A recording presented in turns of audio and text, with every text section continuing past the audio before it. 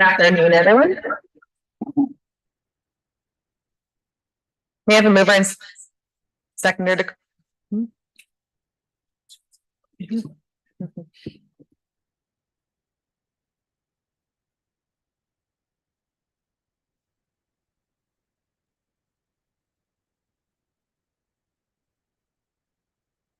have a mover and seconder to call the meeting to order, please. I have councillors Garwood and Alexander that the special meeting of the Council of the Township of Springwater of November 15th, 2023 come to order at 1 p.m. All those in favor? And that has carried. Councillor, are there any disclosures of pecuniary interest this afternoon? And seeing none, I will now call on Director Radigan for a presentation. Thank you, Mayor Coughlin and Deputy Mayor Cabral and members of council. Today kicks off our first in-house meeting of budget deliberations, where we will discuss operating capital as well as our rate-based budgets. Before we get into the details of those budgets, we'd like to present to you a high-level presentation of taxation. And I have Deputy Treasurer Wislenko here, and she will be providing the presentation. Thank you. Thank you, Mayor Coughlin, Deputy Mayor Cabral, and members of council. I'm just going to share my presentation, so just bear with me for one moment. I'm delighted to provide a brief presentation on property taxes.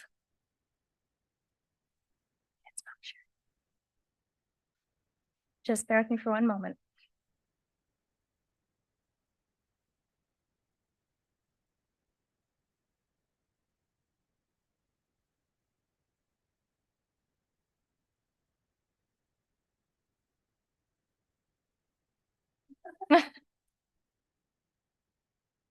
And we'll try this again. I'm delighted to provide a brief presentation on property taxes. So I'm just going to begin the presentation with a video from the Municipal Property Assessment Corporation, MPAC, on how your property taxes are calculated to express the relationship between property tax assessment values and property taxes.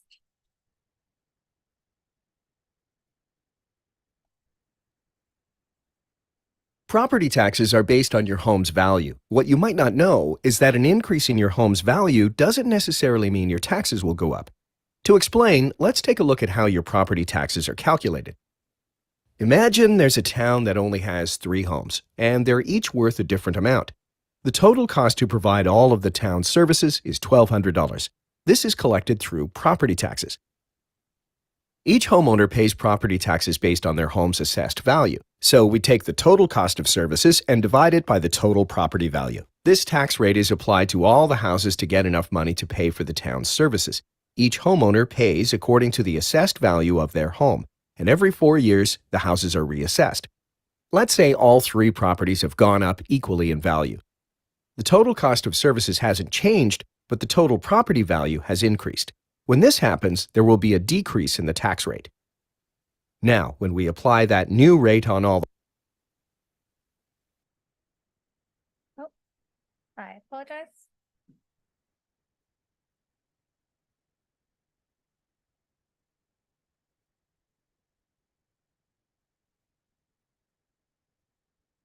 Property taxes are based on your home's value. What you might not know is that an increase in your home's value doesn't necessarily mean your taxes will go up. To explain, let's take a look at how your property taxes are calculated. Imagine there's a town that only has 3 homes, and they're each worth a different amount. The total cost to provide all of the town's services is $1,200. This is collected through property taxes. Each homeowner pays property taxes based on their home's assessed value. So we take the total cost of services and divide it by the total property value. This tax rate is applied to all the houses to get enough money to pay for the town's services. Each homeowner pays according to the assessed value of their home, and every 4 years, the houses are reassessed.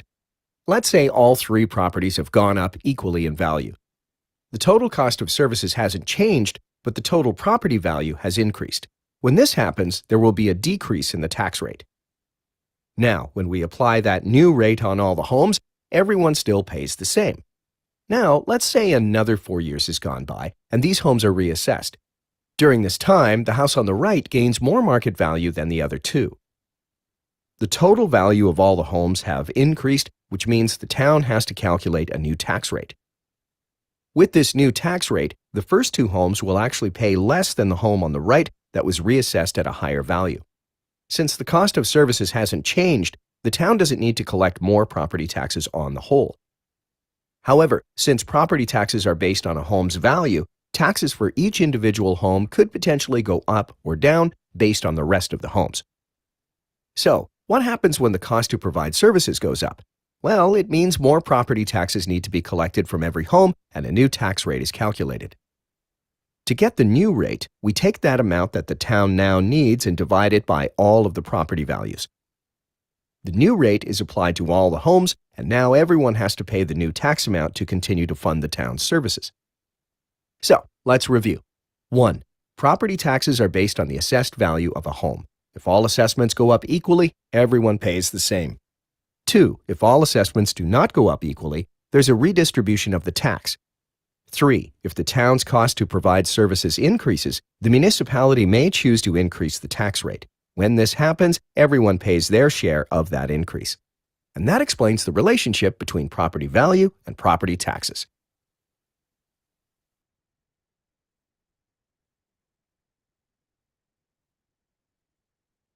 Property Okay, so the provincial reassessment update. So on August 16th, 2023, the Ontario government filed Regulation 26123 under the Assessment Act, extending the postponement of provincial-wide reassessment, province-wide reassessment through the end of 2021 to 2024 assessment cycle. Property assessments for the 2024 property tax years will continue to be based on fully phased in January 1st, 2016 current values. This means that property taxes for the 2024 taxation year will continue to be based on the January 1st, 2016 valuation date. Property assessments will remain the same as they were for the 2023 tax year unless there has been changes to the property. Assessments are simply a measure by which the total levy is distributed. A reassessment does not result in an additional tax dollars being raised. It is simply an exercise of realigning tax shares to achieve a more current and more equitable balance of taxation.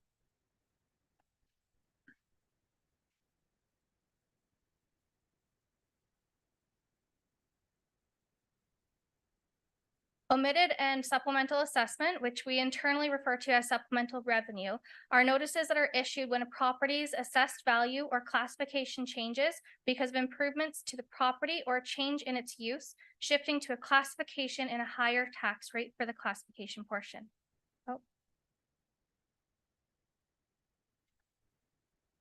Annual assessment rolls are returned to municipalities in December for the following taxation year. In addition to the returned roll, MPAC provides 8 additional assessment rolls each year, which capture assessment changes and additions that occur after the annual roll. These 8 additional rolls are returned to the municipality pursuant to Section 33 and 34 of the Assessment Act. Section 33 of the Assessment Act outlines omitted assessment, which is land liable for assessment that has been omitted from the annual assessment roll for the current year and up to 2 preceding years. Section 34 of the Assessment Act outlines supplemental assessment, which is an increase in value or change in classification that has occurred in the current year. Assessment that is added from omitted or supplemental assessment for the current year is added to the next year's assessment as growth.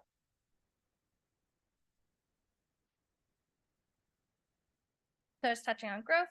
Growth is the annualized assessment changes to the assessment roll that has occurred since the return of the last annual roll. So we're looking at about December of the previous year.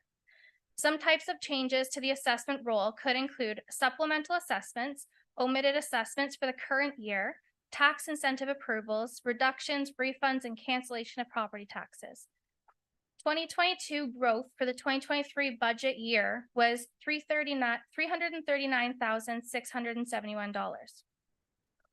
2023 growth for the 2024 budget as of October 18th, 2023 is $971,015. Just to please note that omitted assessments for the 2 years prior do not contribute to growth unless that change also occurred for the current year.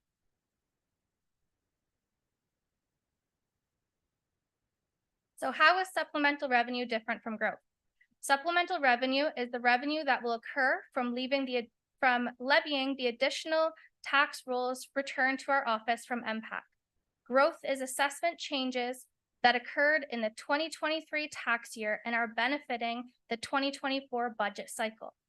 Supplemental revenue is estimated for the budget by reviewing completed occupancies against property tax assessments. Properties that are still anticipating for additional assessment are sent to MPAC and included in the calculation of estimated supplemental revenue for the following year. As an example, a buildable lot is assessed on the annual roll for $100,000. The 2023 taxes for the vacant land of $100,000 would be $873.59. A house is then built on the piece of vacant land and is granted occupancy on June 1st, 2023. MPAC places a full assessment on the house and land combined of $750,000. As $100,000 has been levied, the additional assessment of $650,000 will be billed for the period of June 1st to December 31st for 214 days in the amount of $3,329.20, contributing to supplemental revenue. As the buildable lot was included on the annual assessment, it will not be considered as part of the growth. However, as the $650,000 was added in the year for the 2023 tax year, the annualized revenue, so making it from 214 days to 365 days, of $5,678.31 forms part of the growth for the 2024 budget cycle and is included on the next year's assessment roll. So that would give the annual property taxes of the vacant land plus the annualized figure, so the $873.59 and the $5678.31. So the total taxes for a 365-day period for this property would be $6,551.90. And that concludes our brief presentation on property taxes. So I would be happy to answer any questions you may have. All right. Thank you. And I'll have a mover and seconder to get it on the floor, and then we can have a discussion. So I have moved by Deputy Cabral, seconded by Councillor Garwood, that the presentation regarding the taxation and assessment overview from our Deputy Treasurer be received. And at this point, we can ask questions. Deputy Cabral. Thank you, Mayor. Calling through you to Ms. I apologize, Waslenko. Could you just go back to the very last slide there where you were talking about supplementary income? I'm just, when you talk about the buildable lot assessed value and that $873, and then we're talking about building the house. So at some point in time, that 873, which it was assessed for, we got a portion of those taxes, correct?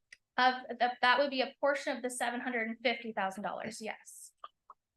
Correct. Up until the day they actually, I guess what I'm asking is it's not retroactive. They're going to pay the 873 for the whole year, but if they only went till June, they're going to pay for half of it up till then.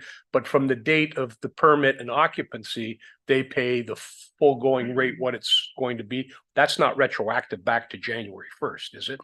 It would not be. It is only retroactive. So the supplemental assessment of the $650,000 is only retroactive up to the date of occupancy or substantial completion determined by MPAC. Thank you. Follow on. Follow on, Deputy Cabral. Thank you. Just for clarification for me, when we get down to the next one, $650,000, that's the difference there. The value up top is land and house combined is now $750,000, but you're referencing 650 at 365 days to get that 5,678, right? I'm for- just trying to figure out where that 873 comes back into play, because there's two different figures here. There's one for $750,000 and then the next one's $650,000. Deputy West Lanco. Thank you, Mayor Cabral, thank you, Mayor Coughlin, through you to Deputy Cabral. So I can break this down for you just a little bit on the slide here. So your annualized, so you have $100,000, which is your land value of $873.59. The only additional bill that you're going to receive in that year is the additional $3,329.20, which is just the 214 days of the additional $650,000. The annualized figure at the second last, which is $650,000 of 365 days, is just to contribute to your growth coming in for the new year. So because of the $750,000, the $100,000 has already been included. That is just the annualized figure, and then the 873 comes back into the bottom line. So the 5678.31 plus the 873.59 would be what that resident would be expecting as an annualized amount for the following year. Thank you.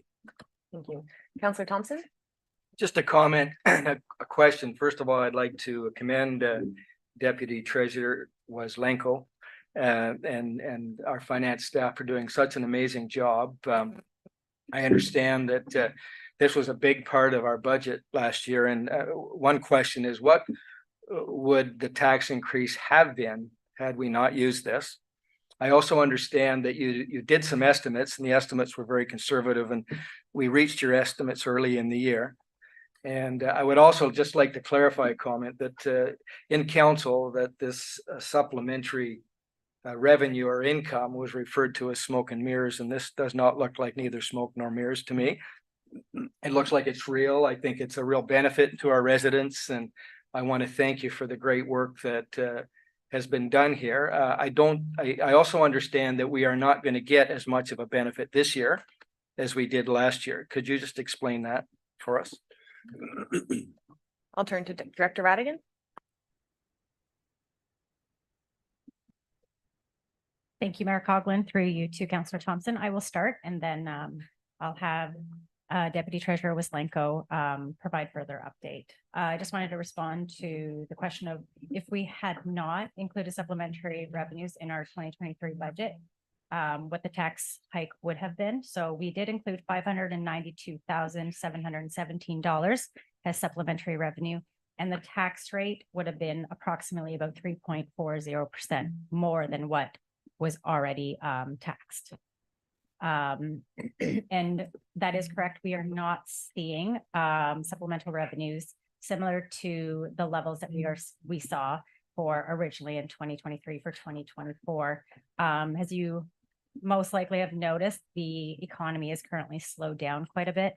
And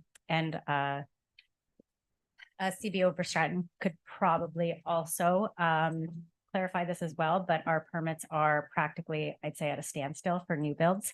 Developers have not proceeded with some developments because of inflation and high interest rates, and the market just has slowed right down. I do believe you had some additional questions, which I will turn over to Deputy Treasurer Waslenko. Thank you. Deputy Treasurer. Thank you, Mayor Coughlin, and through you to Councillor Thompson. We do our best to make sure that the estimates are obviously conservative, and when we do calculate for supplemental revenue estimates, they are what would come across as an estimate. However, we do use actual data that we have, considering we use the actual completed occupancies. We compare those completed occupancies with the properties to ensure that those properties have been fully assessed. We use those full assessments to actually prorate any of the additional supplemental assessment that they are anticipating. We also send that list forward to the Municipal Property Assessment Corporation to ensure that those properties are captured on the next year's roll, which would contribute to that supplemental revenue. And if there was any further questions I missed, I'd be happy to. Follow on, Councillor Thompson. Thank you. That was very helpful. just my last question on this, I assume some of this money was not collected. I think it's like 6% for our township of, and do you have a number of the amount that didn't get collected? And with that uncollected money, what do we do to try to collect it? Turn to Deputy Treasurer Wes Lanco. Just to have a question back. All right, and as far as we're not collecting it, or do you mean assessment that's been missed, or as Clarification, Councillor Thompson. Through the chair to Deputy Treasurer Waslenko, some people don't pay, or they're late at paying. What's our procedure to collect that, go after these people and collect that money? Deputy Treasurer. Thank you, Mayor Colgan, through you to Councillor Thompson. There's many tax collection policies, so we do work with any of the residents to come up with any type of payment arrangements. We do also have tax sale processes. So if a resident does get to an extent that we can no longer make payment arrangements with them, and they do not have the funds feasible to make their payments, then at that extent, we would proceed with the tax sale processes. That's once a property has reached about 3 years in delinquent taxes. We don't see often many of those situations as far as anybody that's had supplemental, as most individuals do seek mortgage companies or loans. So thank you for that. Any other, I'm going to go to Councillor Alexander and then back to Deputy Cabral and then Councillor Moore. Okay, so just a quick comment on the supplemental revenue, and this is more towards Councillor Thompson, and to ensure I understand it correctly. When I was looking at it, and I had some concerns with it last year, it was more, to me, it's more of a reach ahead. We don't have the money yet. We anticipate getting the money. So it's not so much, if we're in a period of growth, we're fine, because that's going to keep happening. If we get in a period of decline, that is a steady decline, we may not have those funds, at which point then we are trying to pay catch up to our residents. So I don't think it's smoke and mirrors. I think it's just whether or not we want to reach ahead or whether we don't. Is that kind of a fair layman's terms, if you will? Director Radigan. Thank you, Mayor Coughlin, through you to Councillor Alexander. I look at the budget process as everything is reaching ahead, whether it's your revenues or your expenses. And when you are looking at doing a budget, we do ensure that we have the backup and that we look at actual occupancy to determine what was or was not on our tax roll. So when we look at supplemental revenue, that's actual revenue that not all municipalities are going to that extent to review that detail, whereas we are, just because we do know we're in an incline and then a decline state. So right now, I'd say for our 2024, that's why we are coming in lower than what we would have normally anticipated. So when I think of a budget, I do think of it as everything is future based, whether it's a revenue or an expense. So we have to look at it like it's the best information we have at this point in time. Deputy Cabral. Thank you, Mayor Coughlin. And further to Councillor Alexander's point, I think it's important for us to realize that we control one aspect, and it's not revenues necessarily. We can delay expenses, and we can look for alternatives to make expenditures. But when we're talking about revenues, this kind of money, I can tell you that you're still looking down a crystal ball. So thank goodness you're being conservative, and I do certainly appreciate that. But to suggest that we can automatically count on that on a regular basis, I think is not appropriate. And the reason I say that is we don't control when those occupancies are going to take place. We also don't control things that happen like in Vaughan, where a subdivision went up in flames. Those houses that might have been very close to being completed, they're not going to be completed. That revenue is not coming to Vaughan. So if we were in a situation where we're reaching down and we're looking at the crystal ball, everything's nice and rosy, and all of a sudden there's a huge unifor strike for construction workers and everything comes to a standstill, which has happened in the past, we're not going to be able to count on those revenues. So that's why I'm very hesitant at times, and I've expressed this in the past. I like to be conservative. I like to know where the supplementary revenues are coming from, because that was a new term that all of a sudden appeared in the budget. So with all due respect, Councillor Thompson, you wouldn't have been aware of that, having not been here prior to, but it was not explained in the budget itself, which then lent itself to, I don't want to use the term smoke and mirrors, but certainly in my opinion, well, where's this money coming from? So I just want to express that it's not guaranteed income. There's a lot of variables that could certainly change the outcome of what we anticipate might happen in the future. And occupancy of new development is one of the things that I don't think we as a township necessarily have that kind of control over. So that's just the point I wanted to make on this. Thank you. Thank you. And before I go to Councillor Thompson, the supplemental assessment does not take place until after occupancy, correct? So it's not during a build, or we're not assuming which houses are going to be built. This is after there is occupancy on the home. So, okay, I just wanted clarification on that. Thank you. Councillor Moore and then Councillor Thompson. Thank you. Through you, Mayor Coughlin, to Ms. Waslenko. I know that this year we had some trouble with the supplemental tax bills going out, and I apologize, I can't see you on my screen. I've got just a few people. I'm wondering, and I think that might have been a computer problem or an IT problem. Oh, thank you, whoever just did that for me. And I think it was a computer glitch. So I'm wondering if that has been corrected, because people did get tax bills this year that were not accurate, and in fact had potentially paid more than they needed to. Deputy Treasurer. Thank you, Mayor Coughlin, and through you to Councillor Moore. Yes, I have redone the formula within the supplemental tax bill, so that way any past due balances will not be reflecting on any past due or not yet due balances will not be reflecting on any supplemental tax bills. In the past, we were able to have the time based on the number of supplemental bills to manually correct those bills. However, this year, having over 301 sitting, unfortunately, they did go out and correct on my part. So we have corrected the actual bill, and we'll be working on redistributing those bills. Thank you for that. Okay, Councillor thank you. Oh, Councillor Thompson. Through the chair to Deputy Treasurer Waslenko, this was a new term for me. And as Deputy Mayor Cabral has said, and I want to thank you for your time. I don't know how many people have been in to discuss it with you, but after a 15-minute meeting, I think I understood it pretty thoroughly. And I also understood that it kind of is best practices in other townships.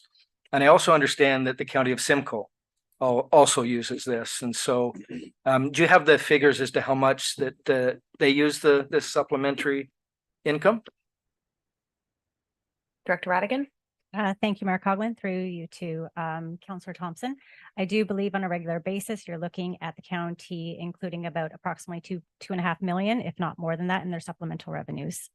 And in addition to that, I do thank you for coming in, and to those of you who did come in. I do hope in the future that more council members do take the opportunity to come and meet with us, because we do find it very beneficial. So thank you. Councillor Garwood. Thank you, Mayor Coughlin. Just more of a comment through yourself to Deputy Treasurer Waslenko.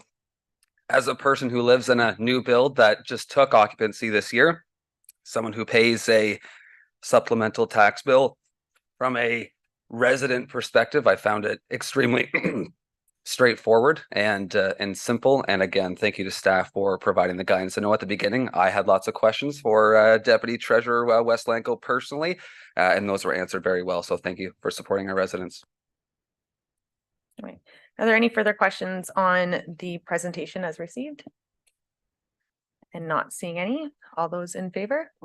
And that is carried. Thank you very much for the presentation.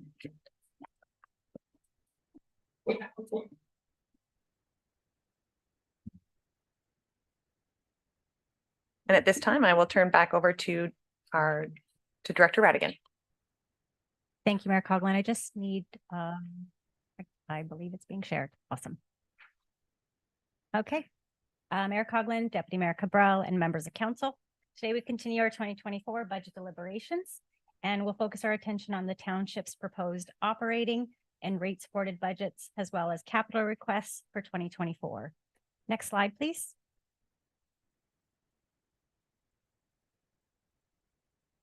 Today's agenda includes an overview of the proposed consolidated budget, and I'll also provide a status on our reserves and our reserve funds, the township's debt position, as well as compensation. In addition, we'll also review details of the 2024 proposed tax-based operating budgets by division. The format of today's meeting will involve each department head presenting their respective budgets at a high level, alongside their program changes and capital requests. After each departmental presentation, council will have the opportunity to ask questions and seek further clarification. And lastly, we'll finish off with our rate supported budgets, including our water and our wastewater, which we will be seeing a public information session take place on November 21st. All of council is welcome to attend, and we will be having Watson here as well on that day, as well as Watson will be coming back to provide a further presentation to council, making a recommendation on water and wastewater rates. Next slide. The 2024 proposed consolidated budget is comprised of gross expenditures of $70.5 million and gross revenues of $70.8 million.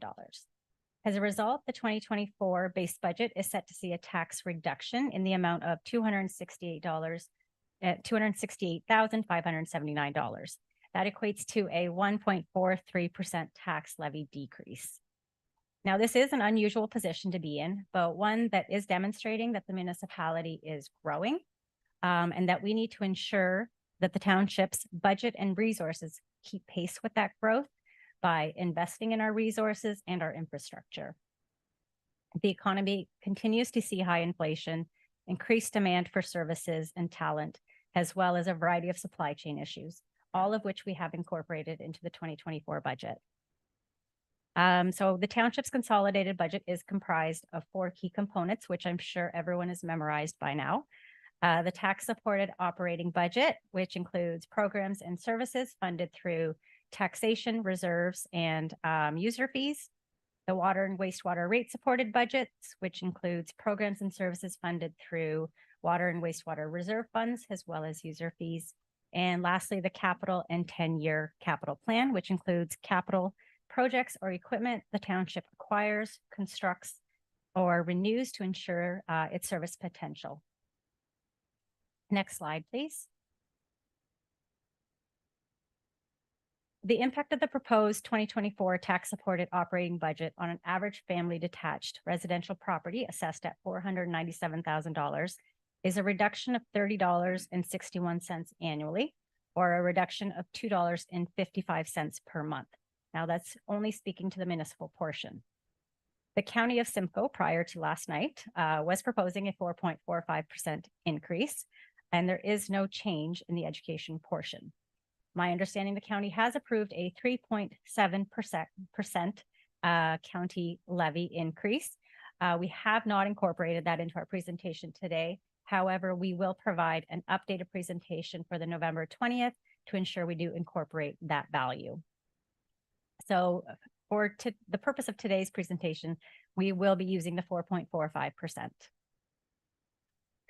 As a result, staff are recommending a blended tax increase of $33.26, or 0.77% over 2023. Overall, the blended tax increase of 0.77 results in an increase of $2.70 per month for an average residential family dwelling unit. Another way to look at this is for every $100,000 of assessment, a resident would see an increase of $6.69. Next slide, please. On page 45 through to 47 of the budget book, staff have outlined the budget pressures and drivers that result in an overall increase to our bottom line of $702,436, or a 4.01% increase to our base budget.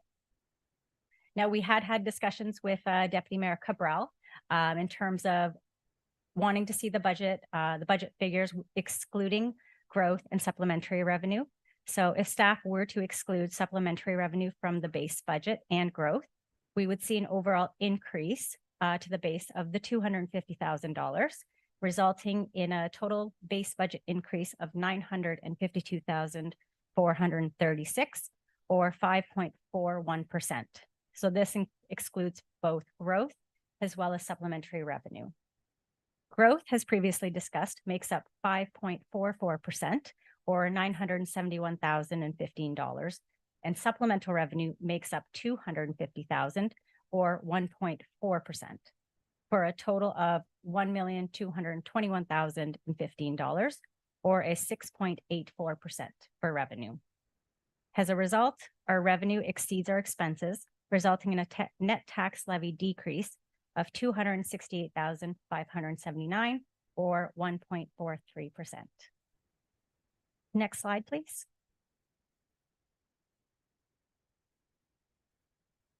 This slide is for information purposes only. It provides a historical view of the tax increases from 2017 to 2023. Of note are the years 2020 and 2021, which demonstrate historic lows in the tax levy. And that's largely due to the pandemic. However, this has had a systemic impact on future years, because by not increasing taxes, the burden is simply being shifted to future years and compounding that increase. The average municipal property increase over the last 7 years equates to approximately 2%. Now, although that appears, our average appears to have kept up to inflation in prior years, we're not actually keeping up with inflation today, and that trend would not be sustainable going forward. Next slide, please.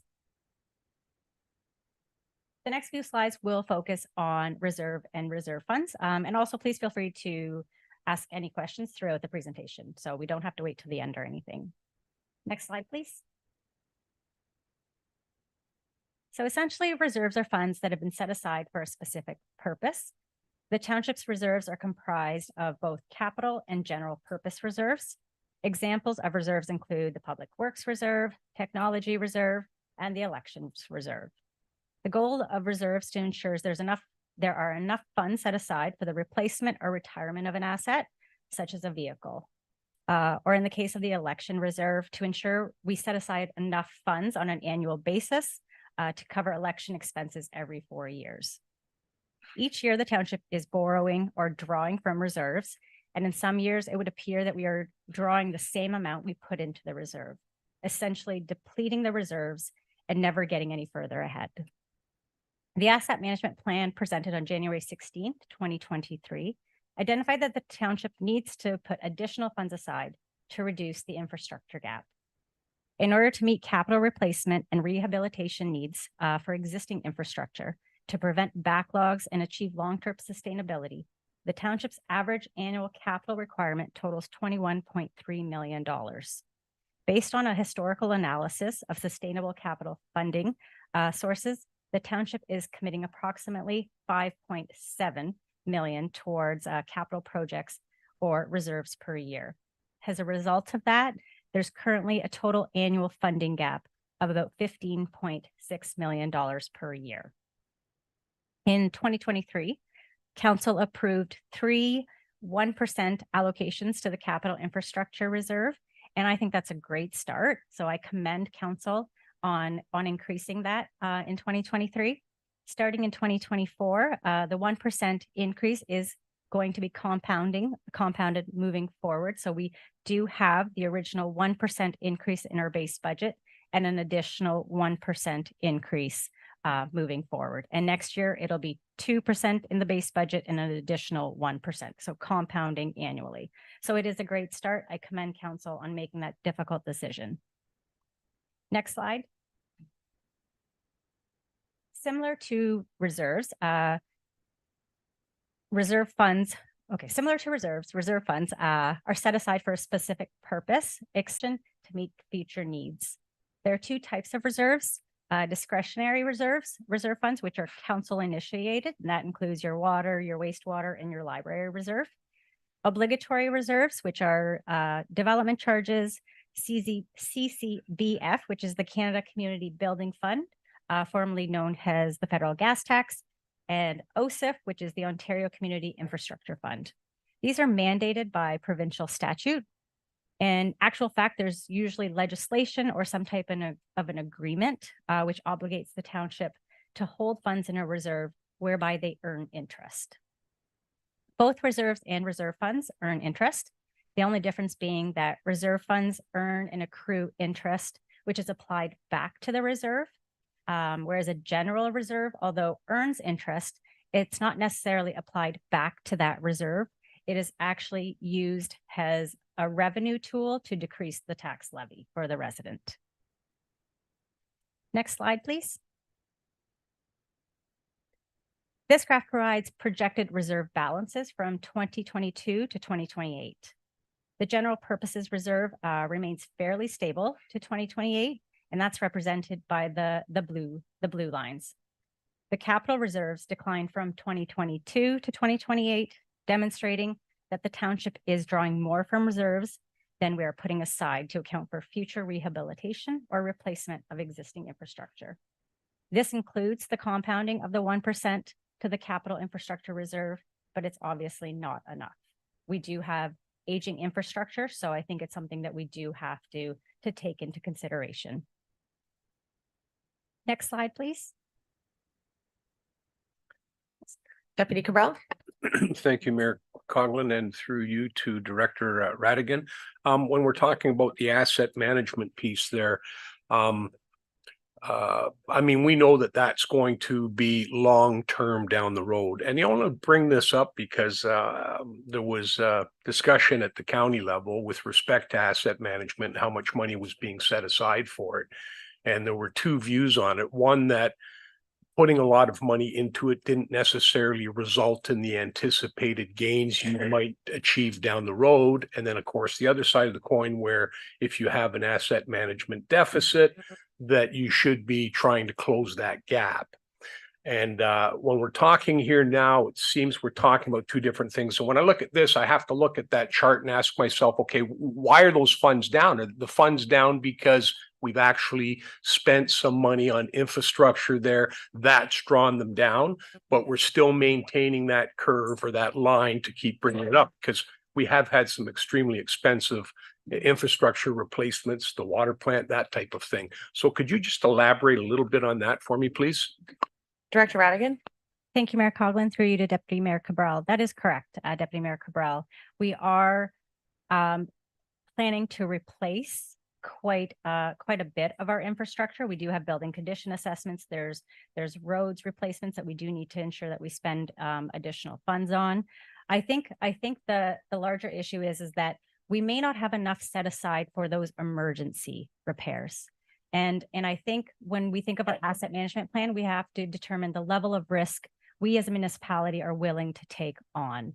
So at what point do we replace? Do we wait until end of life, and how often do we maintain? So I think all of it is, the goal is to ensure we maintain the level of risk we're comfortable with, while at the same time maintaining our infrastructure and our assets at a service level that we can, by ensuring we have funds set aside in our reserves, and we're able to do so in a reasonable and timely fashion. I hope that helps answer. Thank you. Please continue. Okay, I can't recall if we went to the next slide. So slide 11, yep. This slide provides a projection of reserve funds from 2022 to 2028. Discretionary reserve funds, which are illustrated in blue, include water and wastewater. They also include the library capital reserve. They're projected to decrease from 2022 and onwards to almost half by 2028. And that's mainly the result of pressures that we see forecasted on our wastewater reserve fund. Over the forecast period, discretionary reserve funds start at about 11.7 million, and they drop to about 6 million by 2028. The obligatory reserve funds. Yeah. Deputy Cabral. Thank you once again, Mayor Coughlin. I just want to be mindful that we did go through a water review, and that was quite taxing on the township. And when I'm looking at the graph, once again, we're playing catch up there, and that's because those folks that are hooked up to the water and wastewater, they're the ones who pay for it. And there was a lot of, I guess, deficiencies that needed to be dealt with.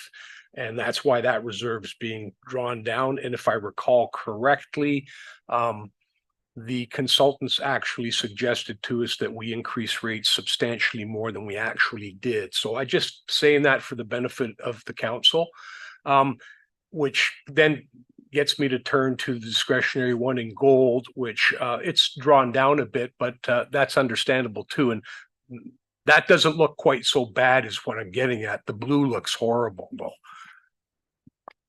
Thank you. Director Radigan? Thank you, Mayor Coughlin. I wouldn't, Deputy Mayor Cabral, I would not say it looks horrible at all. We are coming back with a water and wastewater rate study update, which was recommended by council. And so we will have Watson and Associates come back and recommend most likely increases to those water and wastewater rates. The obligatory reserve funds, which exclude development charges for this purpose for this slide, but they do include them overall, are projected to fluctuate over the forecast period as we try to maximize grant funds in each given year. And that's because the obligatory reserve fund usually contains the gas tax funding, which is now known as the Canada Community Building Fund, as well as OSIF funding. But the 10-year capital plan does further outline the specific projects that are anticipated to be constructed during this time period, as well as which grant is going to be used for the purpose of those projects. The township receives approximately just over $600,000 per year in CCBF funding and approximately $1.2 million in OSIF funding, and that was doubled in 2022.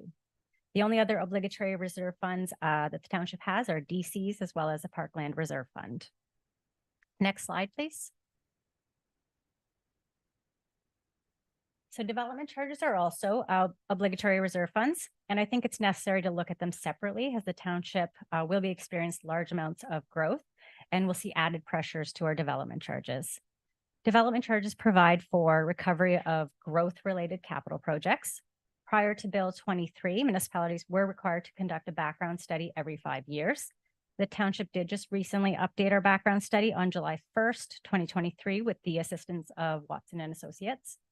As part of that update, Watson's provided an estimate of what the township may face as potential losses as a result of Bill 23. The township is estimated to lose up to $2.43 million annually in DC revenue. And ultimately, that is a lot due to the phase-in of our DCs, the mandatory 5-year phase-in. So what we will see, that'll also be dependent on the rate of growth and the pace of growth. So ultimately, what we will see is that burden being shifted onto the taxpayer. There continue to be changes to the Development Charges Act and the Planning Act, the most recent Bill 134. Under Bill 134, Affordable Homes and Good Jobs Act, the proposed changes are with respect to the definition of an affordable residential unit for the purposes of exempting such developments from DCs. The exemptions for affordable residential units were included in the More Homes Built Faster Act, Bill 23, enacted by the province in November 22nd, 2022. Under this legislation, affordable residential units were defined within subsection 4.1 of the DC Act, and exemptions for DCs and parkland dedication were provided in respect of this definition. While the legislation was enacted in November 2022, the ability for municipalities to implement the exemptions required the Minister of Municipal Affairs to publish an affordable housing units bulletin. This bulletin would inform average market rent and purchase price to be used in determining which developments qualify as affordable residential units. The definition under Bill 134. Thank you, Director Ryan. Just a question here. Deputy Cabral? Thank you, Mayor Coggan. I do apologize. I just want to step back because I'm trying to understand myself, and probably should have asked this question 4 or 5 years ago. When we have a subdivision and we're talking about DCs, those DCs are going to be going for certain services, infrastructure, whatever. How does, do the DCs play into when, say, the mixed development up here, when they're putting in the roads, the street lights, all that kind of stuff? We have the wastewater plant, the water plant. At some point in time, township assumes those infrastructure pieces. Do the DCs play into that, or is that already accounted for per the development agreement? And the DCs come to the township on top of that for other services, other infrastructure. Director Radigan? Thank you, Mayor Coughlin. Through you to Deputy Mayor Cabral. Development charges are only for new development. So let's say we were building a water facility or a wastewater pump station. And if it was the result of new development, we would be collecting development charges to help pay for that new build. Once the municipality assumes it, it becomes a cost to the municipality. We are required to maintain it. We are required to ensure we put enough funds aside to replace it as well. No DCs would apply because it is now based on existing residential units. I have a follow-on, and I have CO Schmidt with comment as well. Yeah, you want to go first, CO Schmidt? I'm happy to let you go first because CO I'm Schmidt? still stuck on this one. CO Schmidt? Thank you, Mayor Coggins, through you to Deputy Mayor Cabral. So just to follow on with Director Radigan's comments, 100% correct. With respect to the Midhurst secondary plan and the mixed subdivision specifically, as well as Midhurst Heights, those actually fall under our DC background study, but they fall under a local improvement. And so, is that the right term? At any rate, we're not actually collecting DCs on the water, wastewater, and roads, or the transportation piece. They are required to pay 100% of those costs. So all of the infrastructure related to the treatment plant for the water, wastewater, all on their backs. And then once the township assumes that infrastructure, we will be responsible for paying those costs on a go-forward basis. But typically in a new development, unless we have this type of agreement, Director Radigan's right, is that development charges are typically recovered by the township. That said, within the mixed subdivision and Midhurst, anything outside of the roads or transportation, water, wastewater, so your parks, we do collect development charges. So upon building permit issuance, we do collect some level of development charges for those developments. Thank you. And just a supplementary question on that. So when the township collects our DCs, it then goes into a reserve and it's applied accordingly to indoor recreation, outdoor recreation, of the different areas. So it's not like we just get a giant lump sum and then we can just decide what we want to do with it. It goes into specific areas. And then if we don't spend it within 10 or how many years, we're actually supposed to return it. The intent is to spend it when the growth is happening, so those amenities are there. Can you elaborate on that for me, please? Thank you, Mayor Coughlin. Through you to members of council. We are required to have committed the funds based on Bill 23, from my understanding. And yes, you are correct. When we have our DC charge, if you look at our DC charge, which is posted on our website, it does break out the amount that a developer would be paying towards soft services and hard services. So you've got water, wastewater, roads, fire, the library, and if I can't recall if I've missed anything else, and recreation. So they are slotted into those pots. And that's based on the background study that is completed in-house and is completed with Watson and Associates assisting us. So what we do is determine what type of development is occurring throughout the municipality and what type of infrastructure is required. And based on what is required and the expenses, we determine what level of DCs need to be collected. And then whether it be 5 years now or 10 years, we update that study and determine, have we completed these projects? Did we use DC reserves? Are our DC reserves in a deficit or a surplus? And then we do the process all over again.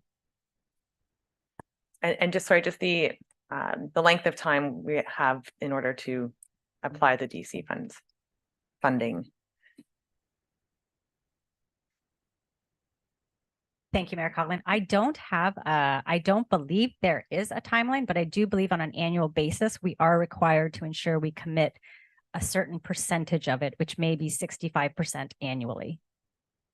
Okay. CO Schmidt? Thank you, Mayor Cogman. Just further to Director Radigan's comments, I believe through the Bill 3 legislation, that is correct, whereby you don't necessarily have to have them spent, but you do have to have them committed. So through our 10-year capital plan, you'll see where different projects that are DC eligible have been allocated development charges.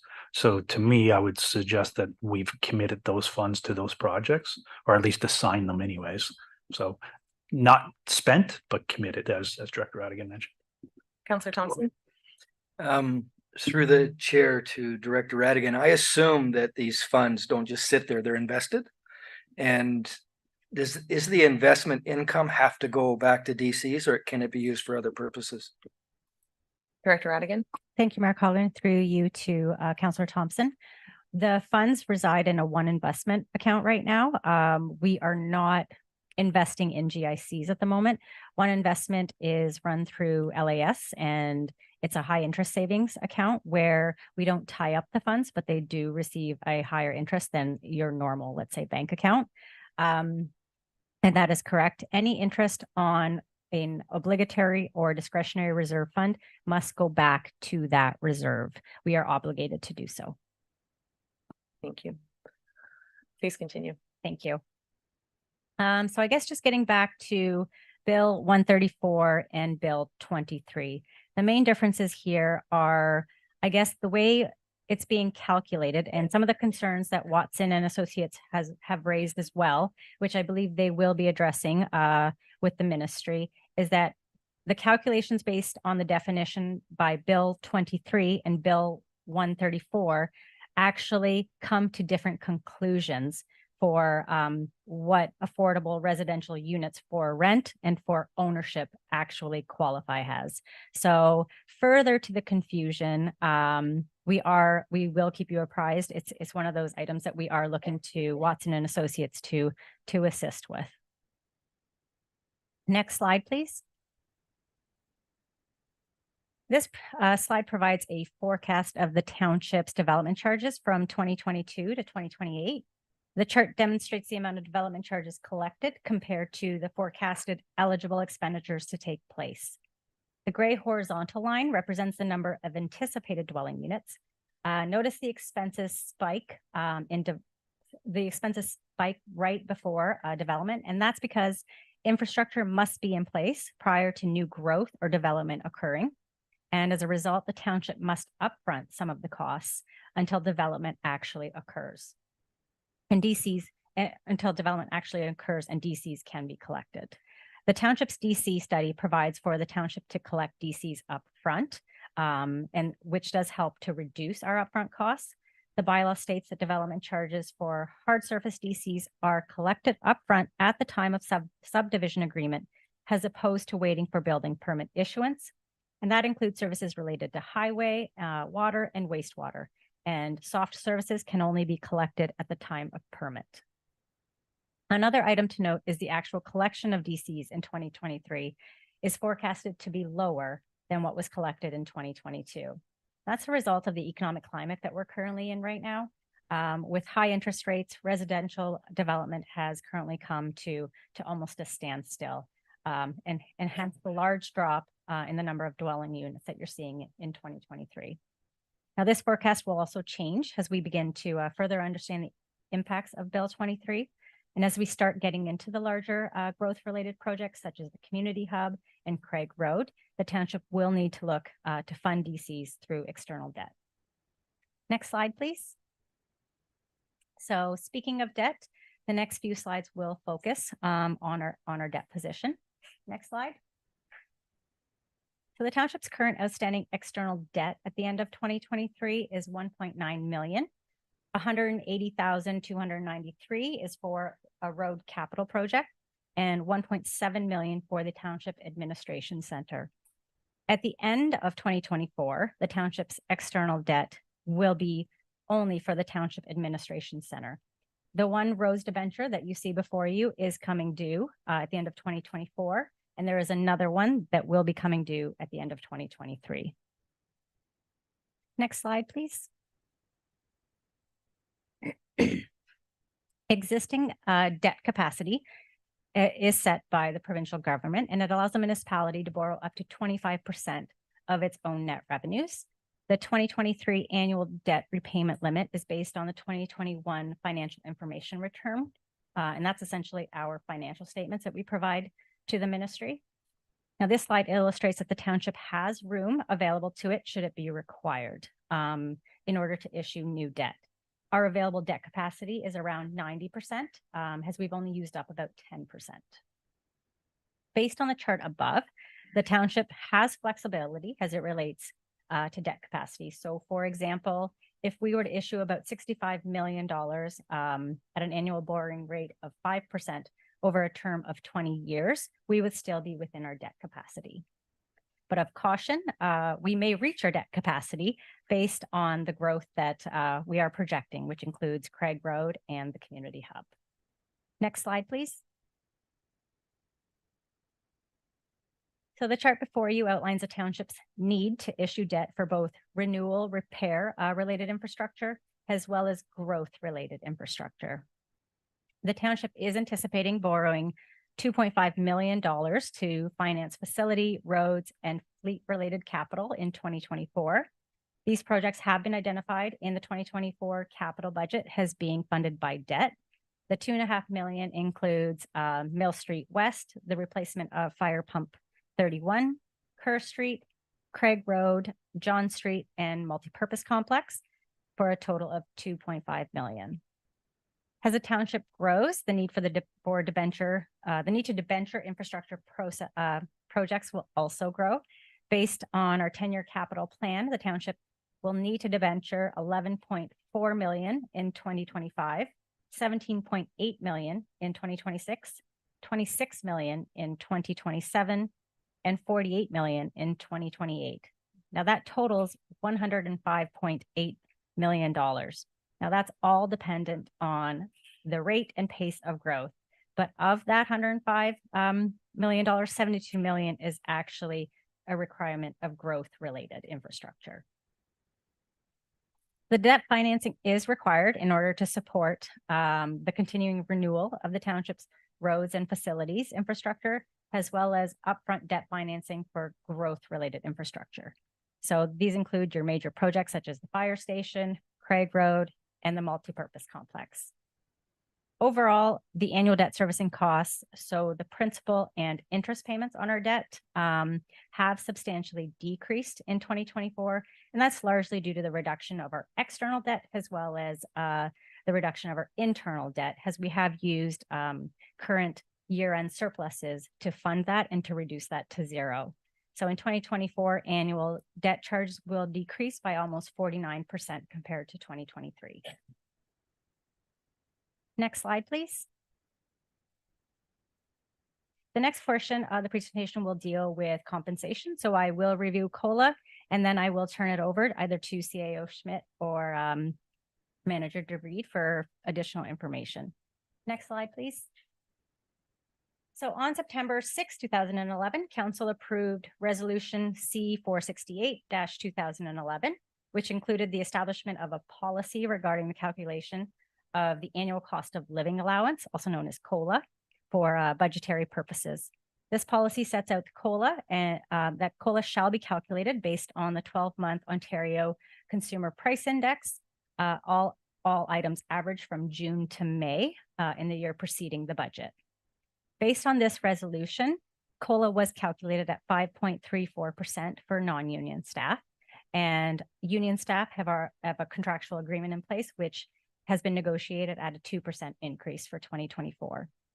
Currently, the economy is facing high inflation, historic labor shortages, aggressive interest rate hikes. So due to those ongoing pressures faced by the township, senior management have included a cost of living adjustment that is less than the 5.34% for non-union staff. Senior management is proposing a cost of living increase of 2.5%, which we believe to be responsible and in keeping in line with the non-union management grid, which is to be competitive and remain at the 50th percentile. I'd like to ask either Manager DeVried or CAO Schmidt for further insight. Thank you. Manager DeVried. Thank you, Mayor Coughlin, through to the rest of council. The 2.5% was also calculated using the average of our municipal comparator group. So we looked at the proposed rates for our municipal comparator groups and included those that have any proposed for their budget, and it came out to 2.5%. With regards to the non-union management salary grid and salary administration policy, the consultant will be presenting to council during the closed session meeting scheduled for November 20th. And they will be providing their recommendations and are prepared to answer any questions with respect to the recommendations on the draft salary administration policy. Thank you. Anything further, CO Schmidt? Deputy Cabral? Thank you, Mayor Coughlin. Was there direction provided to the consultant from staff with respect to the presentation and the documents that went to them? Manager DeVries? Thank you, Mayor Coughlin, through to Deputy Mayor Cabral. A copy of the draft salary administration policy, the salary grid was provided to them, and a copy of the wording of the resolution was provided to them, and they will be presenting on the 20th. They have a presentation and recommendations, but I am not privy to those recommendations as per the council resolution. Follow on?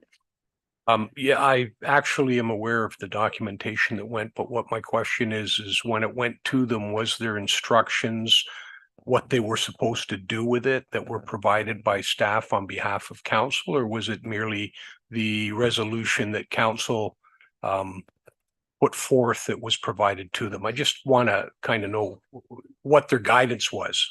Thank you. CO Schmidt? Thank you, Mayor Coughlin, through you to Deputy Mayor Cabral. And if I miss anything, by all means, Manager DeReed.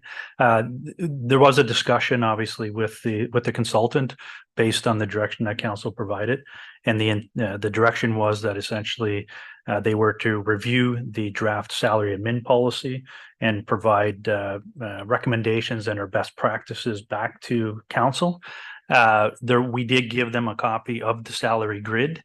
We didn't necessarily mention to them. They asked the question of whether they should be reviewing the whole salary grid, and we said that's not within the scope of the project. That said, we gave it to them to review at a high level and said, if you see anything glowing here that council should be aware of, then by all means, please bring that forward for council's consideration. But they weren't instructed to do like a full compensation review. Simply review the policy and review a high level of the grid, if you will. But beyond that, I believe that was what we had instructed them to do. Thank you. Councillor Thompson? Through the chair to Manager DeVries. So 2.5 is quite different than the 5.34%. Do you have any opinion? Obviously, staff would have been able to, this is public knowledge, they would see that a 2.5 COLA is being proposed. Have we had any feedback as from staff as to how they feel about that, or were they expecting more? Manager DeVries? So through Mayor Coughlin to Councillor Thompson, I have not received any personal feedback from members of our staff on the rate. I understand that some staff may be frustrated, but I personally haven't had any staff come to me. However, the 2.5%, as mentioned, it is the average of our comparator group for those that we have proposed a cost of living increase for 2024. I have CO Schmidt and then follow on from Councillor Thompson. Thank you, Mayor Coughlin. Through you to Councillor Thompson, and just again to follow up on Manager Reid's comments. So again, we did look at our comparators to try to determine what a reasonable increase would be for our staff. I did send out a communication to all of our non-union staff to advise them on what we were proposing in the budget. We tried to explain to the extent I could how that was arrived at. And again, we kind of based it on the guideline or the resolution that Director Radigan had indicated, which created the calculation of 5.34%.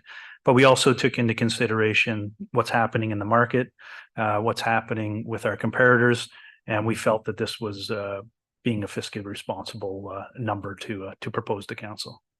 Follow on, Councillor Thompson.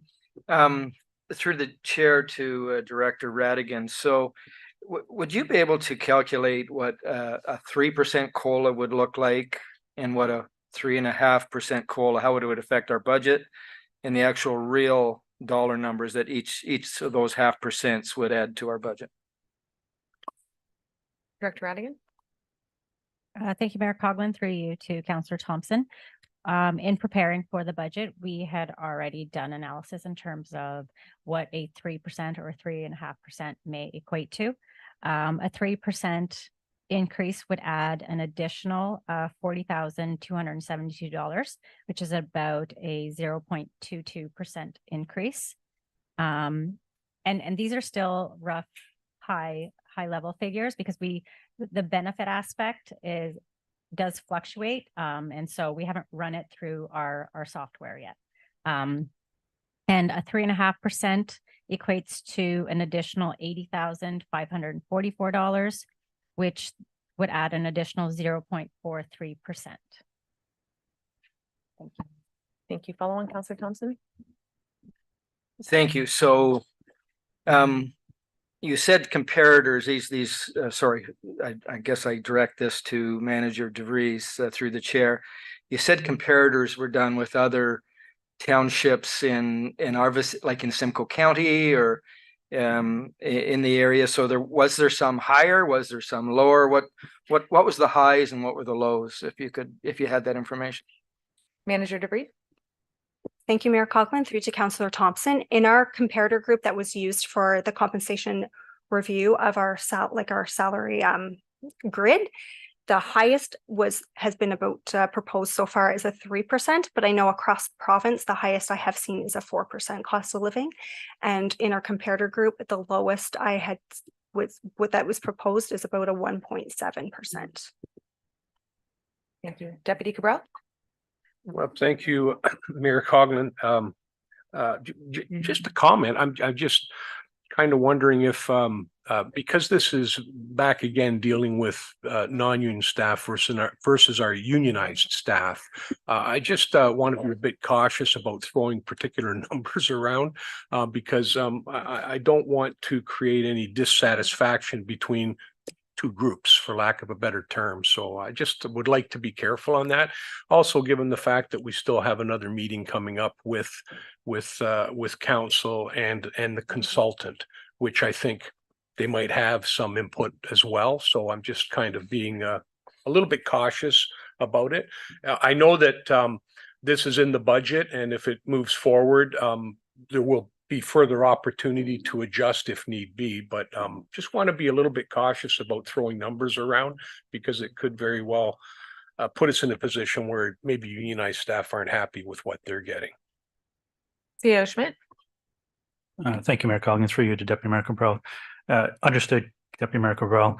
I guess just to clarify, the consultant that's coming forward on Monday, they weren't directed to provide a cost of living adjustment, not to suggest that council can't ask that, but just to be clear, that was not part of the scope of the project. Okay. Councillor Thompson, and then we'll continue with the slide. Sorry, just to follow on. So personally, I don't think 2.5% is enough for township employees, and I would propose a way to fund this. We had our library board meeting last night, and we had a lively discussion about this, and they would be happy to put on hold their position, their program change for 2024 in lieu of very similar dollar amounts. So going forward, that would be something that council hopefully would consider. And I think the unionized one is already preset. I mean, that was done through collective bargaining, so that really shouldn't affect what our other staff gets. So just an idea out there as we go through these next couple of weeks, that is something on the table. Thank you for that. Director Radigan? Thank you, Mayor Coughlin. Okay, next slide. So the remainder of our discussions, we will start by discussing our tax-based operating budget, as well as program changes and capital requests by division. Next slide, please. But before we do that, I just want to provide just a quick recap. This is where we are starting today at a tax levy decrease of 1.43%. This figure is the township's base budget. It does not include any program changes or any service enhancements recommended going forward.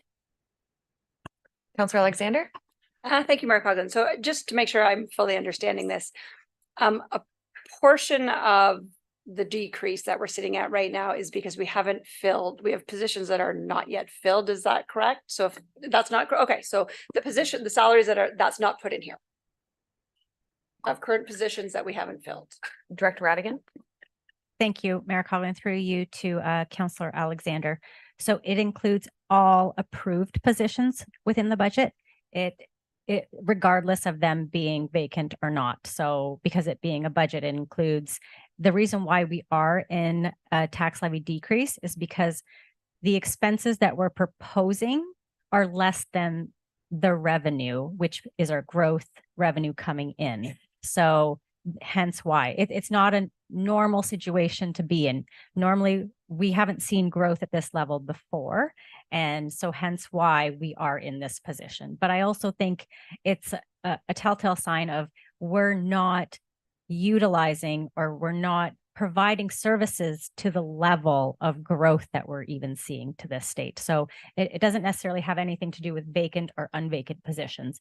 It includes all approved positions, regardless if they are vacant or not. Follow on? Okay, thank you. And I just want to make sure I understand it correctly. So I'm just going to really break it down for myself. So we have, say, position A that we have not been able to fill this year or has sat vacant for 6 months. That is not a part of this number is what you're telling me? Or because if that is a part of this number, and I'm just saying it's a small portion, I'm not saying it's 1.43% at all, but if it is a small portion, that portion is going to go away, assuming we get that position filled. Director Radigan, the positions that are in our expenditures are 100% of the cost of their salaries. The 2023 budget actuals will show a decrease and there might be a surplus because of that we can later apply. So the numbers that we're seeing on the screen in front of us are for 2024 and not due to vacancies in 2023. Is that correct?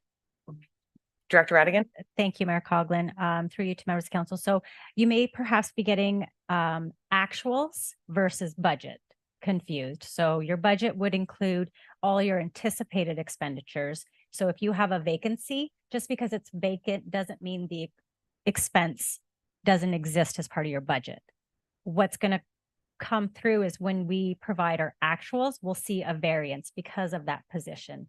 But that's not an ongoing variance that we're going to see. That's a one-time variance, and that we would see potentially at year end or when I come through with my quarterly reports. So part of the gapping that we did see for the Q2 report, we saw somewhere upwards to about $500,000 in staff gapping, and that's not an ongoing savings. It's a one-time savings. Yeah. Councillor Fisher? Sorry, guys, just to go backwards through you to Director Radigan. What was COLA last year, our increase? Director Radigan? Thank you, Mayor Coughlin. Through you to Councillor Fisher. We actually had a 1.2% increase, plus we added an additional amount that came to about 3.26% because we were trying to match up to an amount that was, I think, in 2022 less than what it should have been. So we kind of were playing catch up. Follow on, Councillor Fisher? So essentially last year's COLA would have been 3.26%. Thank you.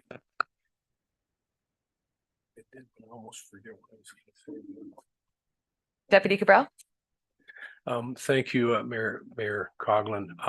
I guess for me, it's more of a comment here, and I know that I'm looking here, 1% tax increase in 2024 is $185,000. If I go back 4 years, I think that was 1% tax increase equated to in the neighborhood of about $135,000. Does that sound about right?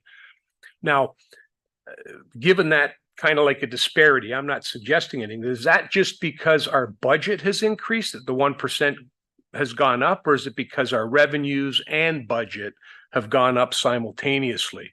Because it just seems a little bit of a substantial increase over the course of 4 years. I just wanted to know, like, it's a bigger number than it was before substantially. So maybe you can help Director me out. Radigan? Thank you, Mayor Coughlin. I'll start, and if CAO Schmidt has anything further to add, that is correct. Our revenue and our expenses would both go up equally because we can't have a surplus or a deficit. So we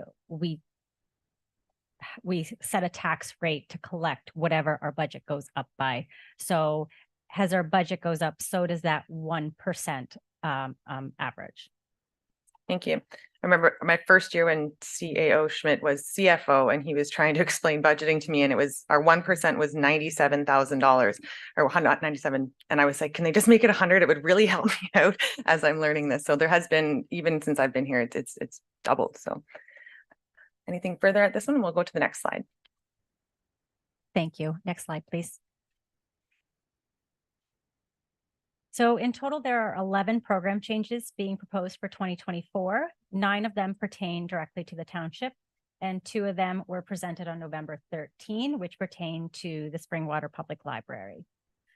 So this slide provides a high level of our proposed program changes, which include a budget of an additional 3.26%. Based on November 13th meeting, I do believe Councillor Moore had requested the tax impact in dollars. And so unfortunately, Councillor Moore, you are not here today, but we did provide that. Oh, Councillor Moore is with us virtually today. He is virtually, yes. but unfortunately I provided it. Oh, a hard copy. Well, I will email that to you, Councillor Moore. I do believe you wanted to know what a 0.4% increase was for that library position. And so what we have done is provided that tax impact for every single program change. Thank you. Councillor Moore will be joining us in person later. Next slide, Yeah, please. thank you so much for that. No problem. So taking into consideration the proposed program changes, the impact of the 2024 tax supported operating budget on an average residential dwelling unit assessed at $497,000 is 1.83%. And once again, that's only the municipal portion that we are looking at. This equates to $39.23 annually, or $7.89 for every $100,000 of assessment. Next slide, please. So this is where we start. I will present the council departmental budget. And as you can see before you, the net increase is fairly small at $6,975. And that's largely due to the cost of living adjustment. There is a small increase in there of about $500, which was approved previously by council for a new school bursary program to provide $100 to each elementary school. I will turn it over to Mayor Coughlin if any members of council have any questions. Thank you. Questions on this one? When you said the majority of it was due to the cost of living increase, is the 2.5%? Thank you. All right, so at this time, I need a mover and seconder to refer the draft operating budget. Once we have it on the table, there's still opportunities for discussion at that time. So a mover and seconder of Deputy Cabral and Councillor Garwood, that the 2024-2025 draft operating budget for council be referred to the November 22nd, 2023 budget session for further consideration. And at this time, council, we can have any further questions on this section. And not seeing any, all those in favor? And that has carried. And at this time, I'll get a mover and seconder for the draft operating budget for the Office of the CAO, People and Talent. You want to do it after the presentation? All right, we'll have the presentation first then. At this time, to CAO Schmidt. Thank you, Mayor Coughlin, and good afternoon, Mayor Coughlin, Deputy Mayor Cabral, and members of council. So before I get into kind of the financial components and the program changes, I just wanted to provide a quick overview of the department and some of our key responsibilities and initiatives, and maybe even introduce or reintroduce some of the members that are here today. So the Office of the CEO and People and Talent is comprised of the Office of the CEO, People, Talent, and Corporate Communications. That said, starting in 2024 with the introduction of the new corporate structure, corporate communications will be moving into or under the corporate services portfolio. So that is the change that will be coming forward. Some of the key responsibilities that we have under our portfolio is corporate management and strategic policy development, intergovernmental affairs, people and talent, are better known as maybe human resources to most, but we have it as people and talent, payroll and benefit administration, health and safety, corporate learning, and corporate communications. Some of our major initiatives for 2024 is to develop and finalize the implementation plan for the township's 20-year community-based strategic plan, implement the new corporate organizational structure, negotiate a new collective agreement with our QP partners. Their agreement is set to expire at the end of 2024, so we'll begin those negotiations in 2024. Next is to continue forward progress on phase 1 and 2 development of the community hub, subject to council's direction. Next is implement and enhance the township's new human resource information system. So the township, on behalf of council support, we have implemented a new HRIS system for payroll and for some of our other human resource portfolio. It's UKG, and we're continuing to enhance that platform. We're also looking to implement our new mobile application that council recently approved, as well as, again, subject to council's approval, looking at implementing and moving forward our Service Springwater initiative in 2024. So the department does currently consist of 6 permanent full-time employees, and I do have, like I said, a couple of members here. We have our executive assistant to the mayor and council and CEO, Ms. Westlake Brown is with us today. We also have 3 staff in our people and talent or human resources department. Manager DeVreed is with us today. Manager Ellis and coordinator Bateman are unfortunately not in attendance today. We do have also our corporate communications officer, Officer Odette, and myself, the chief administrative officer, makes up the department. So we are looking for council support in the 2024 budget to invest in 2 permanent full-time employees or positions, one being a communications assistant, the other one being an assistant for health and safety and learning. And I'll speak to those in a little more detail in a minute. So from a financial perspective, and if we look at this screen here, or the slide here, so the department is seeking an increase, a net increase of approximately $72,000 over our 2023 base budget. And there's really 3 key factors or drivers that's increasing this. Salaries and benefits are anticipated to increase in the amount of approximately $47,000. This includes some individuals that have yet to reach step 5 on their pay band. So there's the merit step increase that they may be eligible for, as well as it includes the proposed COLA of 2.5%. All staff in this area are non-unionized. And it also includes increases in statutory benefits. So CPP, WSIB, as well as OMERS is included in this. On this slide, it's not clearly indicated, but the township's net expense for contractual services and consultants is actually proposed to have an increase of $24K. And I'll try to work through this with you as to how this works. So the majority of this increase is due to the proposed increases due to the Springwater direct mailer. Staff has prepared a report that's attached to today's agenda that outlines some of those parameters. And again, subject to council's approval, if any changes or amendments are required, obviously that'll have a potential impact on our budget. So why it's a little cumbersome here, if you will. And again, it's just the way things have to be presented from a financial perspective. In 2023, we had dollars set aside, $20,000 set aside under contractual services and consultants for $10,000 was to complete our compensation review and $10,000 was to complete our strategic plan. Those 2 amounts, the $20,000, were actually funded by reserves. That's no longer being funded in 2024.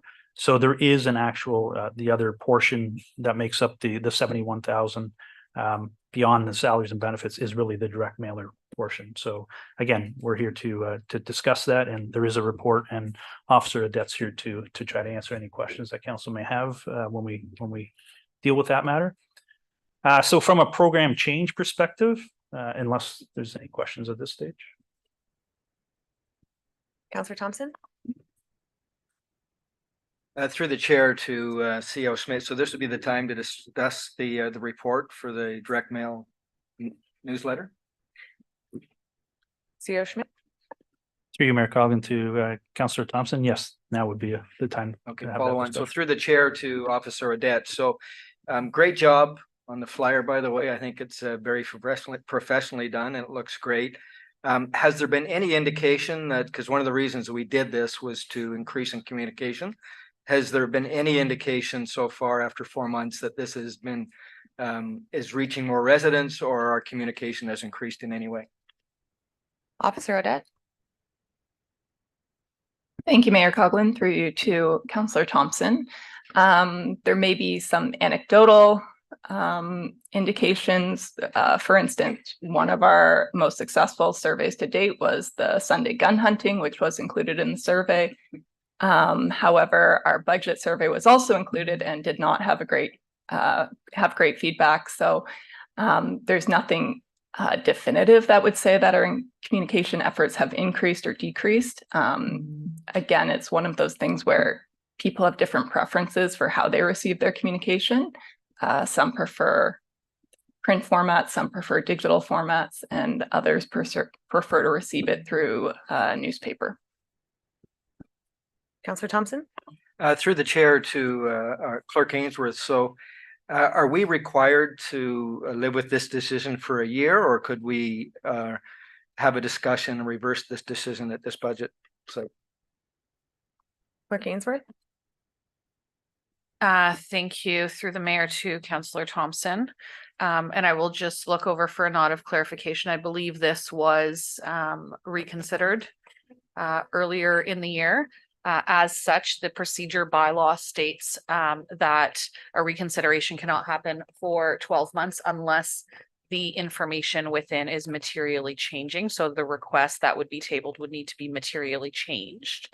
However, with that said, it is council's procedure bylaw, and council may absolve the procedure bylaw if they wish to do so with a majority support of council. Councillor Thompson? I said at the time, I thought this was an unwise use of taxpayers' money, and having the actual report before us, I think it's very clear that, I mean, the cost of postage is 60% of the cost of the flyer at $1,900, and an average cost of $3,200 per flyer considered to the $850 that was being charged by Springwater News. I think that this is really unwise use of taxpayers' money, and would like us to consider going back to the Springwater News as our form of advertising the Springwater link, but also state that both Tiny Township and the town of Midland are more than thrilled to put their links in the Springwater News, and think that it would serve our residents both financially and information wise to go back to the Springwater News. Okay. Councillor Alexander? So this is my understanding, so I could be incorrect on this, but I have heard from residents in the south end of the township that the Springwater News is no longer on their distribution list. I've heard that from them that have reached out to Ms. Balcourt. So I'm going to go to Councillor Audette. Through you, Mayor Coughlin, to Councillor Alexander.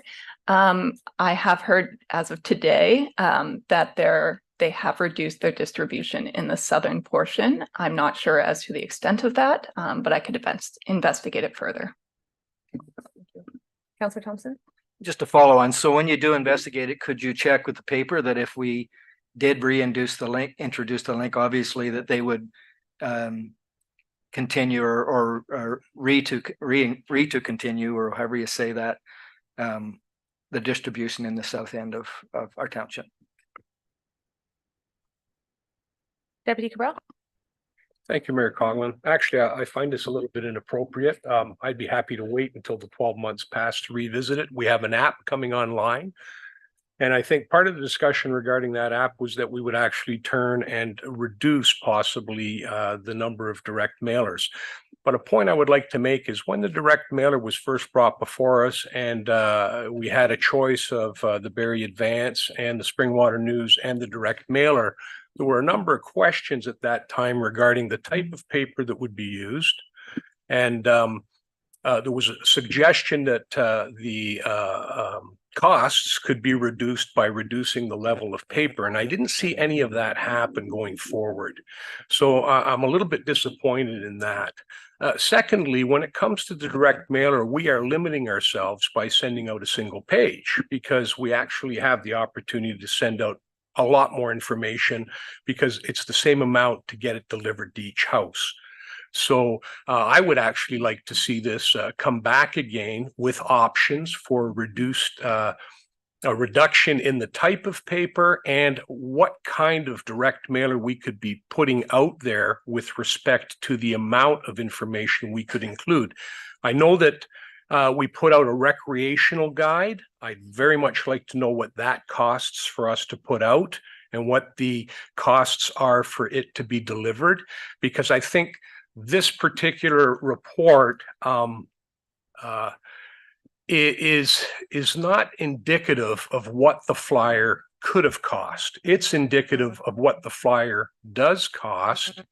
And the other issue is that there was dialogue, and it's come up more than once with respect to the type of paper that would be used and whether or not maybe we're using the wrong printer too.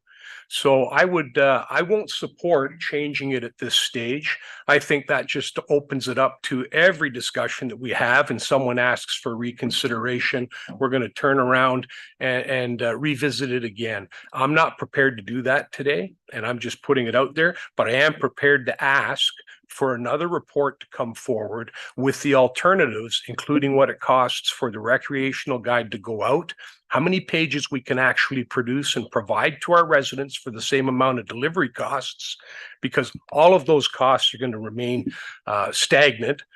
The only one that would change is maybe the amount of time put into it. And I see here we're looking at a communications assistant, so we'll have ample opportunity to have someone else work on it. I feel like I'm being put under the gun, and I really don't appreciate that. And I really feel that what needs to happen is the discussion that was originally around the table at the very beginning should really have come back. And what happened is what was in that original presentation, and we had discussion around the table regarding what kind of paper to use, the ability to maybe reduce costs.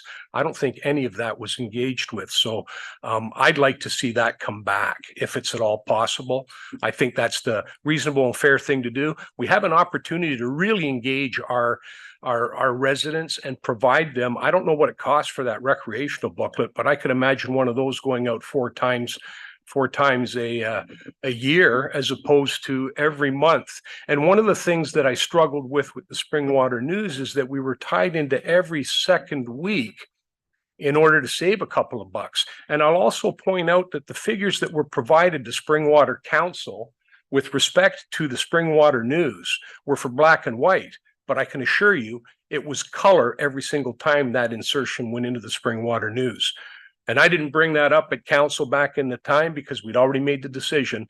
But the fact that what we were being presented with was for black and white, yet we were paying for color, I think that was a little bit of a stretch, because if we had been paying for color and compared it to what the Barrie Advance was doing at the time, maybe we would have stayed with the Barrie Advance. Maybe they'd still be in publication. So those are my thoughts. Before I do go to Councillors Thompson and Fisher, just for clarification, this council has had 6 or 7 reconsiderations throughout the course of our year. Putting a reconsideration on the table definitely catches everyone off guard who's not privy to it. So I don't think that this is inconsistent with things, and this actually is the opportunity. I am going to have Clerk Ainsworth look into this, because if this is something we're bound to, I don't want to use the budget outside of our procedural bylaw. If you can look into that for me, and then I'll go to Councillor Thompson, Fisher, and Cabral. Through the chair to Officer Adet. So my understanding, the $850 that Springwater News was charging us per publication was for the color. page. I could be incorrect on that, but that question and one comment, with the postage cost being over $1,900 for each and at every distribution, we have no flexibility in reducing those costs. So we might save a few dollars if we change the weight of the paper, but like $1,900 is more than double the cost just for postage of what we were paying before. Again, I don't see this as a wise use of taxpayers' money. And when we're looking to save money and to invest it in other areas in our township, I see this as a pretty easy target. Thank you. Officer Adet, before I do go to you, council, we have seemed to focus on the one area. So I'm gonna have a mover and seconder to receive the direct mailer cost. So we're gonna put it on the floor and continue the conversation. So I need a mover and seconder. Councillor Thompson and Garwood, that the report from the communications officer regarding the direct mail newsletter cost analysis dated November 15th, 2023 be received. It's now on the floor. I'll go to Officer Adet and then back to Councillor Fisher. Through you, Mayor Coughlin, to the rest of council.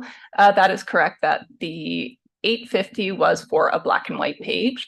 That being said, Springwater News would often upgrade us at no additional fee to the color page if they had room, based on the number of pages they were printing and what they were printing. So we did typically, in the rare instance, we would pay for a color page, but typically we were paying the $850. Thank you. Councillor Fisher? Yeah, just speaking for somebody in the south end, I'm hearing anecdotally again that we're actually seeing a higher level of awareness and from people who are receiving the mailer. I will say this, I have received multiple comments about questioning what the cost would be with the higher quality gloss paper. And I think that is something we should look into to bring costs down. But in terms of community engagement, I think it's really starting to take hold, and to reconsider it. First of all, we have to wait 12 months, but I think it would be premature after 4 months. I actually think as time goes on, it's starting to become well received and expected from the residents where I am. So it would be premature to consider getting rid of this at this juncture. I have Deputy Cabral and then Councillor Alexander. Thank you, Mayor Coughlin. And I just struggle because there was a reconsideration and it didn't pass. So this is like another reconsideration on that reconsideration. That's the reason I say we've already had a reconsideration. However, the key part I want to focus on isn't whether or not it's a better vehicle or a worse vehicle. What it does for us is it does provide an opportunity to target a specific community if we wanted to. We don't have to put one out every month. There are some municipalities, one, for example, is in the Grimsby area. I only happen to know this because I was speaking to somebody. They put out a quarterly newsletter. That's the information that the folks in Grimsby area get. Now, it's a quarterly newsletter, but it's not just a single sheet. And I think that's the opportunity we're missing out here, is we have an opportunity to put out a newsletter that could be 4 or 5 pages or 3 or 4 pages. And when you look at that and you compare it to costs, it is a cost saver. There's more information that can go in it, and it doesn't have to go out quite as frequently. I see here we're looking at 18 rather than 1 a month. To be quite frank, the 1 a month is going out because, no offense, CO Schmidt, is when we said let's put it out when we need it, CO Schmidt made the dialogue that he would prefer to see one go out once a month. Is it something that's required? I don't, to be quite honest with you, think it is.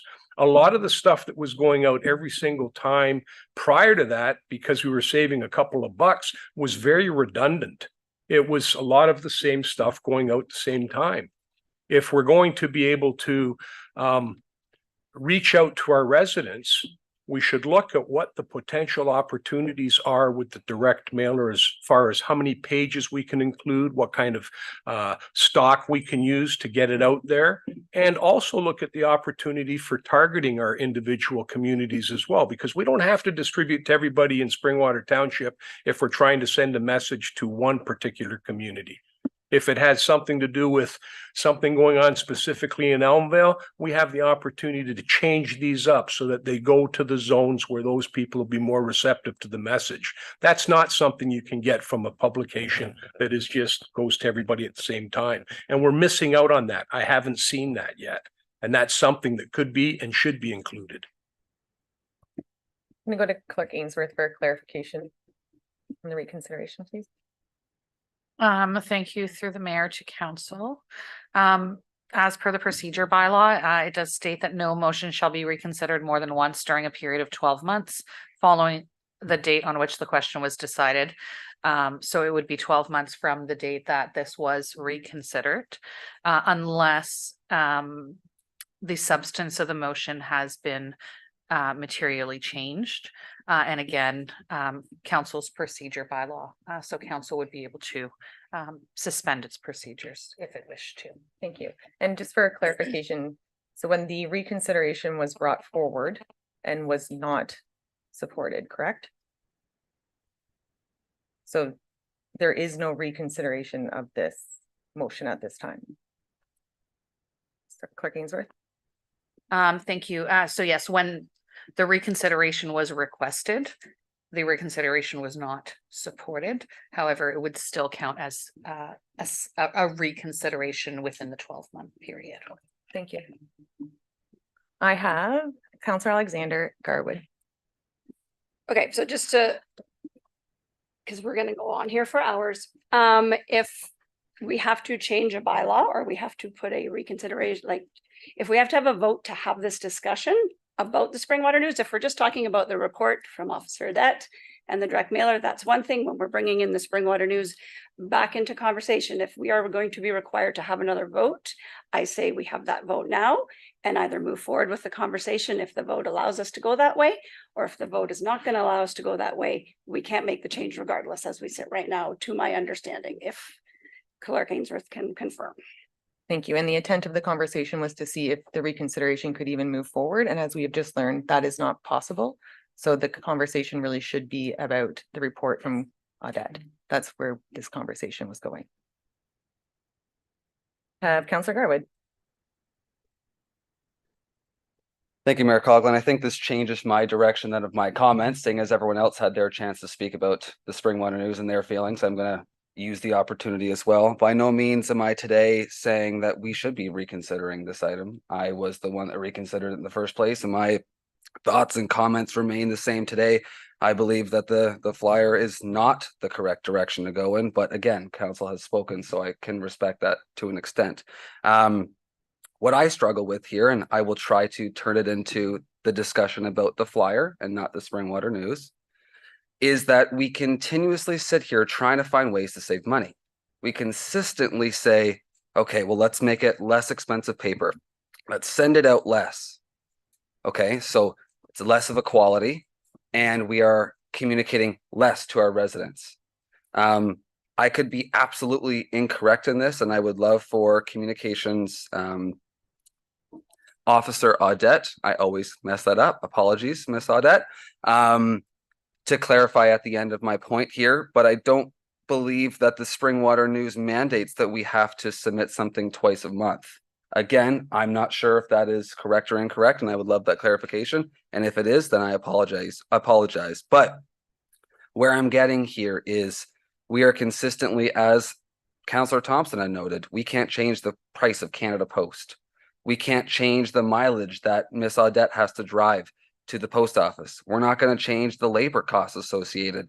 So the only costs that we might save money on is that roughly $1,000 in printing. And even if we eliminated it, we're still spending more than our previous version of communication. I'm not talking about getting into the Springwater News discussion, but I believe the deputy mayor mentioned, is it appropriate or not to have this discussion? It absolutely is appropriate to have this discussion because we're talking about cost-saving measures. We dumped a cost-saving measure 4 months ago that was 4 times cheaper than what we are spending right now. So I can respect that the majority of this council chose to go one direction. While I disagree with the direction, let's try to find ways to save money. But if finding ways to save money means communicating once a month or once a quarter with our residents, I don't know about you guys, but when I was knocking on thousands of doors last year, the number one thing people said to me was, I am not communicated with from my municipality. We are not applying appropriate resources for communications. We have one person to do that. And the one avenue that, while I respect that we shouldn't be talking about north and south, we've said it many times up here, but then we all do it. Members in not only my community, I've received more phone calls from wards that I don't represent talking about how they are displeased with the fact that a letter is coming in, regardless if it's shiny, regardless if it's thick paper, whatever it might be. So while I want to be a part of this discussion, I also understand that I got a great idea for us to save some money. Go back in time. Before I continue on, I just wanted to add a comment too. I personally don't want to sit here and talk about paper quality or the weights of paper or the type of paper that we're using. I understand if we want to minimize the budget, again, it's rowing a boat versus steering a ship. And to me, that is to the discretion of the professionals that we hire to do it. I think that sending out a black and white piece of paper, much like a child's birthday invitation or a yard sale flyer, does not really imply the level of professionalism that I would like to see coming from this office. So I can understand wanting to put something out that looks professional. If there is motions to change or decrease the budget as it stands, I'm sure that the costs, I'm very cautious that the easiest way to save money in communications is to just not communicate. So I would like to ensure that any decreases are still moving forward. I know that the communications team does want to communicate with our residents as much as possible. So I would just like, if there's any members of council that have proposals to change to any direction or different amendments for the communications report at this time.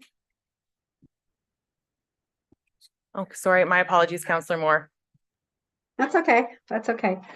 Through you, Mayor Coughlin, I just want to make a quick comment that I've received really positive feedback about the direct mailer. People like it. It's bright.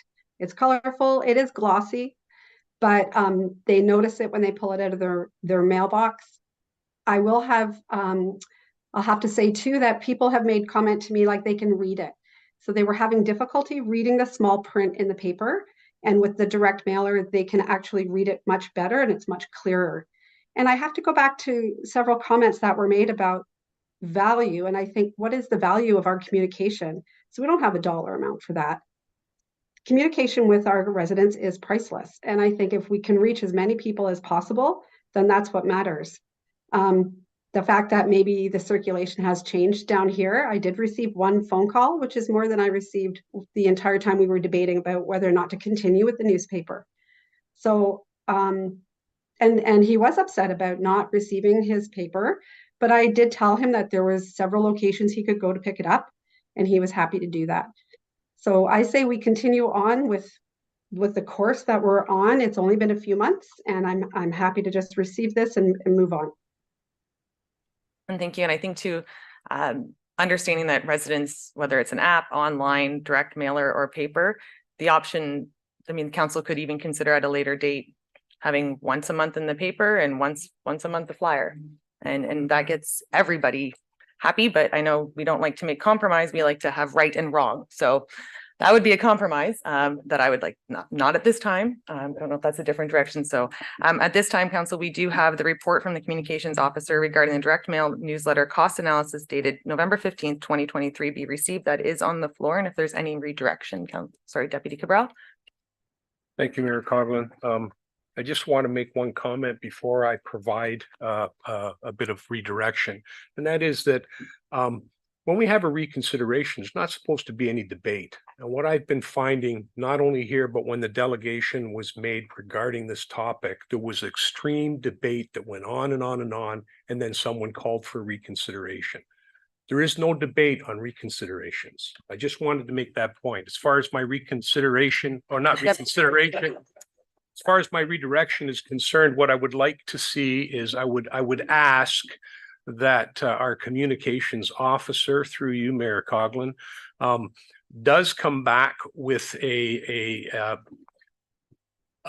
basically an options regarding how many pages we can put in to the direct mailer and how we can utilize that to our advantage. I mean, it's one thing to have one thing, and also to define a mechanism by which we can decide when it's appropriate to send out a direct mailer rather than just having an arbitrary date that it goes out, and to see what those options might look like coming forward, because I think part of the problem here is not only was it substantially more, but in addition to that, we're looking at spending more to deliver it more, which I don't agree with.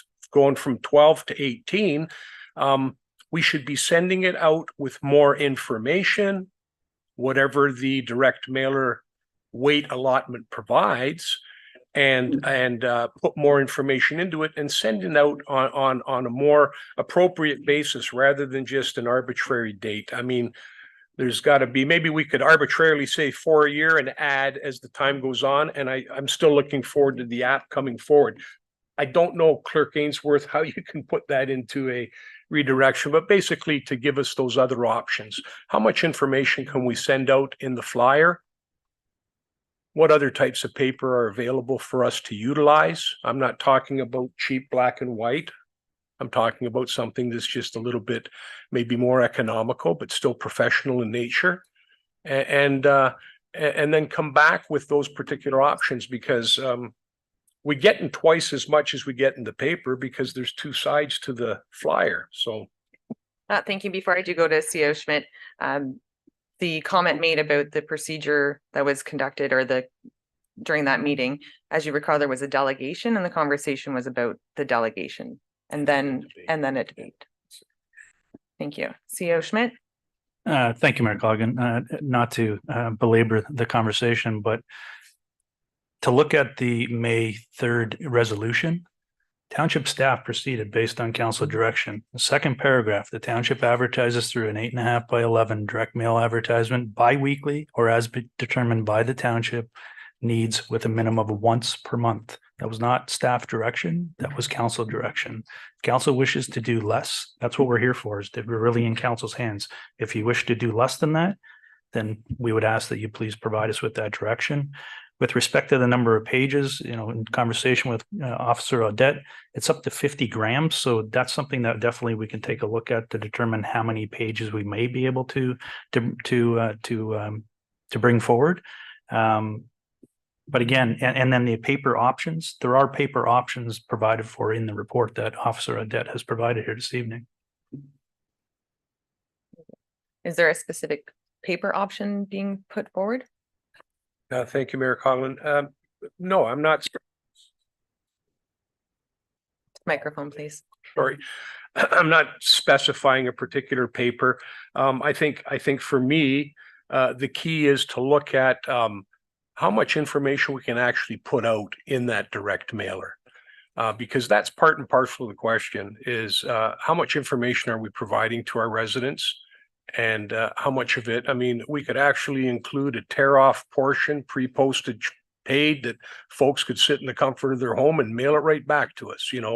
There's lots of opportunity that we're not taking advantage of. And that's part and parcel to this motion or amendment. And thank you. So is the amendment is that a report comes forward during budget during the budget process? Okay.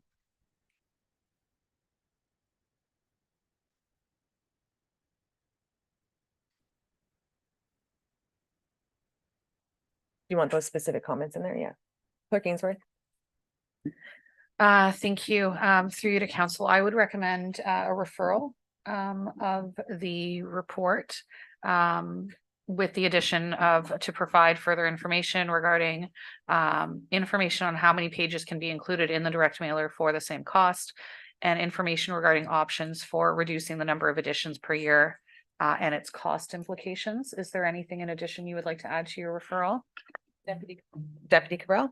Thank you, Mayor Coughlin, through you. I would also like to see whether or not there's any I know that there's opportunity for direct mailing to specific areas of the township. So we could actually produce one of a couple of pages and have a 1-page specific for Midhurst area, things that are maybe happening in their pavilion that, you know, are more key to them. I wouldn't mind seeing something like that in there, because I'm sure that the requests that we get from various parts of Springwater Township, some of them are general in nature, but there are also some that are quite specific. Given some of the construction that's gone on in the south end, some of the construction that's gone on in Elmvale. So also maybe a piece about what opportunities exist to be able to do that. Clerk Ainsworth, if you could read the amendment, please. That the motion now before council be referred back to staff to provide further information regarding how many pages can be included in the direct mailer for the same cost. Information regarding options for reducing the number of editions per year and its cost implications. An opportunity for targeted mailing based on the information needing to be communicated only to specific areas of the township. And can I need a seconder for the amendment, please? Councillor Alexander. And so council, we will be voting on this amendment, and it's to have this report referred back for further information. I myself will not be supporting this amendment, as I think that if we want to see costs reduced on the print, we could simply just reduce the cost and allow the professionals to figure out how that's best spent. If there's any further comment on this before sorry, Councillor Garwood. Thank you, Mayor Coughlin. Just more of a comment.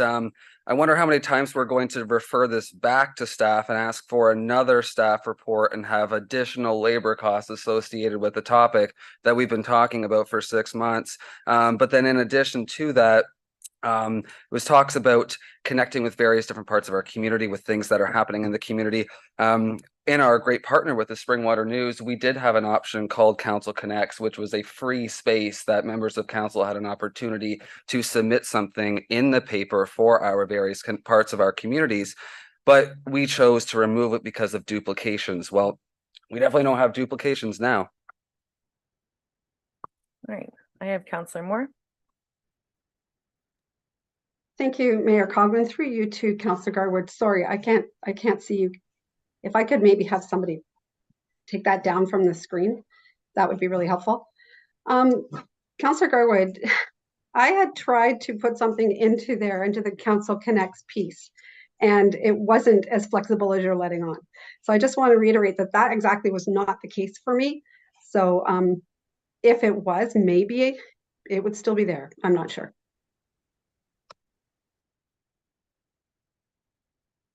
Council, we have the motion before us. Clerk Ainsworth has read that.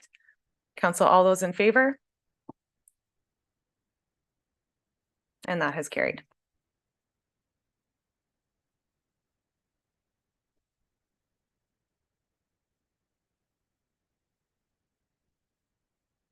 I'll go back to the main motion that the report from.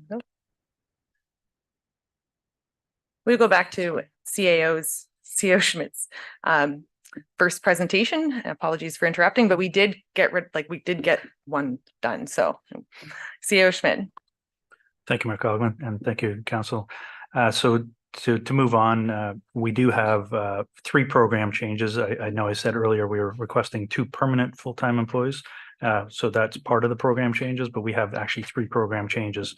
No capital requests. So just to highlight the 3 program changes that we're requesting council support of for 2024. The first one is the Springwater Service Springwater Initiative. I knew I was going to do that. My apologies. So council may recall that staff provided a report and presentation back on this initiative in October of this year. And council did direct staff to include this as a program change for the 2024 budget, which you're seeing. One change that I'd like to highlight that came out of the discussion that we had back in October was that at that time, staff was proposing a permanent position We have taken council's direction, if you will, and we are now proposing that this be a temporary contract position to get this initiative up and running. So again, this initiative is all about enhancing and modernizing the way that the township services our residents. I'm not necessarily going to get into the full justification of the program change. Happy to answer any questions that members of council may have. If you want, we can go one by one, or I can kind of highlight the other two, and then we can maybe circle back. I'm in council's hands. I think one by one. Yeah. Is there anything further, Councillor Alex? I just wanted to provide comment. I wanted to thank staff for going back and kind of rejigging the supervisor position to more of a implementation. I think it's a very important position. I think it's important we start to use technology to actually be able to track our data and have database decisions. And I do appreciate the fact that it is called it out in the report. I don't know how long the contract's for, but it will likely take 2 years for this type of implementation to go through, because I think that's very accurate. And to assume we could do it in 1 year would be setting ourselves up for failure. So I appreciate the staff going back and coming with that information. Thank you. If I just have a moment to just defer to Clerk Ainsworth. So the first motion that we have has been moved and second. I just don't want to skip ahead. We'll put this one on. So the first motion that I'm going to put forward is for CEO Schmidt's presentation to be the draft operating budget. So that's aside from the program changes. So right now we're just the draft operating, and then we'll go back and we'll do each program change one at a time. So we'll pull them up and we'll have a separate resolution for each of them. So at this time, I may have a mover and seconder to refer the draft operating budget for the Office of the CAO People and Talent. I have Deputy Cabral and Councillor Alexander that the 2024-25 draft operating budget Office of the CAO and People and Talent be referred to the 2022-2023 budget session for further consideration. Are there any further comments or questions on the draft operating budget, not the program changes? And Deputy Cabral. Sorry, Mayor Coggan, but when you refer to the draft operating budget, it's a fairly big piece. Are we going to get opportunity to speak to certain aspects of it, or that can come at a later date? I guess we're just moving it forward to the next session. I'm going to go to Clerk Ainsworth. Thank you through the mayor to council. The intent of today's session is for staff to go through their operating capital and program changes. So any questions, any comments you have, it would be appropriate during each specific section. So as the motion for the operating budget is tabled, it would be appropriate to have any of those discussions at this point, and then each program change will be tabled separately with discussions in between and votes to either remove it or move it to the next budget session. Thank you. So this is on just the operating budget. If there's any further questions? Let's see, Councillor Moore. No, not seeing any. All those in favor? And that has carried. Oh, sorry, Councillor Moore, did you have any further questions on it? No, thank you. May I have a mover and seconder? We will now put the first program change, the service spring water. So I have a mover and seconder for that. I have Councillor Thompson and Fisher that the program change service spring water contract be referred to the 2022-2023 budget session for further consideration. And at this time, I open up for any further comments or questions. Deputy Cabral. Thank you, Mayor Collins, through you to CAO Schmidt. I know we had lengthy discussion, the contract piece came out, but when I was reading it over, it was very similar to the original presentation that was presented to council. And when I'm reading it, it sounds like it's someone who's going to be primarily inputting data from what already exists. And I'm wondering, is that the long term, or is this going to be someone with some skills to integrate this into the website, the app, that kind of stuff? Because that was part and parcel to it. So if you could clarify for me, I'd appreciate it. CEO Schmidt. Thank you, Mayor Coggan, through you to Deputy Mayor Cabral. So Deputy Mayor Cabral, yes and no. The intent of this position is really to implement and develop the plan for service spring water. So it's really to gather all of the data, gather all of the, determine the team members that are required to be part of this group, look at service level agreements with each department to determine. So for our planning department, what types of things does the planning department think that this service Springwater could provide to them? Enter into a service level agreement. It may be only 10% of what they do is going to be provided through this customer service initiative. And then you may have, finance department may be 50 to 60% of what they do might be part of this service Springwater initiative. So the data entry piece is only a small piece of this. It's really bringing somebody in.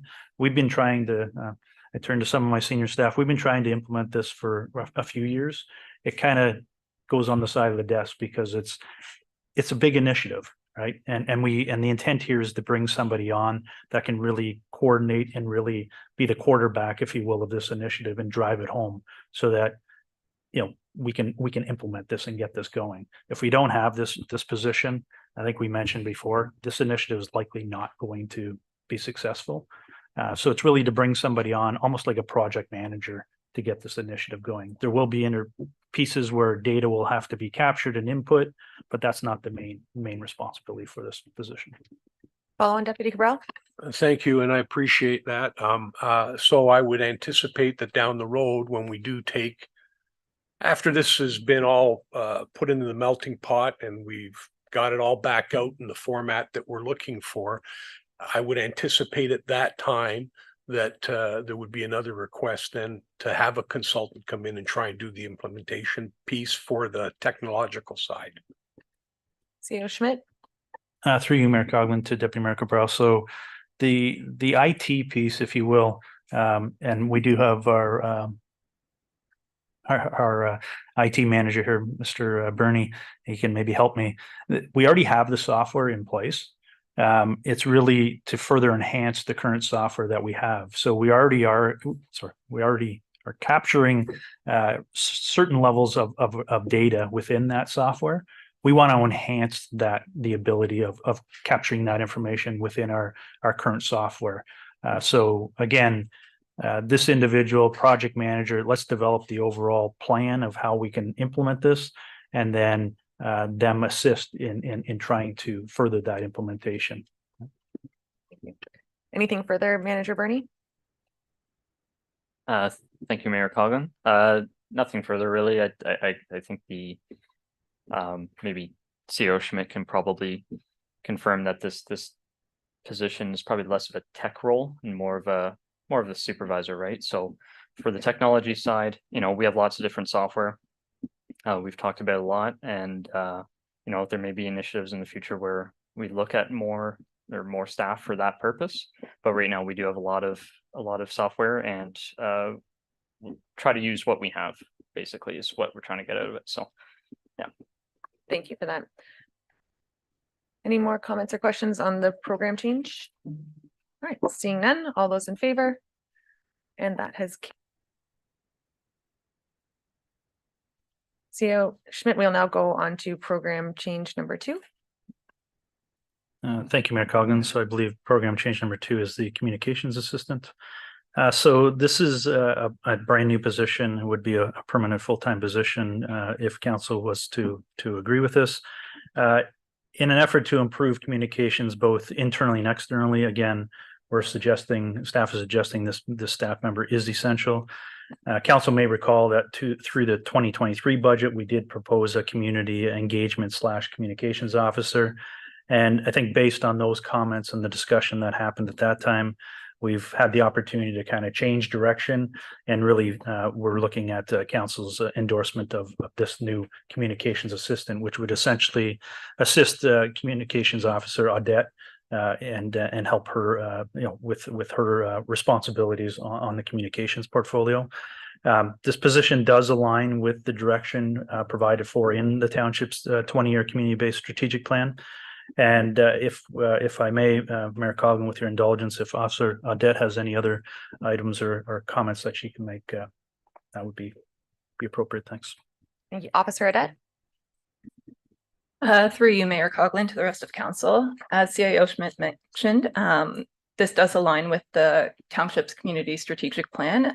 Corporate action goal objective number 2 aims to improve communication internally with the township and externally with residents, businesses, and investors. The staffing resources within corporate communication have not changed throughout the past 10 years. However, there is a significant growing demand from communication services, both from the public and internally. The Corporate Communications Department is made up of a single staff member and is responsible for providing communication support to all departments across the organization. And the workload continues to increase as the municipality grows and takes on additional projects and services. Additionally, there are increasing demands related to social media, visual and graphic design, and new formats such as video and the digital signs, for instance. An additional team member would aid in alleviating the current and anticipated pressures being encountered by the communications department. Rather than being limited to reactionary communications, an additional team member would allow for staff to enhance service levels and provide strategic, targeted, and meaningful content in public relations. Thank you. Councillor Thompson? Through the chaired officer, Dad, thank you very much for that. And thank you for I assume that one person is you. And I recall reading a report that your workload was at like 120%, or could you clarify that number and just comment on that? Officer Adet? Or maybe Manager Breed? Officer Adet. Through you, Mayor Coughlin, I don't have the exact number. I believe it is in the range of 110 to 120% over capacity. And that study was completed approximately in 2021. I'm going to turn to Director Radigan. Thank you, Mayor Coughlin. Through you to Councillor Thompson. The report is provided as part of an appendix. It was part of our service delivery review where we hired CSPN to conduct a capacity resource review in terms of where each department, and then go down a level to each position, what level of capacity we were at. And yeah, I believe you are correct. It was completed in 2021, but I do believe we added positions as part of the 2022 budget for that. But a copy of it is in the appendix as part of the budget book. Thank you for that. Councillor Alexander? Thank you, Mayor Coughlin. So if we were to move forward with this position, would this position have the technological, and again, obviously they're not going to create the app, but have be technology savvy enough to look after this app, because there will be a decent amount of work that is going to come from that, would be my assumption. And I want to ensure that if we are moving forward with a secondary position, that position is going to be able to take on that role as well. Officer Adet? Through you, Mayor Coughlin, to Councillor Alexander. The app that we are procuring is supposed to be fairly user-friendly, so not a lot of technical skills will be required. However, things like content creation and those sorts of things will be required to maintain the app and as a new platform. So we would be looking for someone who would be able to fill that role in terms of creation of content, graphics, those sorts of things. Thank you for that. Councillor Garwood? Thank you, Mayor Coughlin. Through you to CAO Schmidt. Can you please provide information as to when our current communications officer is away on vacation, etc.? Not the specific person, but where is that responsibility sitting in regards to backup and support, understanding that we only have one member of our communications team currently? CAO Schmidt? Through you, Mayor Coughlin, to Councillor Garwood. I'll start, and I may need Officer Adet to help me here. I believe it's multiple individuals. I believe some of it is our IT department assists with certain aspects. I believe we have a couple other staff members that have some background that can help in the interim. But it's drawing on other individuals within the organization that their key responsibility is not this, right? We've been able to do that, but again, we continue to grow. We continue to try to modernize and enhance our communications, and hence why we're really looking for this position. So I think it's obviously we're here. We need the position according in our minds. Follow on. Thank you, Mayor Coughlin, and just more of a comment than a question. I see that as a classic other duties as assigned type of scenario, which I completely understand. But I look back as to what was mentioned previously, and I believe it was also in the project justification around forward thinking. We're not reactionary communication all the time. I think of many scenarios where myself has worked with yourself, CEO Schmidt, and Officer Audette in regards to reactionary communication about something that's going on in our community, that potentially if we had additional resources and we didn't have staff at 110, 120% capacity, could be forward thinking on those items. So I completely support the position. Thank you. Any further questions on this program change? Seeing none, all in favor? And that has carried.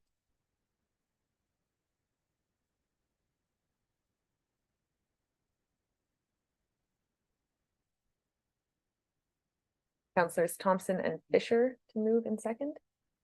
Thank you for that. And a mover and seconder for our third change in this, we have the Assistant for People, Health, Safety and Learning. Mover and seconder, please. Councillors Garwood and Thompson, that the program change for the Assistant People, Health, Safety and Learning be referred to the November 22nd, 2023 budget session for further consideration. And at this time, I will turn to CEO Schmidt. Thank you, Mayor Coughlin. Through you to members of council. So the final program change being proposed for this area in 2024 is a health and safety learning assistant. And essentially this position is to assist to ensure that the township remains in legislative compliance as relates to our health and safety requirements. It will also assist in moving our corporate learning initiative forward. As mentioned earlier, our people and talent department is currently comprised of 3 permanent full-time employees. We have our manager of talent, payroll and benefits, Mr. Reed, who's with us this evening. We have our manager of safety, learning and employee relations, Ms. Ellis, who unfortunately is ill today and is not able to assist or attend. And then we also have our coordinator of payroll and benefits. So the coordinator position, the coordinator of payroll and benefits provides direct support to Ms. DeVried today. Whereas there is no current direct support for our manager of safety, learning and corporate or employee relations. Essentially, that position is currently spending a significant amount of time on employee relation matters and building a collaborative partnership with our QP members or partners. Health and safety, as you know, is a top priority for the municipality. And, you know, this position would be able to provide further support to our manager of safety, learning and employee relations, and can also assist in enhancing our HR policy development as well as our corporate learning portfolio. And not sure if Manager DeVried, you had any further comments you could provide, but if not, I'll pass it back to you, Mayor Coughlin. Manager DeVried.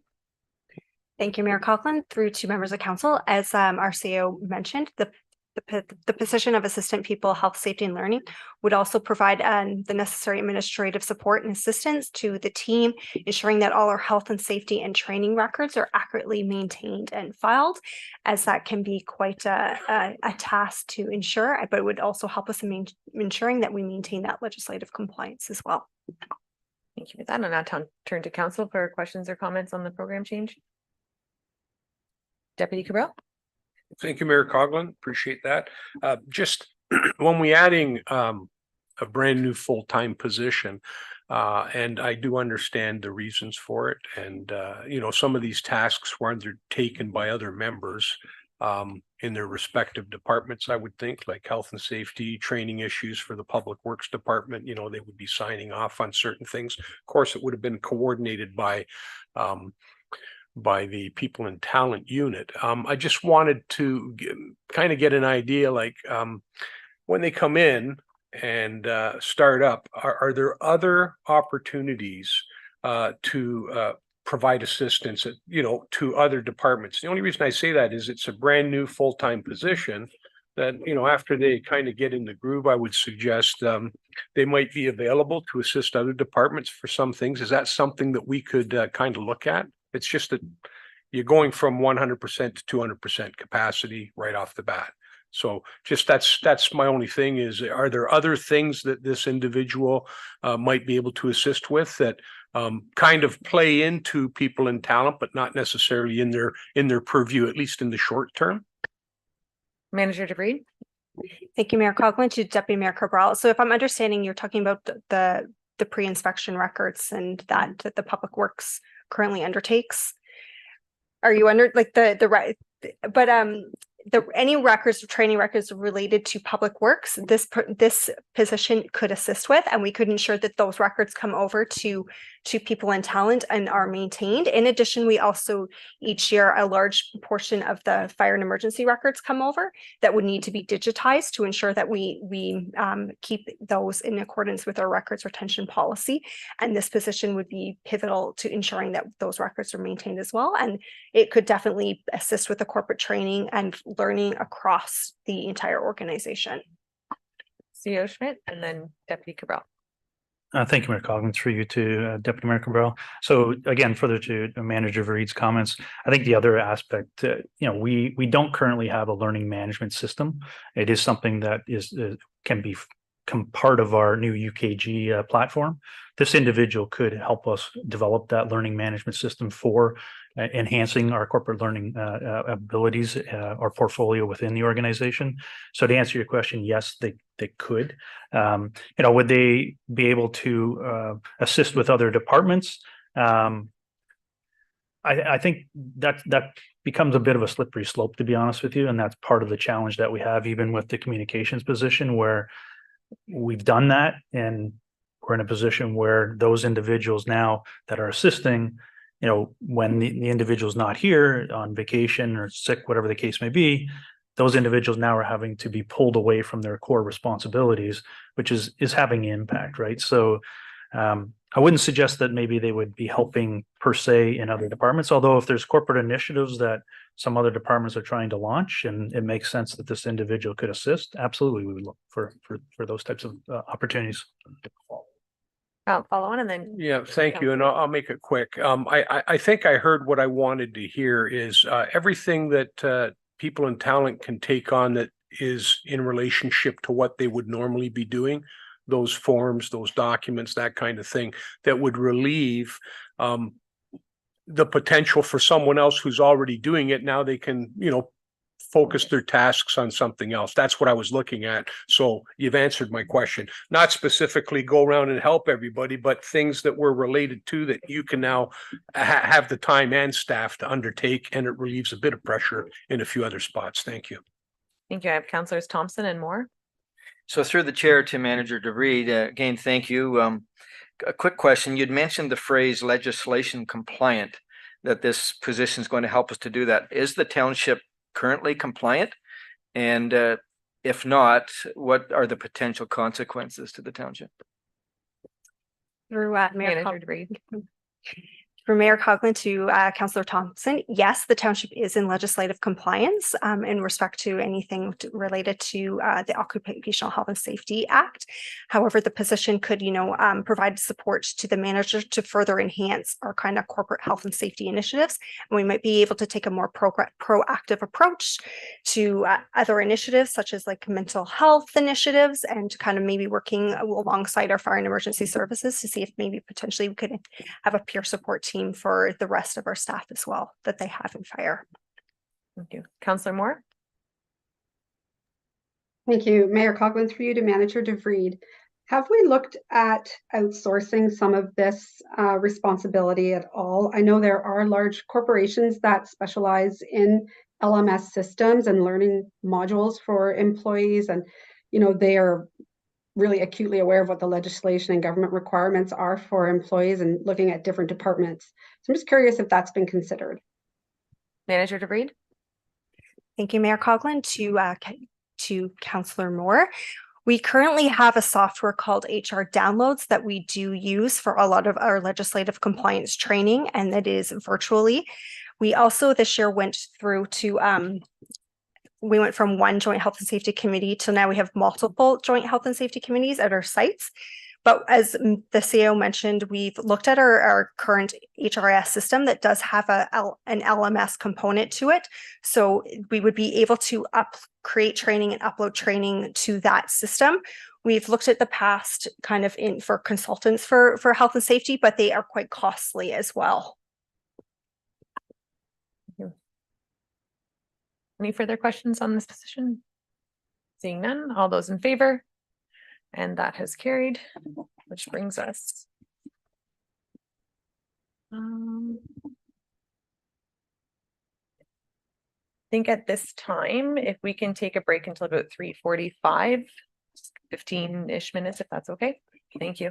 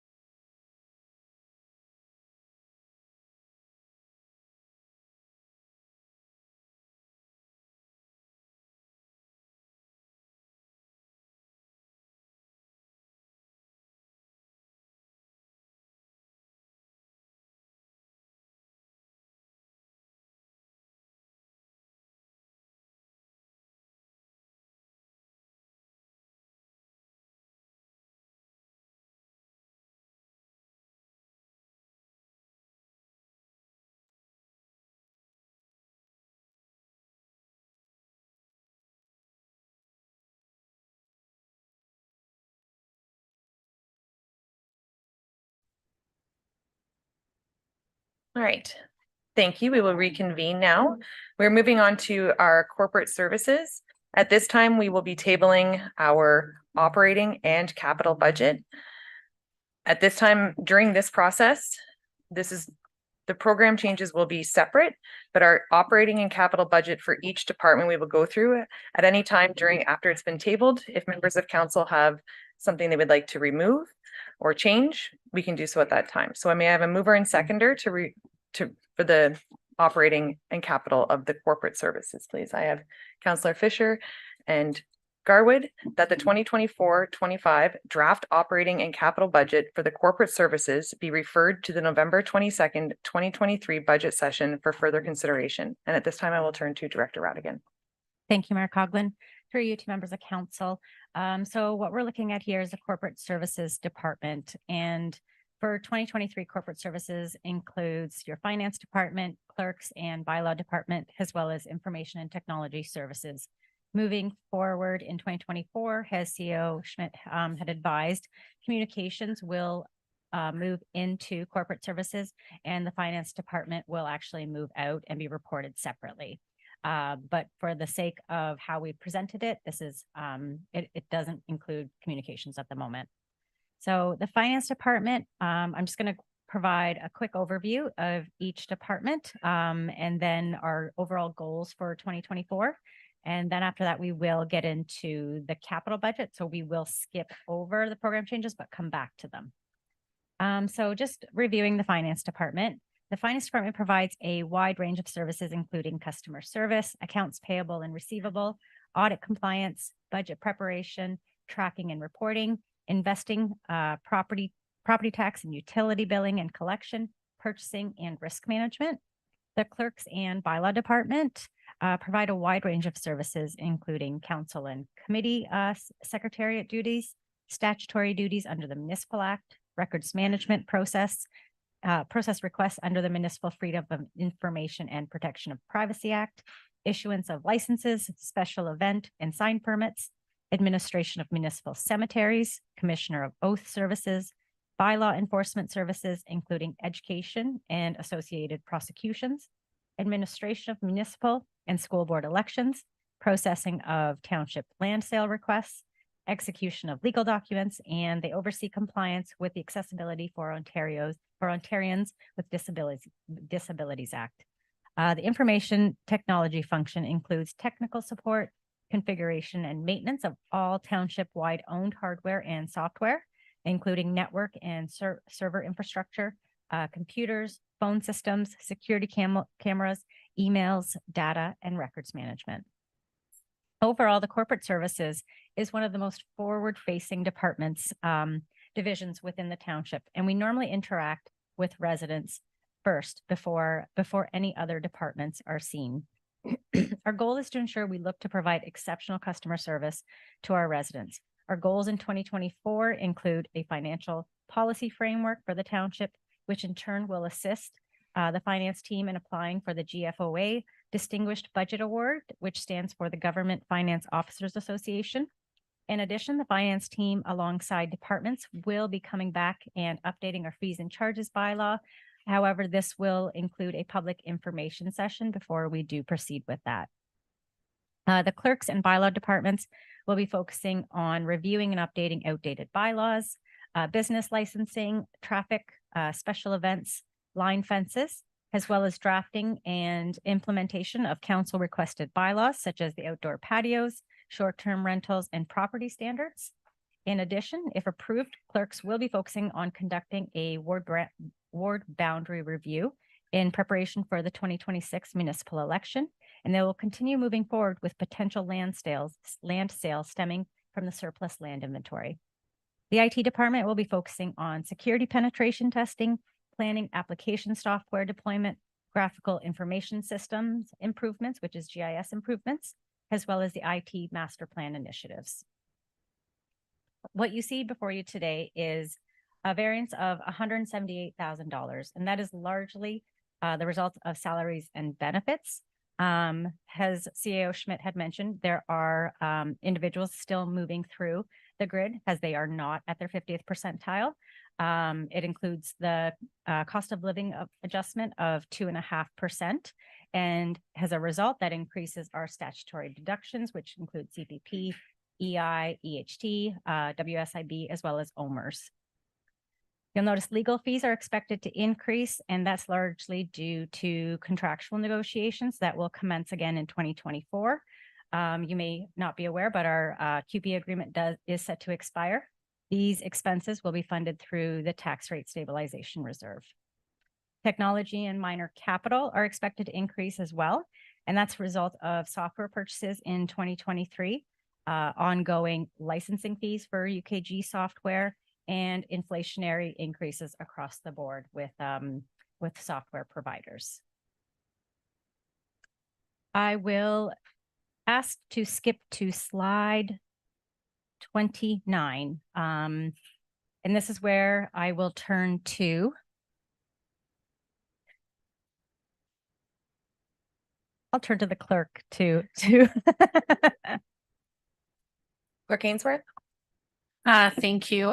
There is a capital request for the bylaw enforcement department, and I will turn it over to Officer Kellington to provide an overview of the request, please. Officer Kellington? Good afternoon, Council. Mayor Coughlin. I would like to, currently the bylaw department is seeking a replacement vehicle for the 2014 Chevrolet Silverado. In 2020, the bylaw department kept the Silverado for a second life. However, over the past year, the truck has been having mechanical problems and is currently out of commission right now. The department is seeking a small compact truck to provide the operation needs to the department. A small compact truck will allow for roadside garbage pickup and transporting dogs to the pound. Okay. Back to Director Radigan. Thank you, Mayor Coughlin. I'll turn to Manager Bernie to further discuss the HRIS software as well as City View planning module for capital requests. Thank you. Manager Bernie? Thank you, Mayor Coughlin and members of council. So for the HRIS software, I believe this is in addition to our existing UKG platform, just with additional staff that we've onboarded since that the additional licensing costs through there, we need some additional funds for that. And if we can follow on to item 29, or sorry, on page, I guess it would be the City View planning module. Thank you, Mayor Coughlin and members of council. For the City View planning module, we're looking at some additional funds for, we already had some funds in the budget for this past year, but we're looking for additional funds as it's anticipated that there are additional modules that are required in order for us to get the full City View planning module, unfortunately. So we're looking for just additional funds to get the proper full suite of planning software so that our planning staff can have an integrated solution with our building application software. I'll go back to Director Radigan.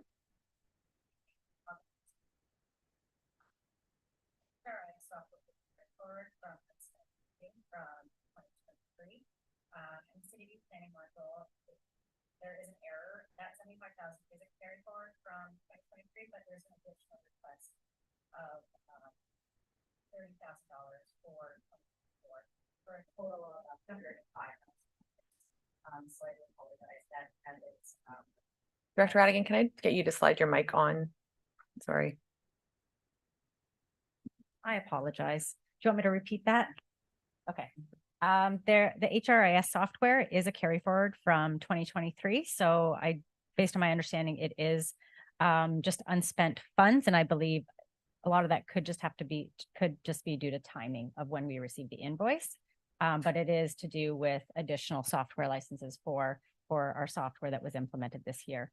The City View planning module, there is an error in what you're seeing in the slide before you.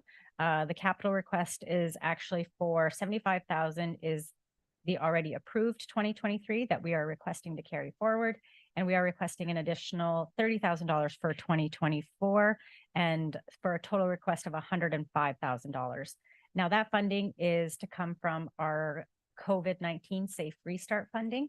So it doesn't impact the tax levy. It is funds that have been provided for by the ministry. And the idea of how these funds should be spent is whether it be technology services to provide better services to, a good example would be when the building department went on City View planning software. So the same idea here, where we're looking to have planning use similar software to provide more efficient services to residents.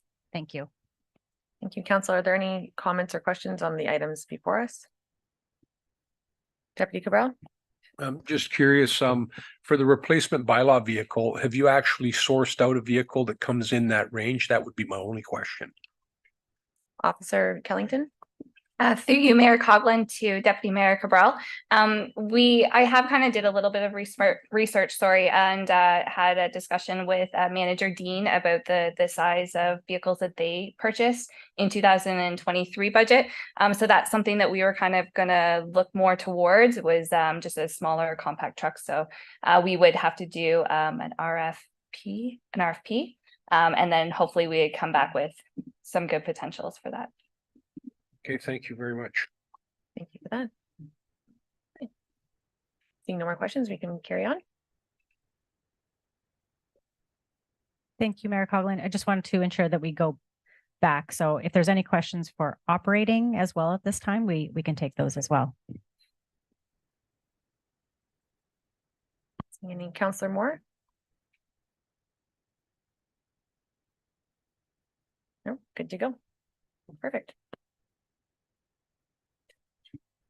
So I have read the motion before council that the 2024-25 draft operating and capital budget corporate services be referred to the November 22nd, 2023 budget session for further consideration. All those in favor?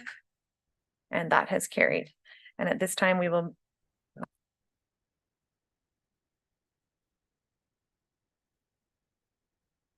I will have a mover and seconder, and this is for the GIS coordinator. So mover and seconder for the GIS coordinator. Councillor Alexander and Deputy Cabral, that the program change GIS coordinator be referred to the November 22nd, 2022 budget session for further consideration.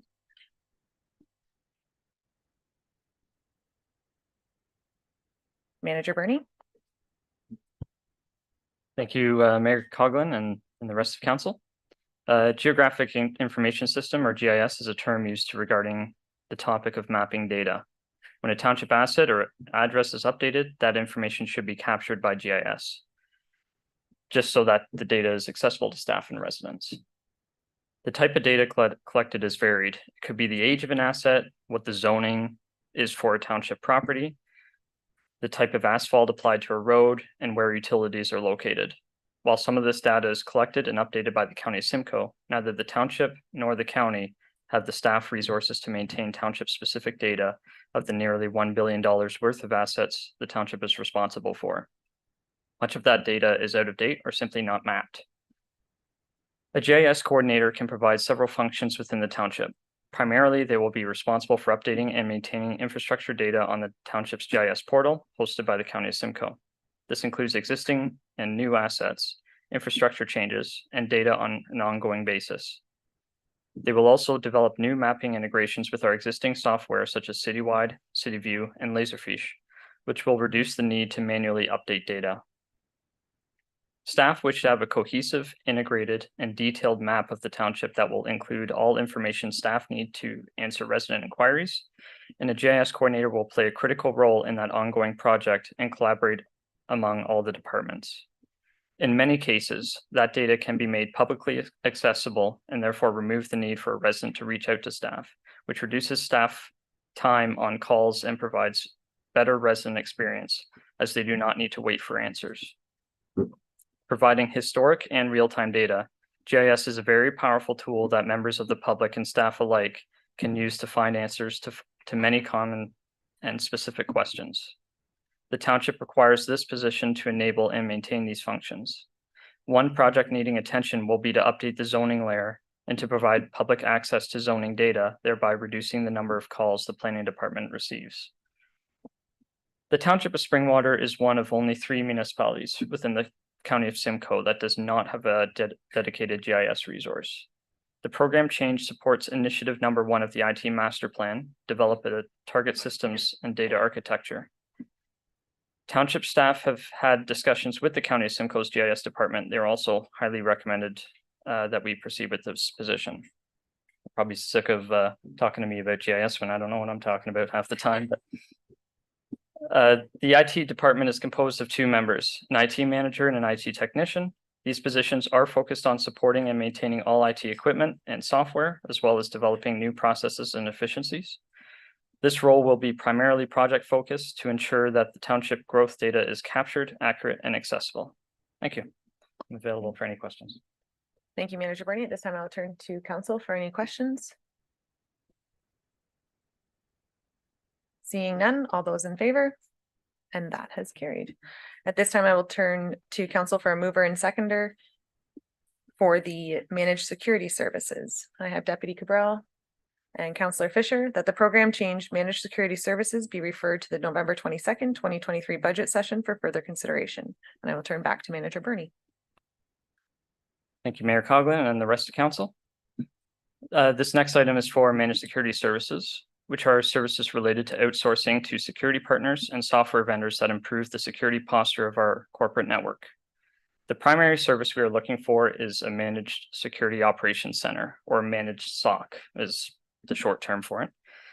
A managed SOC is a service provided by a security partner that has dozens of dedicated security personnel that monitor their client's network. And depending on the partner, they can do the following. 1, they can alert the staff that there's been a security event or incident through a combination of automated tools and security personnel to determine if the event was a genuine incident. Number 2, they can respond to the security event and prevent it from spreading further. Number 3, they can provide steps for remediation or even assist in the remediation from the event. And number 4, provide insight and support on preventing that kind of event from happening again. Different security vendors may provide different solutions ranging from alert only to all of these services. In general, these services are provided 24 hours a day, 7 days a week, 365 days a year. So we always have eyes on our network, no matter the time of day or the time of the year. Budget has been provided to that should enable us to acquire all the aforementioned items. So I'll just get into a couple reasons why municipalities are important attack vectors. You've probably heard them before, but I'll just quickly run through them. You know, municipalities have small IT teams and are often lacking security resources. We often deal with large sums of money and different vendors for infrastructure projects. We manage personally identifiable information and other valuable personal data on the network that can be sold or ransomed. And finally, private businesses can fold or fail after a ransomware attack, but municipalities cannot. They almost have limitless resources in that regard, you know, to an extent, obviously, but you know, we always have support, so we can be an ongoing target for the attackers. So you're familiar with Wasaga Beach and Midland, and while the cost of these attacks are significant, the data loss goes well beyond the monetary value. You know, speaking as a resident of any municipality, I would not be happy to find out that my data had been leaked on the dark web. And that brings me to cyber insurance as well. Cyber insurance is great to ensure that we have the resources we need to recover from an attack, but it doesn't prevent the attacks from happening, nor data being lost to the bad guys. On top of that, cyber insurance is becoming increasingly difficult as many municipalities do not have the security posture strong enough that the insurance companies are willing to insure, and therefore they can no longer get insurance. And it's the same story with anybody who's previously been hacked. So while we try our best to ensure the township data remains safe by spending considerable time on security initiatives, township IT staff do not have the security expertise in-house required to detect, prevent, or rapidly respond to a significant security incident. With that said, with our size, it would not be wise to hire a dedicated security staff member for that purpose, especially given the expertise they would require. You know, there would be a high salary involved in that as well, unfortunately. So with a managed SOC, you can think of it like a police presence. Within moments of an attack, we will have the support of many trained individuals to deal with the threat and provide us the details that we need on the attack. Once we have a security partner providing a managed SOC, I'm confident that the chance of a widespread security incident will decrease dramatically, and we'll have the additional tools for prevention, a much faster response when things go wrong, and the assistance with remediation after an event occurs. It can turn a big, expensive township crippling incident into a minor event. And then finally, the last reason I'm presenting this is it's one of the initiatives in our IT master plan as well. Thank you. Thank you. At this time, I will turn to council for any questions. Councillor Alexander. This is more of just a comment. I think given the industry that I am in, this very, very real threat that could cost us a lot of money, and it is people, there's a lot of personal data involved. And I do really appreciate the research put into it, into outsourcing it, as opposed to coming to us, as you said, with a full-time position that would be a very high salary. So thank you for that. Thank you. I have Councillor Fisher and then Deputy Cabral. I was actually about to say everything that Councillor Alexander said, so I do appreciate it being contracted out, and I do see a definite need for this, as the cost could be outweighed if we were under threat. So thank you. Deputy Cabral. Thank you, Mayor Coughlin, through you. And I don't know whether this is actually for Manager Bernie or CEO Schmidt, but I know that I was reading the report with respect to the cyber insurance, whether or not we actually have that, because I see it as a bit of an offset. You know, you put something like this in place, does it put us in a position to continue to get that insurance? So that's my question, because if we can't get it, then we're obviously, and I see Manager Bernie. Yes. Thank you, Mayor Coughlin, and through you to Deputy Mayor Cabral. Absolutely. So at the start of every year, and Director Radigan can attest to this, they send us a very in-depth questionnaire that we have to answer. And all those questions are very detailed. You know, they have security personnel just to develop this questionnaire, because they want to make sure that they have everything covered when something goes wrong.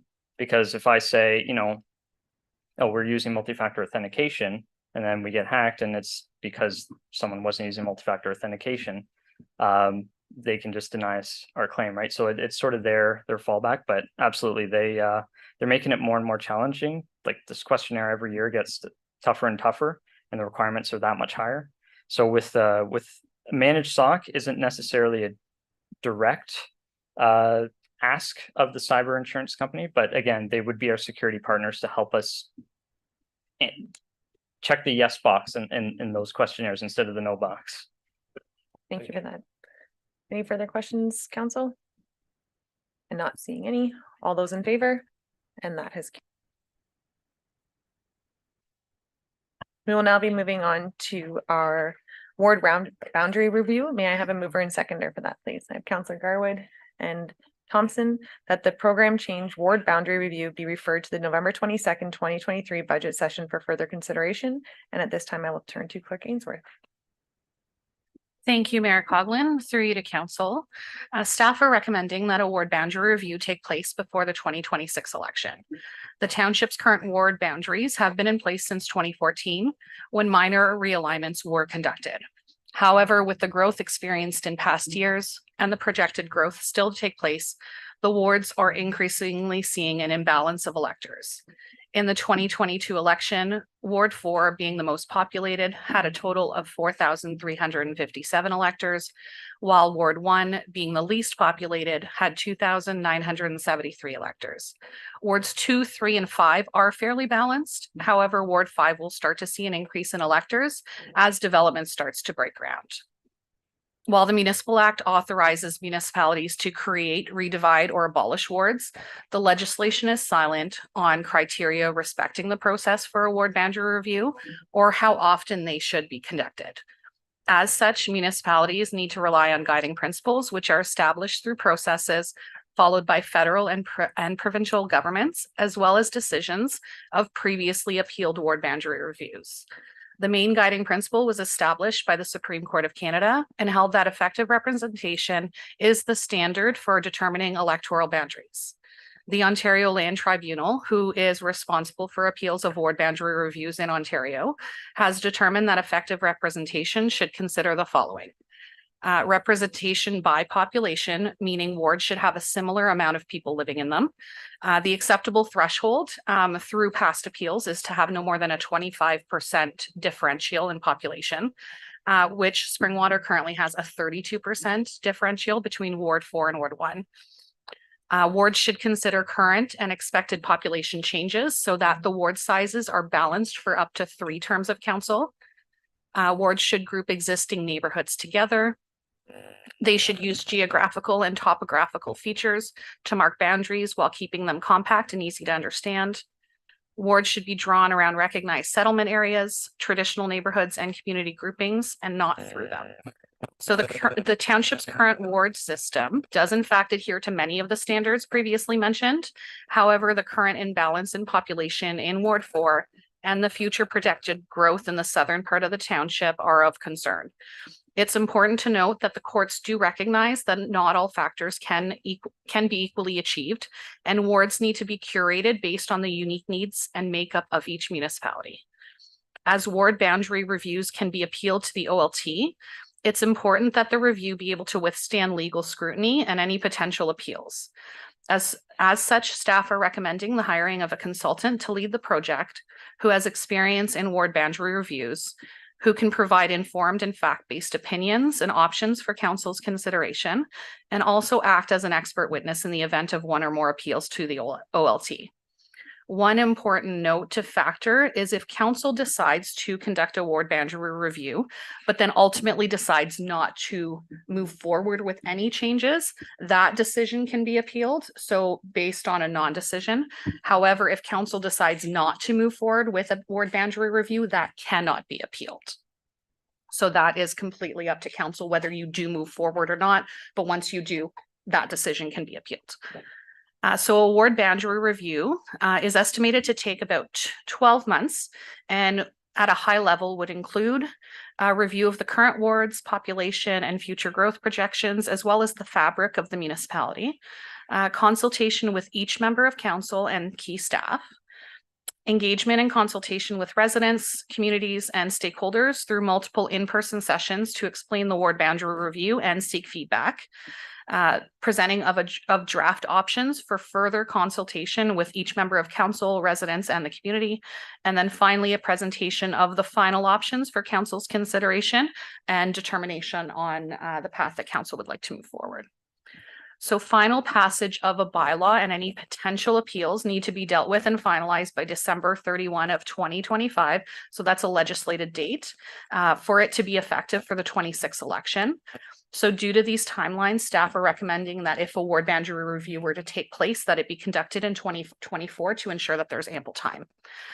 So staff have been advised that a review for the township of our size is approximately $45,000 to $50,000. As this is a one-time expenditure, it's recommended that this project be funded through the tax rate stabilization reserve or stabilization fund. So as such, there's no tax implication to the budget. And should council approve the project, and once budget is ultimately approved, staff will release a request for quotation in early January with the goal of retaining a consultant in February of 24. Thank you, and I'm happy to address any questions you may have. Thank you. Councillor Thompson? Through the chair to Clerk Ainsworth, so would an at-large system be automatically part of this review, or would we have to request that option to be looked at? Clerk Ainsworth? Thank you, through to Councillor Thompson. Some consultants will include that option if it is brought up during the one-on-one consultations with members of council. However, not all consultants may. So if council would like to see that option in the scope, it would be appropriate to request an amendment and ensure that that's included. Councillor Garwood? Thank you, Mayor Coughlin. Through you to Clerk Ainsworth, have we ever gone out as a municipality to our residents and solicit feedback in regards to the makeup, again, at large or ward system historically throughout Springwater's various terms? Clerk Ainsworth? Thank you, through you to Councillor Garwood.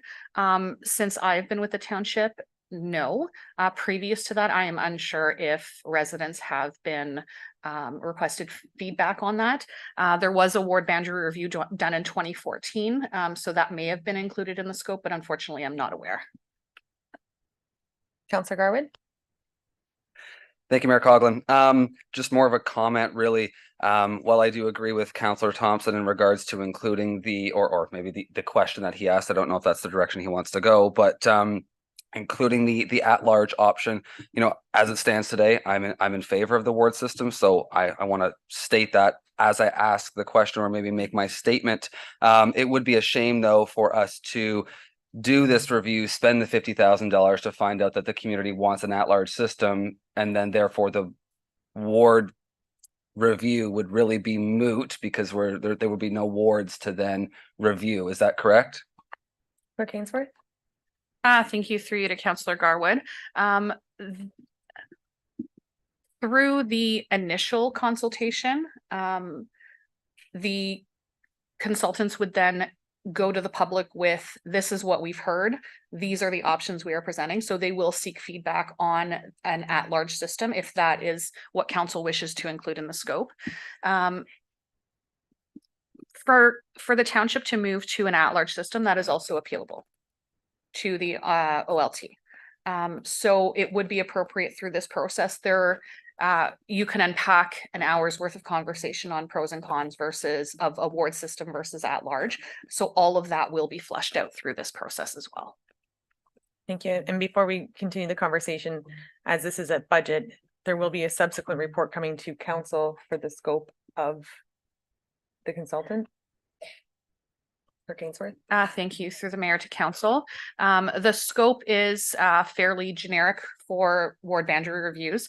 The only thing that would change is if council wanted to include the at-large option, that would be included. If council would like to see a report back with the scope, that I can definitely do that. However, it's fairly generic with what the requirements are of a consultant through these processes. Okay.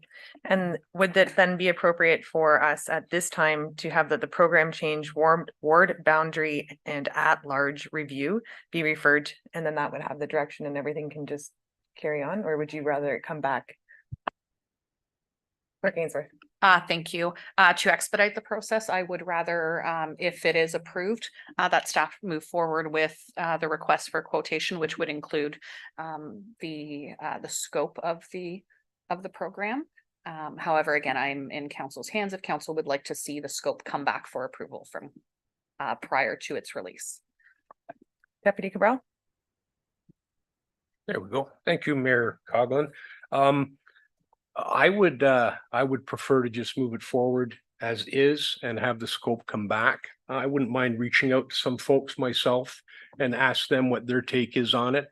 I'm not in favor of it. I think that our township is served well by the ward system. However, I will admit I can see certain advantages to the at-large for a township like Tiny Township, which in the back of my mind, I can see exactly why they went to the at-large system as opposed to the ward system, and which I'm happy to share with members of council after we break, but I wouldn't want to put words into the mouth of folks who live in Tiny Township, but I would prefer to see it go forward as is and the scope come back for council at that time to determine what they want to do. Personally, myself, if it's at large, it's kind of like have the same number of people and everybody gets to vote. I don't know what the difficulty would be in suggesting that, but I would like to see it go forward as is without any change in the current format and the scope to come back before council.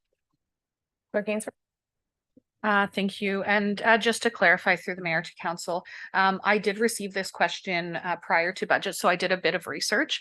The consultant who provided us with the quote has advised that it wouldn't cost any additional dollars to include review of and providing an option of at large and doing the consultation, as it would all be completed at once.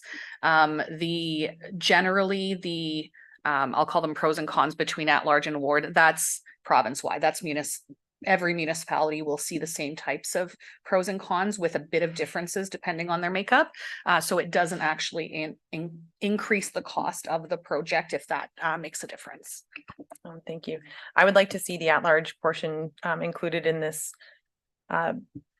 consultant. I'm on the fence. I talked to some residents who are adamant that the ward system is the only way to go. And I talked to other residents who do not like the fact that they only get to elect a minority of council. They want to elect everybody who makes the decisions for them. So I would, is it a friendly amendment or what would you be looking, an actual amendment? At this time, then I would pass the chair to Deputy Cabral so I could put forward an amendment. Thank you, Mayor Coughlin. You're more than welcome to put forward your amendment.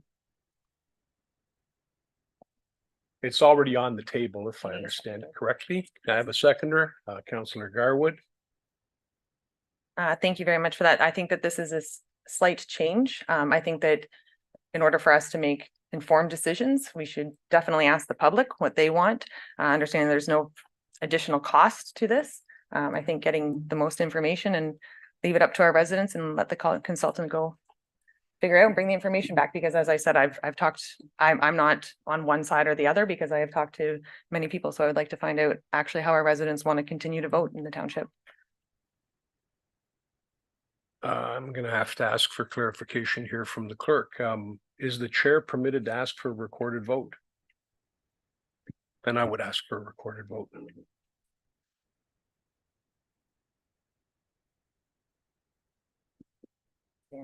Oh, I have to say my name? No. Clerk Ainsworth, sorry, I apologize. Thank you, through the chair to council. So at this time, if I may, I could read the amendment. That the motion now before council be amended as follows: to add, and that the scope of the ward boundary review include an option for dissolving the ward system and creating an at-large election, in addition to various options for ward boundaries. And with the recorded vote, it would be specifically on this amendment and not on the main motion of the ward boundary review. Thank you, Clerk Ainsworth. If the motion is, the amendment is defeated, when it comes back and we're talking about the scope of this, if we move it forward, which anyway, if we move it forward, would the scope then be able to be revised, I guess? See, I'd rather do this later on rather than now, but now I'm being put in a position where I have to make the determination in advance. So would we be able to change it once the RFP were to go out as far as the scope is concerned? Or would that be a reconsideration? Thank you. I may have to defer to CAO Schmidt. If the scope is determined before the RFP goes out, absolutely, the scope can be changed to include an at-large system. If it is changed after the RFP closes, that's where I would have to defer to CAO Schmidt.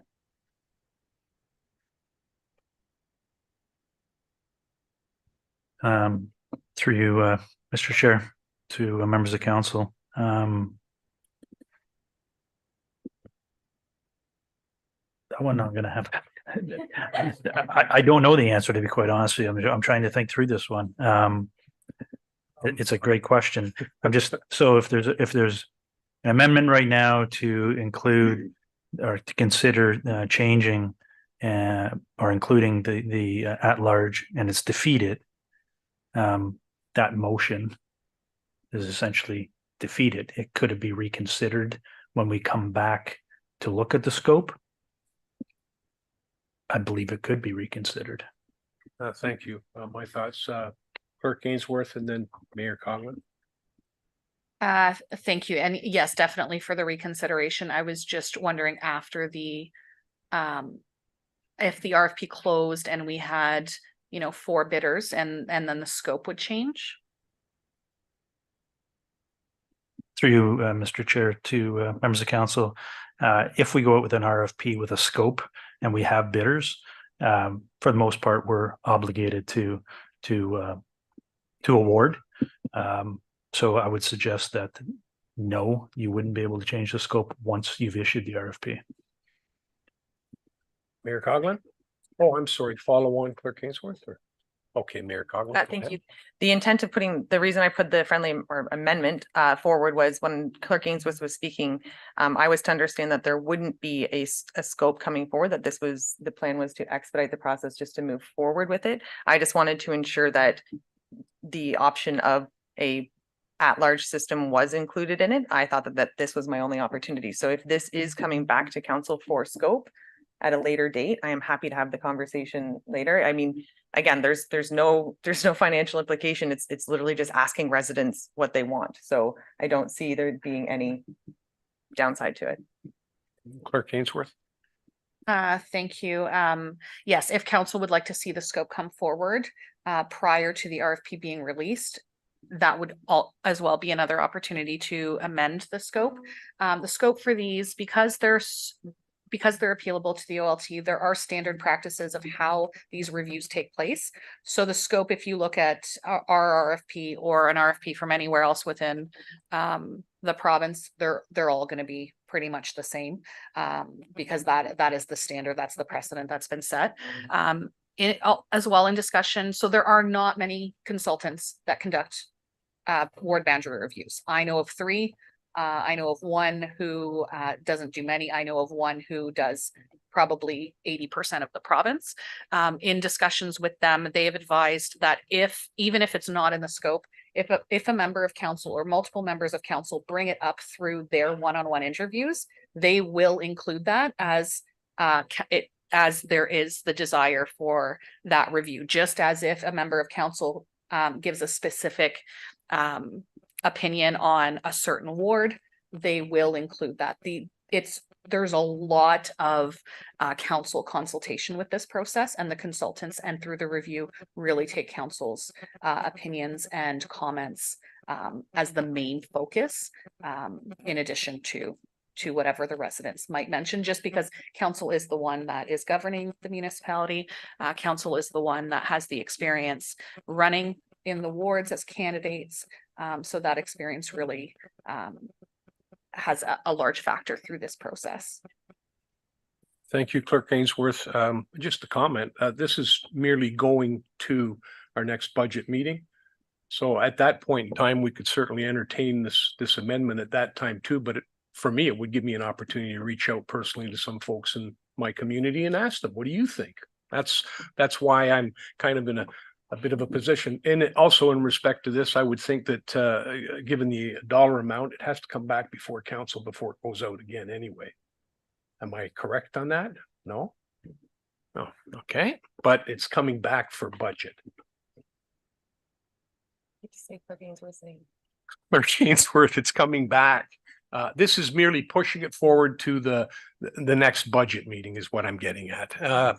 Councillor Garwood. Thank you, Mr. Chair. Through yourself to Clerk Ainsworth. So just to clarify, should this recorded vote fail and council choose to not include the at-large option in the review, should any one of the 7 of us bring that forward during our discussions with the consultant during the ward boundary review, therefore the consultants then include that as a part of their, I don't want to use the word scope because it maybe won't be the scope initially, but their scope moving forward from that point on. Would I be accurate in that assumption? I apologize. Clerk Ainsworth, please. Yes, thank you through the chair. Yes, essentially the consultants may choose to include the at-large unless the scope of the RFP specifically restricted it. Everything would be on the table. And Mayor Coughlin? I would like to withdraw my amendment. I was not unaware. I thought it was specifically wards, not at large, but understanding that it will be included when I mention it, I'm good to go. Okay. Clerk Ainsworth, could you read the original motion unless? I've withdrawn my amendment. You can just pass the chair back now. Oh, fair enough. Thank you. Council, are there any further comments on the ward boundary review? And seeing none, all in favor? And that has carried. Thank you for your assistance, Deputy Cabral. We are now moving on to our fire and emergency services. May I have a mover and seconder to have the draft operating and capital budget on the floor? Mover and seconder, Councilors Garwood and Fisher, that the 2024-25 draft operating capital budget for fire and emergency services be referred to the November 22nd, 2023 budget session for further consideration. And at this time, I will turn to Chief Kirk. Thank you, Mayor Coughlin, and through you to the rest of council. Before we get into the numbers on the screen there, I would like to just give a brief overview of the fire department, some of the roles and responsibilities, as well as the objectives and some initiatives that we've got going forward for not only this year and into 24 and 25, and also talk about some key performance indicators that we shoot for from year to year. So the Fire and Emergency Service Department is responsible for all matters related to fires, fire suppression, fire prevention. How we accomplish that is through legislative requirements through the Fire Protection and Prevention Act, and we operate on what we call 3 lines of defense. The first line being fire prevention and code enforcement. The second line obviously is our public education and programming, and then our third line of defense is through emergency response.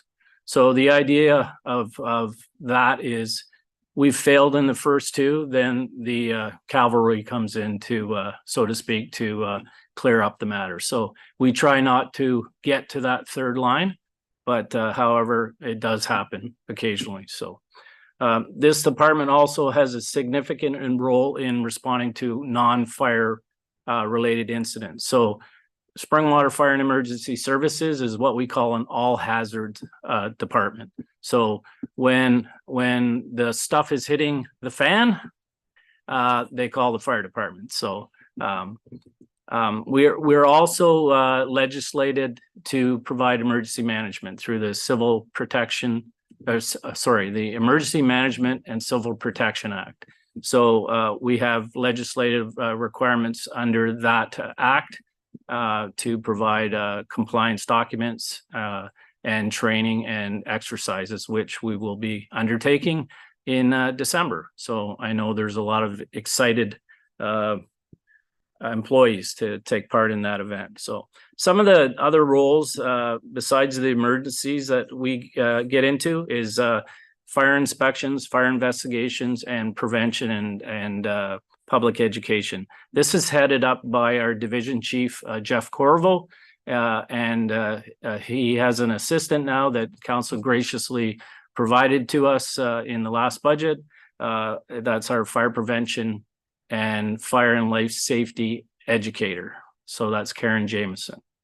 So they also take into account water supplies throughout the rural areas through testing and inspection of our cisterns and our dry hydrants. They also regulate open air burning by way of the bylaw, and they do inspections and enforcement activities in regards to open air burning. Our protection of firefighters is through quality education and training to ensure a safe environment for our workers. This falls under the guidance of our Deputy Fire Chief, Jeff French, but also the person that facilitates that training is our training officer, Barrett Truax, who does a very good job at delivering our training. Some of the other aspects is obviously we prepare reports for council. Some of the administrative roles and responsibilities within the department fall under our new emergency assistant, Megan Warren, and she's there to provide inputting in regards to training records, personal records, payroll, and any statistical reports that we require to present to you in council. We also do some generation of income through our user fee bylaw, and that's invoicing to motor vehicle collisions that occur on county roads, MTO highways, and Springwater roads. We also have a legislative requirement to report to the OFM, the Ontario Fire Marshal's Office, on a quarterly basis with our standard incident reports. So that's a must. And then obviously we get into things like providing excellence in customer service through drop-ins to the fire stations and a lot of phone inquiries. And our fire prevention division and volunteers are very active in the communities and attend multiple events a year to show off the trucks to the kids and get that fire prevention messaging out, so we can look to our number one objective, and that is to provide fire safe communities. We don't want to see dollar loss, and we don't want to see loss of life. Unfortunately, last year in Ontario, 133 deaths. That's not acceptable. So some of the objectives, we developed firefighters through an ongoing education utilizing the mandatory firefighter certification framework. This year was our first kick at the cat. You'll find when I speak about the numbers, we were led to believe that there was no cost to mandatory certification, but I'll tell you differently. So that said, it's a necessary requirement, and I think it's very good for the fire service. So we also take on mentoring firefighters at all levels to look forward in succession planning. So I think that's very important. And obviously we maintain firefighter training, safety and health and wellness through the department's training division, the joint health and safety committees. We have 4 new health and safety committees, and also our peer support team that look after the mental health and well-being of our firefighters. Some of the things that we look to for compliance, there's a multitude of them. The Ontario Fire Code and municipal bylaws, Ontario Building Code as required by the Fire Code, the FPPA that I mentioned earlier, and our mutual fire aid plan. We have to update that on an annual basis. And then the Emergency Management and Civil Protection Act, and the Canadian Environmental Protection Act, and Electrical Safety Authority as it relates to the fire code. Some of the major initiatives and that we undertook this year, again, thank you to council. We acquired our new aerial apparatus, and I'm pleased to notify council that it is now in service. It went into service October 31st. And I believe we have 1 more training session or 2 more training sessions. That's why he's the pulse of the operation. So, and then obviously once we're, full in service, we'll look at approaching some of our communities that border us to look at maybe potential automatic aid agreements in regard to that vehicle. We did have that internal hire, which was a fire prevention and life safety educator. She's done a wonderful role since starting. She's had a very great mentor in Division Chief Corville, and she's got a lot of good ideas. I just sat with her last week, and we're looking at things like working with the realtors within the township to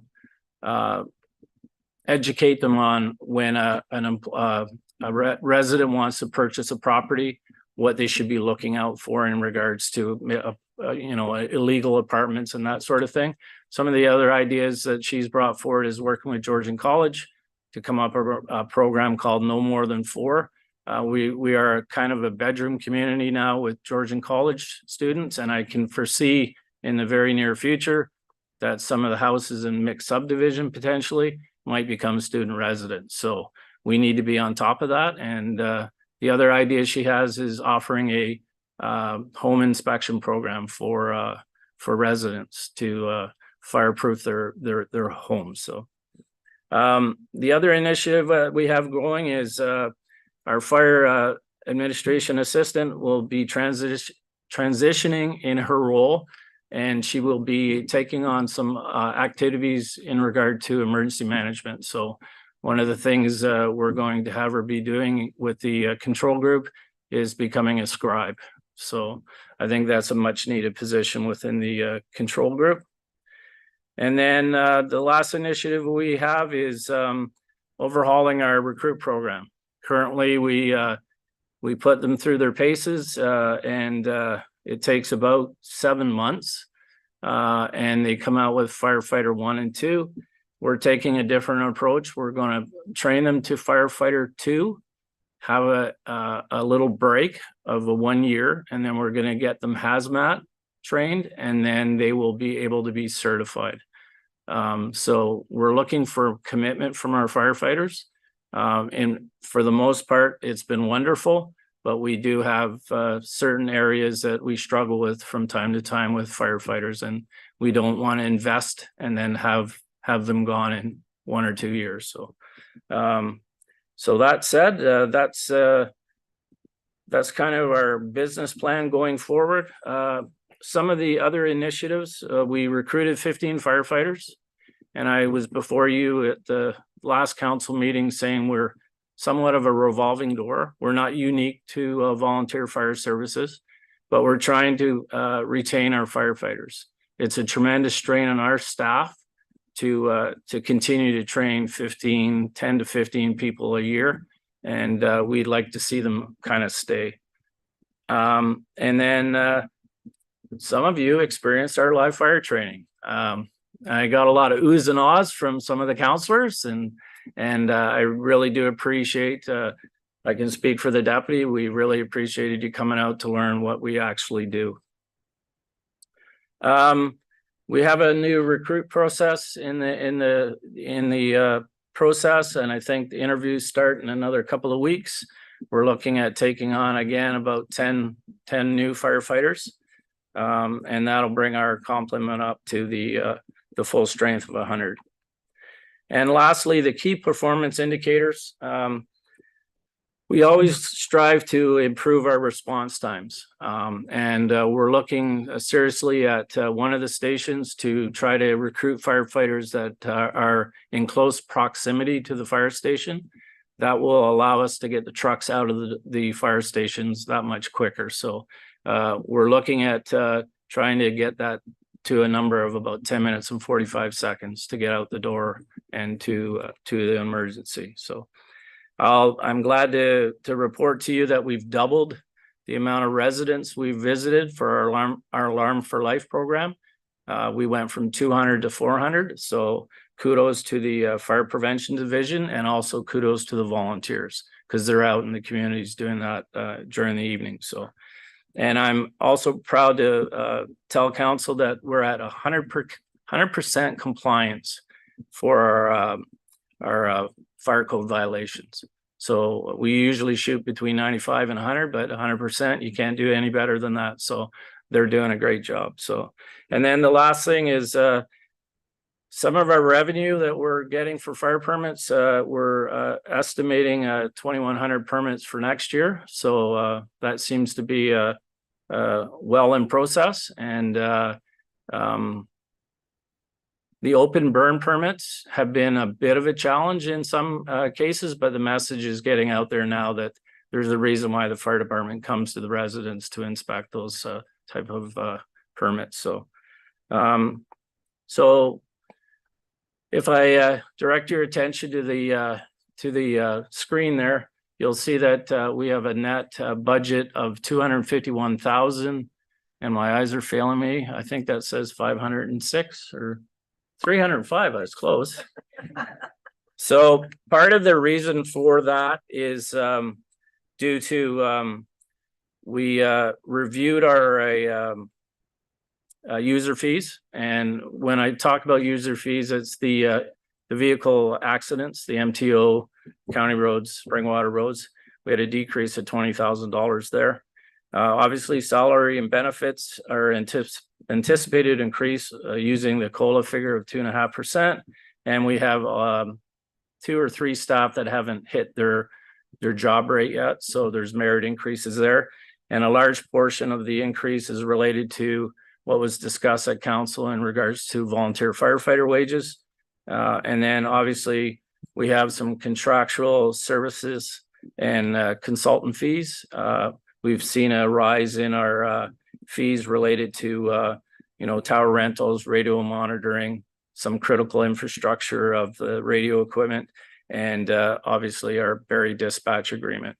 And then the last bullet is the transfer to capital, which represents operating funds from taxation. So with that, I conclude my presentation. I'd be happy to answer any questions. Thank you, Chief Kirk. Council, open up the floor for any questions, comments. Deputy Cabral. Thank you, Mayor Coughlin. Through you to Chief Kirk. Looking over the report, if I'm allowed to look at this now.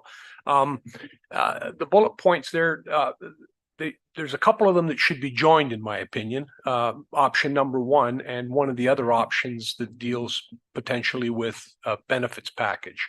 But my question would be in respect to the benefits package.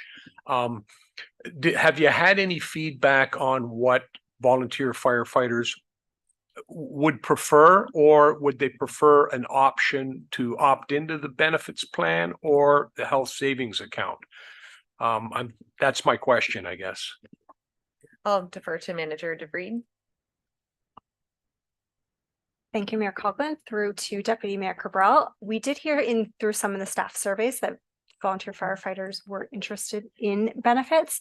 I believe some mentioned something similar to, some of the comments were that something similar to the benefit package offered by the township. I know through speaking with a broker that's not possible, but one of the options is through the VFIS, kind of, that's more of a traditional benefit package. If council wanted some more cost certainty, a healthcare spending account is one way to provide that. Thank you. Follow on. Yeah, thank you very much. And through you again, Mayor Coughlin, to I apologize, Manager DeVries. I was going to say Director. I guess what I'm trying to figure out is whether or not if benefits were provided, whether a health spending account would be more appropriate for them, if that would be more desirable for them, because depending on your situation, it might be very desirable to have that option. Then again, on the other side of the coin, there is costs associated with an actual benefit plan. So I'm wondering if that might be a good place for us to start, would be a healthcare spending account. Manager DeVries. Thank you, Mayor Coughlin. Through to Deputy Mayor Cabral. A healthcare spending account, yes, it would be able to provide additional benefits for those who may have a plan elsewhere, because they would be able to use the healthcare spending to top up anything that perhaps their plan didn't cover. And there are also other through the Canadian Revenue Agency, other things as opposed to just drugs and your regular things like physio and chiro are able to be covered with a healthcare spending account. And one of the things with the package offered by the VFIS was we would have had to have 50% enrolled in the plan in order to be eligible for that type of coverage. But the healthcare spending account, yes, it would be able to provide additional coverage for those who may be covered by a health plan elsewhere, because the majority of our volunteer firefighters do have employment elsewhere. But for those who don't have coverage, it would also be able to be used for certain medical expenses. And I believe the option is also with a healthcare spending account, they could purchase a plan elsewhere and use the healthcare spending account to cover those premiums. Follow on, Deputy Cabral. Thank you. I'm kind of and I will be, or someone else could be. I'm leaning towards option one in conjunction with option 5, the healthcare spending account. Obviously, subject to further discussion by council, but that's where I would be headed. Okay. Thank you. Council, is there any other questions specific to the draft operating and capital budget? Chief Kirk. Thank you, Mayor Coughlin. Through you, I did have one last piece on the capital, so okay, if I can indulge. Yeah, absolutely. So just an update, as everybody's aware, Pega Construction was awarded the contract for the new fire station. Just to give council an update, we've had our first kickoff meeting last week. It went very well. I'm getting a very strong sense that we did you guys did the right thing. They're a very reputable company, built a lot of fire stations, and it sounds like shovels in the ground by March, April. We'll say the spring of 2025. So let's not, I don't want to be held to a date, but it sounded that way, that we're gonna have a hole in the ground. Oh, and sorry. Yes, and we're going to have a groundbreaking ceremony with council and PEGA. So exciting times definitely for Springwater Fire and the township as a whole. It'll serve the community very well. The other things that we have on capital is obviously a renovation of Fire Station 5. Through our hall tour, I talked to you about cancer prevention guidelines that's being promoted by the provincial government. I really believe it's in the best interest of our well-being of our firefighters. So we want to start. That's one of 3 stations that has to be hardened when it comes to cancer prevention. So I've asked for $150,000 to get that project up and running. It's been carried over for far too many years now. The other item on the list is the replacement of pump 31 that is identified in our 10-year capital. And in keeping with Fire Underwriters Survey, that truck has to go in, it should go into reserve in 2025. I'm getting a jump on this because of the timeframes it's taking to get fire trucks. So it could be up to 24 to 30 months to get a new apparatus. That said, if you've read the report, we will be looking for savings in regards to a demo model coming off the line. So if there is that opportunity, which would present a significant savings. And then the last thing is the fire department dispatch software. At this juncture, we're at the mercy of Barrie Fire and Emergency Services. They have a procurement process in place at this time. And I can only tell you that I've budgeted the $20,000. That's hopefully at the high end. We were led to believe that anywhere between $5,000 and $20,000 would secure new fire department management software that communicates with the President Symposium dispatch software. So, and that's the end of my capital presentation. Thank you. Thank you. Any questions on these? No. All right, at this time, council, I have had it moved by Councillor Garwood and seconded by Councillor Fisher that the 2024-25 draft operating and capital budget fire and emergency services be referred to the November 22nd, 2023 budget session for further consideration. All those in favor? And that has carried. And at this time, we'll move on to the firefighter compensation and benefits for further discussion. May I have a mover and seconder for that, please? I have Deputy Cabral and Councillor Alexander, that the report from the manager of people, talent, payroll, and benefits regarding the volunteer firefighter compensation and benefits dated November 15th, 2023 be received. Manager DeVried. Thank you, Mayor. Thank you, Mayor Coughlin, through to the rest of council. Further to the direction provided by council on October 11th, 2023, additional research was conducted on increasing the minimum call out per call and options for benefits for volunteer firefighters. So volunteer firefighters in Springwater are compensated based on a paid on-call basis for their service. And a method growing in popularity in the volunteer fire service is to increase the minimum call out per call to boost response. For example, providing 2 hours of compensation for the first hour of a call. So staff undertook a detailed analysis of the fire and emergency services call history, and I would like to thank Megan Warren for her assistance with this to determine how many calls per year were under an hour to estimate the cost of increasing the minimum call out to 2 hours per call.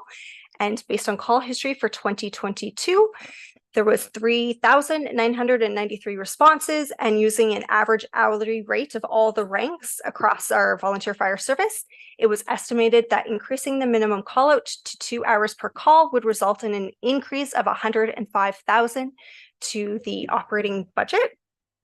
And offering additional benefits to volunteer firefighters is growing in popularity to provide additional attraction and retention in the service.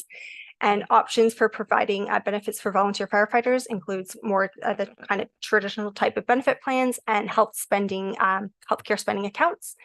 And as mentioned for VFIS, the annual cost to enroll all volunteer firefighters for member-only coverage, meaning only the volunteer firefighter themselves would be eligible for coverage. It would be $73,500 plus applicable taxes per year. And the annual cost to enroll all volunteer firefighters for member and family coverage, meaning the volunteer firefighter and any of their dependents, would be eligible for coverage. It would be $162,300 per year plus any applicable taxes. And we also obtained quotes through our current provider of Sun Life Financial for a healthcare spending account in the amount of $500 per year and in the amount of $1,000 per year. And the annual cost to enroll all volunteer firefighters with a $500 healthcare spending account would equate to $53,450 plus applicable taxes. That includes the administration fee for that. And the annual cost to enroll all volunteer firefighters with a $1,000 per year healthcare spending account would equate to $106,900 plus applicable taxes. And unfortunately, VFIS doesn't provide a standalone for healthcare spending accounts just for volunteer firefighters. But Sun Life does provide that, and we would be billed much like we are through the healthcare spending account through council and submit payments through our finance department for any claims incurred. Thank you. Thank you. I'll turn back to Deputy Cabral. Thank you, Mayor Coughlin. And I'm looking here at the option number 1 in conjunction with either 4 or 5. 4 would benefit obviously those who already have health benefits, but it wouldn't do a whole heck of a lot for our volunteer firefighters who don't have any. So I know there's additional cost involved, but I do feel that they provide a fantastic service to the residents of Springwater Township. I was a recipient of that before, and I would be happy to suggest option 1 in conjunction with option 5 for our volunteer firefighters. If there's further discussion, I'm getting a seconder. And do you want to do each? Would it be easier to do each one at a time, or do you want them included as one? That way we can vote on each one individually. And did you want to put them forward together? Or did you want to do option 1? So basically we have the resolution before us to receive it, and now we are adding to it. So it'll say and that. So we're adding these as amendments to it to be approved. So if we could just do one at a time, and then that way if members of council do agree or don't agree, then we can just carry on. Yeah, I'm fine, but with that, Yep. that's a great idea. So we have option number 1 being presented, and I do need a seconder to have that for inclusion, Councillor Thompson, and I have Councillor Garwood with comment or question. Oh, no, it was just, okay.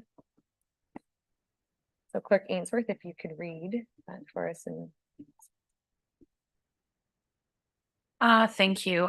So the amendment at this time would read that the motion now before council be amended as follows: to add option 1, that staff be hereby directed to increase the minimum call out to 2 hours and include the additional salary costs of approximately $105,000 within the Fire and Emergency Services 24 operating budget.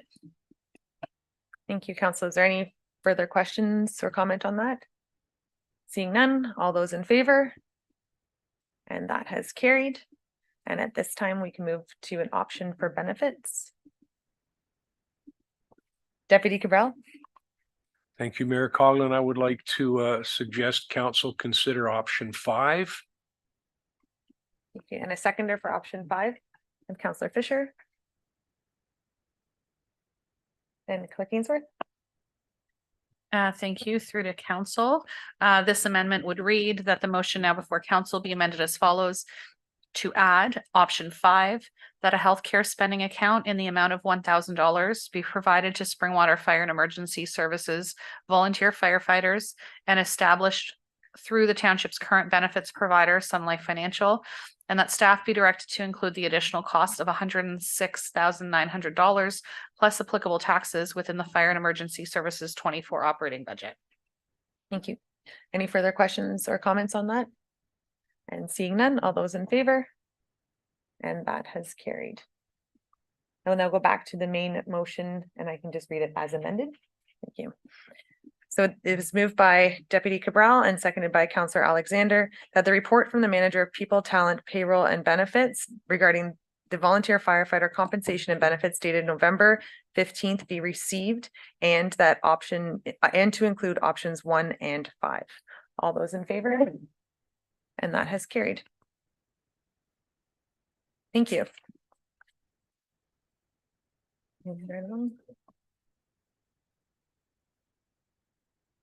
I will now be moving on to planning and building. If we could have the appropriate, we have one there, and Director Planner is gonna, Director Planner. Here's a new one. That was not on the list today. May I have a mover and seconder to refer the draft operating capital budget for planning and, sorry, for building and planning services, please? I have Counselor Garwood and Counselor Fisher, that the 2024-25 draft operating and capital budget, building and planning services be referred to the November 22nd, 2023 budget session for further consideration. And I'll just give them a minute. All right.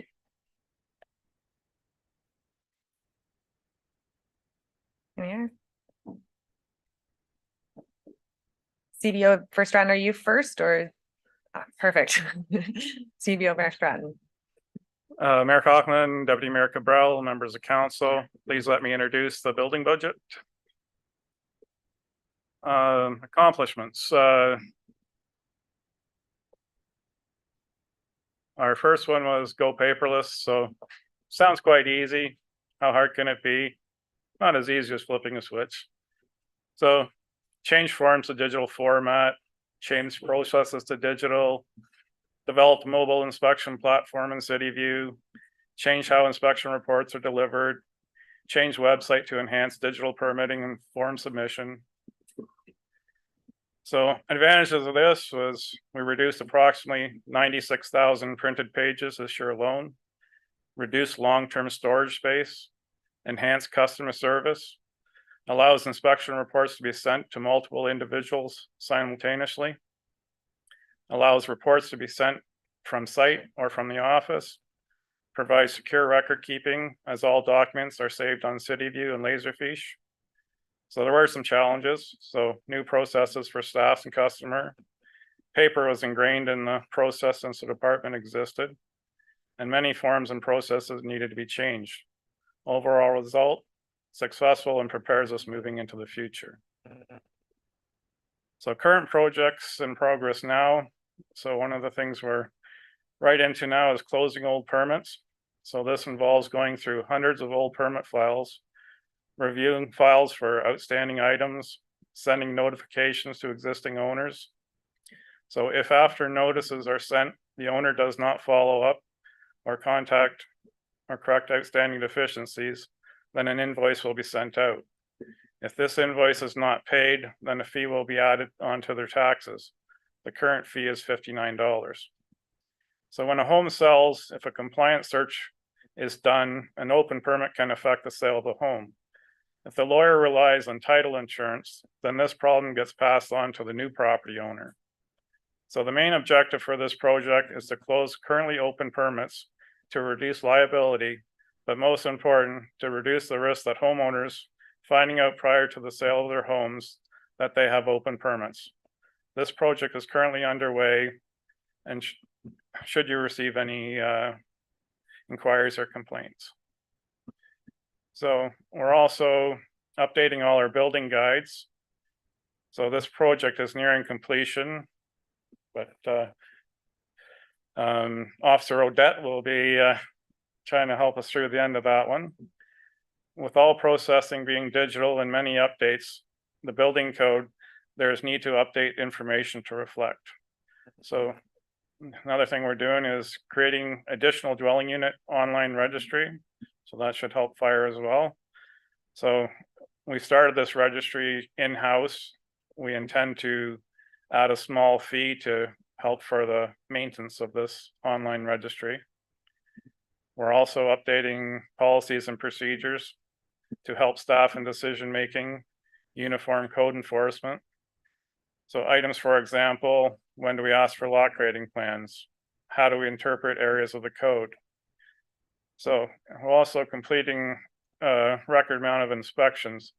So though we issued 450 house permits and collected revenue last year, the actual construction has been done in 2023, and most will be occupied this year and the first couple months of 2024. So new projects in 2024. So we're supposed to get a new version of the building code. I mean, it's 2012 code. It was supposed to come out in 2017. Now we're 2024, so no guarantees. But part of that process will be to review the new code changes, which is going to be the most in history. And we'll have to develop training for contractors, homeowners, and internal staff on how these changes affect them. The other thing, we want to develop the Orr Lake reinspection program, supposed to be completed in-house in 2024. It was last run in 2017 and was contracted out. We will bring a report to council in 2024 in response to the blue-green algae outbreak. Goal will be to use delay in current developments to utilize internal staff to take advantage of this gap. So report on projects of the past. So City View, many new advancements in use from forms, reports, mobile inspection platform.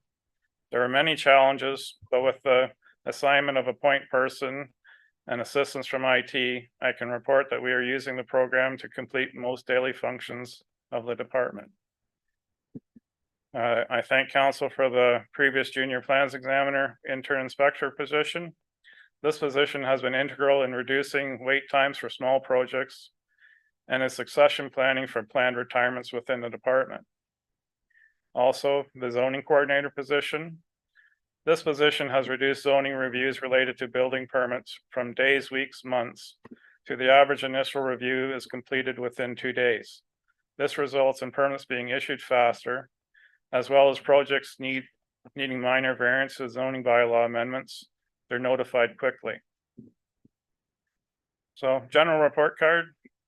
So permit issuance has been reduced from weeks to permits being issued within 10 days, with some being issued same day or within 3 days.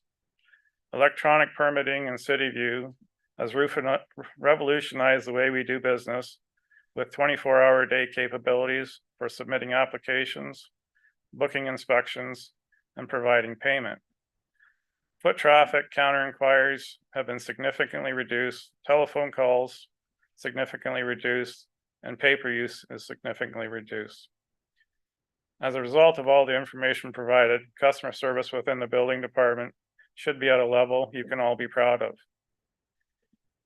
So with higher interest rates, delays in some projects, I have chosen to carry forward our electric or hybrid vehicle forward to next year to ensure developments move forward prior to purchase. So as part of that, this vehicle will sit approximately 17 hours a day. And if electric could be charged with a 120 volt, 30 amp or higher breaker. So I'm going to ask you at this time, I know we lent towards getting an electric vehicle last year instead of a hybrid. Can I get a show of hands? Who would like to go with electric? And We straw voting, the clerk might actually hit me. So no, you may not. Okay.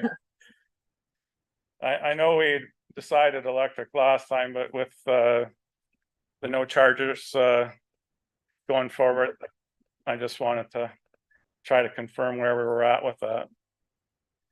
So I'll let you talk to me outside of this. So thank you for your time. And should any of you have any questions today or in the future, I would be happy to answer. Thank you very much, CBO Verstraeten. Councilor, any questions at this time? Councilor Fisher and then Thompson. Through you to Manager Verstraeten, what would be for the vehicle purchase? What would be your estimated lifespan of that vehicle, regardless of whether it's hybrid, electric, or gas? So we're 10-year replacement. Sorry. Councilor Thompson. Yeah, through the chair to our Chief Building Officer Verstraeten. Has there been any income projections from our new shipping container bylaw that may be approved tonight, and are they included in the budget? CB over Stratton. Through you, Mayor Coughlin, to Councillor Thompson.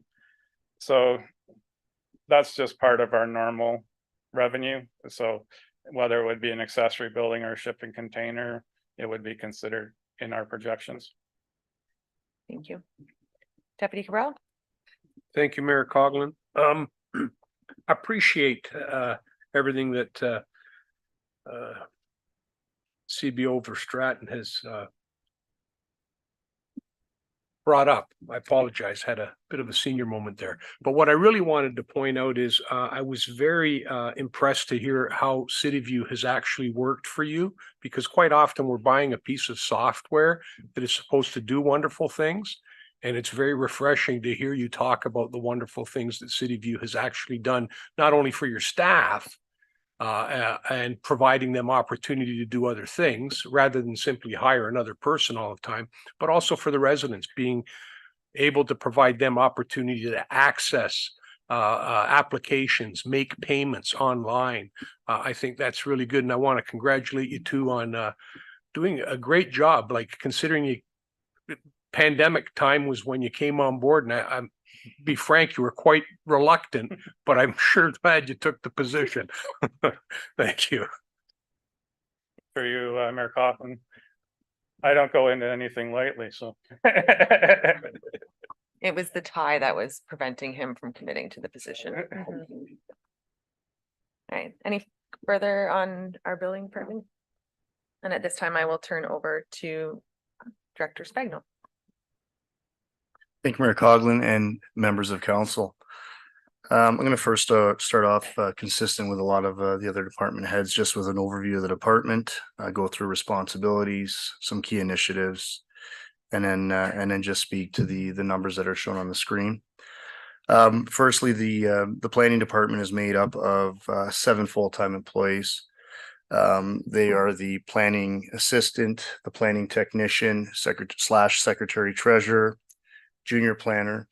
There are 2 planners, 1 senior planner, and a director of planning. The department is responsible for anything related to planning under the Planning Act. So that includes providing an educational resource to residents, developers, council, also to process applications of the Planning Act as it relates to plans of subdivision, official plan amendments, zoning bylaw amendments, site plan applications, but also to keep up to speed on many of the provincial changes that we've all been exposed to, I think, over the past bunch of years, and to also assess the implications that those changes may have on the municipality and on the department as a whole. Another aspect of that is related to economic development, where the department is partially involved in economic development initiatives. This would include the implementation of a community improvement plan. This includes providing some enhancements and some resources to the business improvement area, the BIA up in Elmville. In addition to that, also trying to provide for some enhancements through economic development for other functions that are related to the Elmville Fall Fair, Maple Syrup Festival, Autumn Fest, and events such as that. The key initiatives that the department foresees over the next year is it's an inclusion of ongoing projects that have been legacy projects that have been moving on throughout the process, and a couple of new ones. So firstly, the official plan was adopted by council, I believe it was July this year. That plan has been forwarded on to the county for some modification and revision to ultimately be approved. What staff expect is that there will most likely be appeals of that official plan. That's just the nature of the game, and that's what happens. So most effectively, what's mostly going to happen is there's most likely going to be appeals once the county approves that official plan, which is slated to occur in early 2024. Similar and along those same lines, there are still Ontario Land Tribunal appeals that are ongoing. Some which are important to mention would be the Ballymore Homes appeal, and also the Lewis Pitt appeal, which was just recently launched, and which will most likely be a large draw from from departmental resources just due to the nature of the appeal and the complexities that are involved. One new aspect related to upcoming projects related to planning would also include the zoning bylaw housekeeping update. This is a typical update that's required to update the bylaw to reflect current policy, but also update the bylaw to reflect approved bylaws and make sure that there are key policy provisions and changes that need to be corrected. That can be a process that occurs over a year to 2 years. I have listed here shipping containers, but council's expediency in making the decision to have staff move forward has led to the report that's on council's agenda tonight. So, staff are hopeful to have those zoning bylaws or that bylaw implemented and approved. And again, that's one that may be subject to future appeals, which goes into the Ontario Land Tribunal category for 2024, potentially. It was mentioned through other budget discussions about a planning platform as it relates to City View. That's another project that the planning staff will have to be heavily involved in to implement that platform, to bring online intake for applications, to work through application process, and to essentially digitize the process so that there can be some tangibles measured in as to what volumes look like, response times, real-time information to clients, basically advising us where applications may sit in the process. So that's an efficiency in a platform that will take some significant staff time and resources. And lastly, well, not lastly, sorry. In addition to that, as we all know, the township is subject to some considerable development pressures.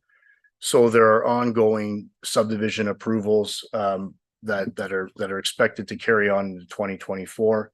Many of these are the implementation of the subdivisions. So that's clearing draft plan conditions, trying to move those subdivisions towards registration, and ultimately, which will result in building permit issuance, which my friend, Mr. Verstraeten, is going to be responsible to handle once that comes down the pipe. So the expectation is that 2024 may be a year where there is going to be some considerable activity from a development standpoint, even though we're sitting in a lull right now. And then lastly, from a development side, there's some site plan applications that have been in the queue and that are ongoing that will most likely continue to be ongoing.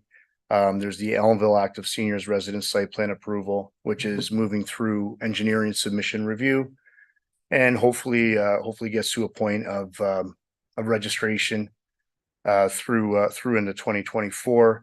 There's a Rivera redevelopment. And then there's the ongoing county paramedics post that's also going to be up and running.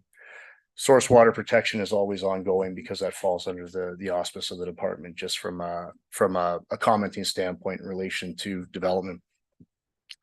Moving on to economic development, as I noted, the continuation of the implementation of the community improvement plan, updates to business directory, staff liaison with the Elmville BIA, and then business information and sharing business updates and information as they come in would be an ongoing responsibility of the department. There are additional responsibilities of the department that we would talk about later on when we get into suggested program changes, and it's through this budget that staff are proposing an economic development officer as a program change to basically to hopefully result in a department of 8 full-time employees. So looking at the numbers, any questions from mayor and members of council with respect to initiatives, staffing? So just on to the numbers with the operating budget, similar to many other departments, many of the increases are related to staff increases as they move up through the grid, also increases in benefits. And that is the nature of the increase that you're seeing there on the screen before you as it relates to the operating budget. I'm available to answer any questions that council may have. I'll turn to council now for questions for Director. Deputy Cabral. Thank you. Mayor Cogman, through you to Director Spagnol. I see grants and contributions here. I'm just wondering, is not shown in 2024 because there's an anticipation that we might get some, or was that strictly a one-off? Director Spagno? I thank Mayor Coughlin, through you to Deputy Mayor Cabral. The grants and contributions from 2023 was a county grant for economic development. That was funding that was provided to implement initiatives oriented towards anything to do with providing for a more robust strategy, to carrying off any consulting work, to do reports, to implement any initiatives under economic development. The reason why it's not shown under 2024 is because staff were not able to implement those actions. The funding grant had to be resolved and returned. So that's why it's not shown. That said, through further discussion, and we can get into discussions with respect to the economic development officer position, there may be other opportunities to start seeking funding grants and things like that to provide for and funnel those funds into the economic development program. I'm going to turn to Director Radigan. Thank you, Mayor Coughlin. Just to further add to that, I just wanted to make note that there is an offsetting expense to the grant, so there is no net impact to the bottom line. You'll notice under special projects and events, there is a reduction of $50,000, which offsets the grant. So I just wanted to clarify that. Thank you. Councillor Thompson? Through the chair to Director Radigan or to Director Spagnell or Director Radigan, whoever can answer this question. Were there any other grants that we missed out because we didn't have an EDO officer? Director Spagnell? Thank you, Mayor Coughlin, through you to Councillor Thompson. I guess the first thing is a qualifier. I mean, with applying for funding and grants, it depends on whether or not you're going to actually receive them. So in essence, if the resources weren't available to apply for the grants and put the time and effort into trying to apply for available funding, I would say yes, there was opportunities missed. Not to say that we would have received the grants, but the opportunity to actually submit was missed. There are funding opportunities which available through the county, through the province, that have different types of commitments that could be applied for. One example is the RTO7 Partnership Program funding program. That's a program that you could apply for, where it's oriented towards your enhancement to media and marketing.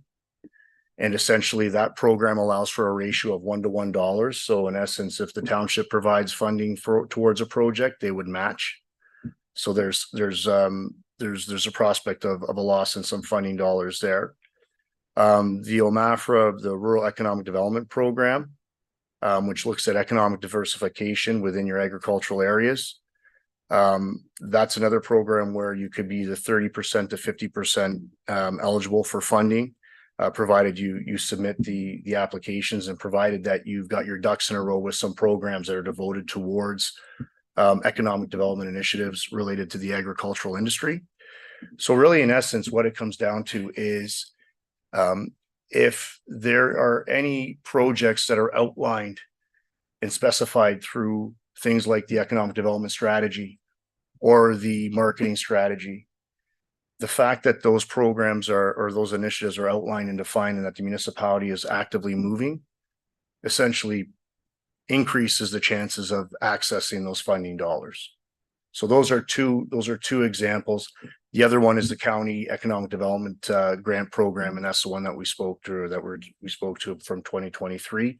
There may be the opportunity for those funding dollars to become available in 2024. Just staff would need to wait to see what that program looks like. Deputy Cabral? Thank you. Just a comment through you, Mayor Coughlin, to Director Spagnell. I know that some other municipalities in Simcoe County do have economic development officers. Some of them seem to be in a different situation than Springwater Township does. But I also noted there was could have been more than one, but I came across economic development where they basically referred you back to Simcoe County. Is there opportunity there? Because they actually provided the name of the economic development officer at the Simcoe County as their economic development officer. So I'm just wondering if there's opportunity there for us to tie in a little bit more with them. Thank you. I'll go to Director Spagnell for the answer, and then the separate program change is going to be tabled next. So we can deal with that after, but the answer is, sorry, Director Spagnell. I think Mayor Coggins through to Deputy Mayor Cabral. The county is, the way that I see the county's role in economic development is they act as a resource to other municipalities. They serve the wider interest of the county to provide opportunities for other municipalities to learn about potentially businesses that want to come into an area. So they're the conduit as a larger entity to provide information to the local municipalities. So in essence, the townships could direct those types of inquiries and those types of considerations to the county. However, that's not specifically the county's role. The county's role is to serve on a countywide basis as a large umbrella to identify opportunities and to be a conduit for maybe some, for example, overseas manufacturers who are looking for land. And they can vet that out through their channels at the municipal level to determine whether or not there's any land that might meet the needs of that manufacturer. So I would say that based on the county's overall objective and what their role is, I would say that for a municipality of this size and with the amount of growth that's going on in this municipality, that by having the county represent the township of Springwater, that would be an underservice to the businesses. It would be underservice to the municipality to attract the type of investment that the municipality will need to in order to have that robust economic development program. Just based on the growth alone, based on the projects that are going on right now, and I'll speak to the position later on, but I think an economic development officer is needed to be able to funnel in and tie into all of the opportunities that are needed. And a resource directed to that function would benefit the municipality greatly. Councilor, are there any further questions for Director Spagnell on our operating and capital? Seeing none, I had that moved and seconded. I did. That the draft 2024-25 draft operating and capital budget for the building and planning services be referred to the November 22nd, 2023 budget session for further consideration. All those in favor? And that has carried. And council, may I have a mover and seconder for the program change of the economic development officer? I have councilors Thompson and Deputy Cabral, that the program change economic development officer be referred to the November 22nd, 2023 budget session for further consideration. And I will turn back to Director Spagnell. Thank you, Mayor Coughlin. So I guess the origin of the request for this position really stems from the economic development strategy that was approved in 2010. There was a recommendation in that strategy to hire an economic development officer to carry forward with and to try to establish a more robust economic development program to do a number of things. One was to attract business. Two was to implement the strategies for marketing the municipality.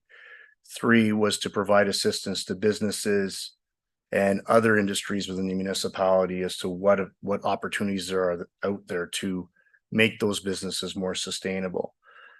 The third would have been to assist in marketing enhancements for various events and things of that nature to really market the municipality.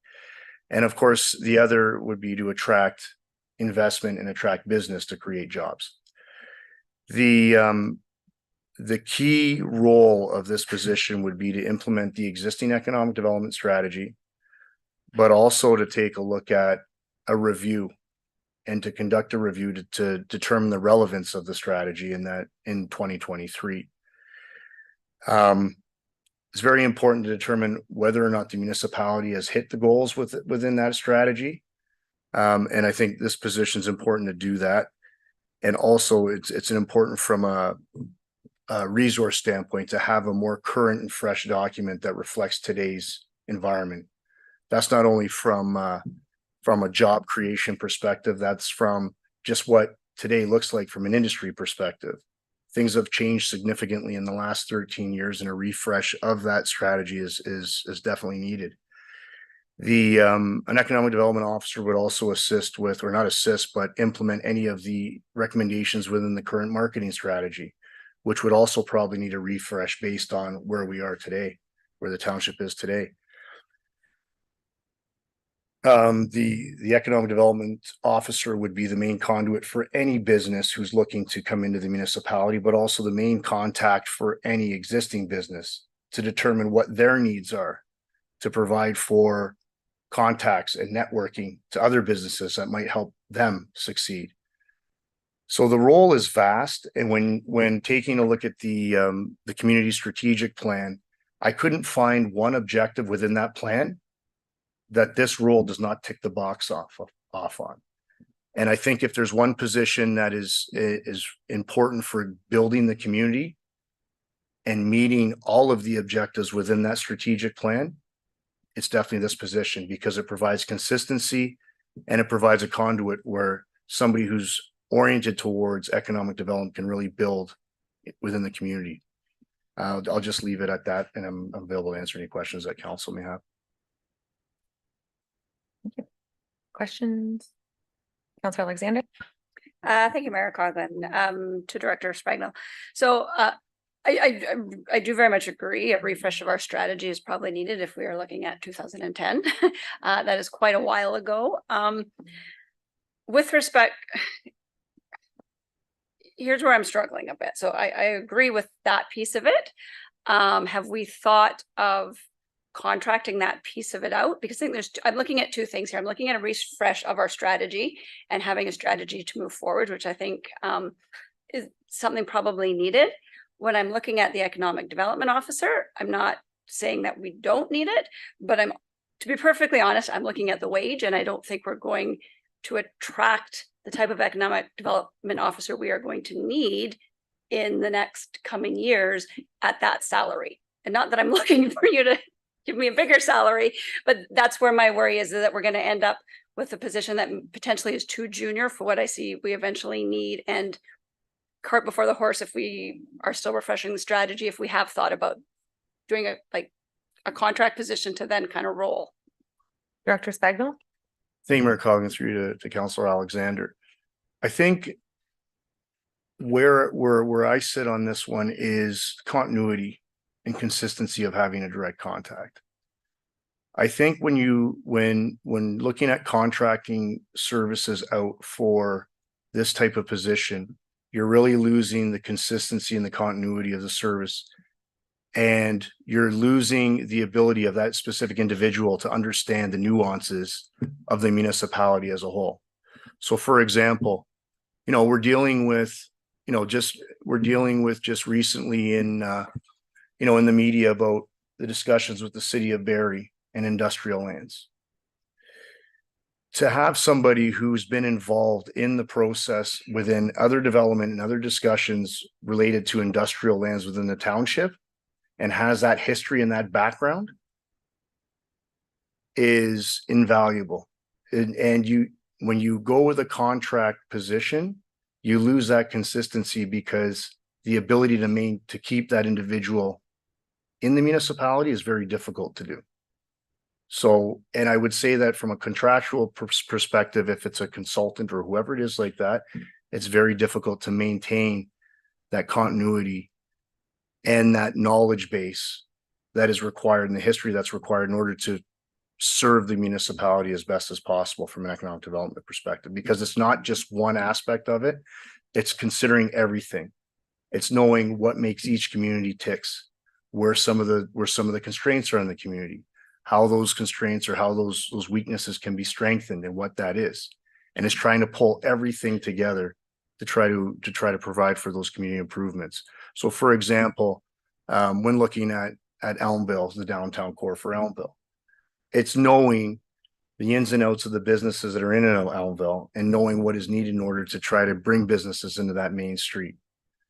It's knowing what the downfall is, or maybe what the weakness may be in the Bayfield Street corridor, and knowing what needs to go in that area. And it's pulling it all together and trying to piece that together where that I think you would lose if there was a contract position. Provided for this. It's the continuity and it's the knowledge, the community knowledge that I think that would be lost. And a follow on from Councillor Alexander and then Councillor Garwood. So to build with that, and again, I don't necessarily disagree with you with any of that, and especially with the upcoming conversation that will happen tonight regarding the boundary adjustment and the industry involved and stuff. So do you feel that we are going to be able to attract an individual that has the skill set to deal with some of these big issues at the salary proposed? Director Spagnell. Thank you, Mayor Coggin, through to Councillor Alexander. I think you will be able to attract somebody who does have the expertise to be able to deal with economic development. The level of expertise that comes in, I can't really talk about whether or not this salary will do that. But I do think what you will do, and what I found in the past, is that when municipalities come in and put a commitment into a specific position with a full-time position such as this, even if the expertise isn't there, there's always a willingness to grow when the opportunities are not always, sorry, I shouldn't say always, but it makes that invitation to grow in that municipality a lot more enticing to bring somebody who's ready to learn and somebody who's ready to get involved and immersed in the community versus a contractual position. So I think you would get some good candidates for sure. Councillor Garwood. Thank you, Mayor Coughlin. And just really just a few comments. I first wanted to thank Director Spagnell and his staff for their consistent support towards the BIA in Elmvale. I've been asked by the BIA to share our consistent gratitude for planning staff's support, even though it might be off the side of a desk and not a true responsibility of sorts many days. Your staff goes above and beyond, so thank you for that. Secondary to that, a couple of weeks ago, maybe a month or so ago now, I had the opportunity, along with Councillor Thompson and Mayor Coughlin, to meet with staff from the county to speak about economic development. And I could be wrong by one or two municipalities, but I believe we were one of three that did not have an EDO position, a full-time support position related towards economic development. And again, there's far more municipalities within this county that are far smaller than our municipality that do have an EDO position. And third, I see a annualized salary and benefits of 109,000, almost 110,000, as nowhere near a junior position. I see that being extremely attractive salary for someone to come in. Again, we can't know, as Director Spagnell noted, the experience associated, but again, I do definitely see that as a attractive position and not a junior one. I had Councillor Fisher and then Thompson. Through you, Mayor, to Director Spagnell. Well, what is the caliber of business you hope to attract to Springwater with this position? Sorry, Director Spagnell. Thank you, Mayor Coughlin. Through to Councillor Fisher. I would say all business. I think what it does, the position provides for a contact for anybody who's interested to locate in the municipality, the opportunity to have somebody to speak to try to coordinate a process or a path forward to bring business to the municipality. So the caliber, you can't really gauge what the caliber of business we'd be looking to attract. I mean, municipalities tend to want to go for the tech businesses, the clean businesses, and draw and attract those businesses. Very difficult to do.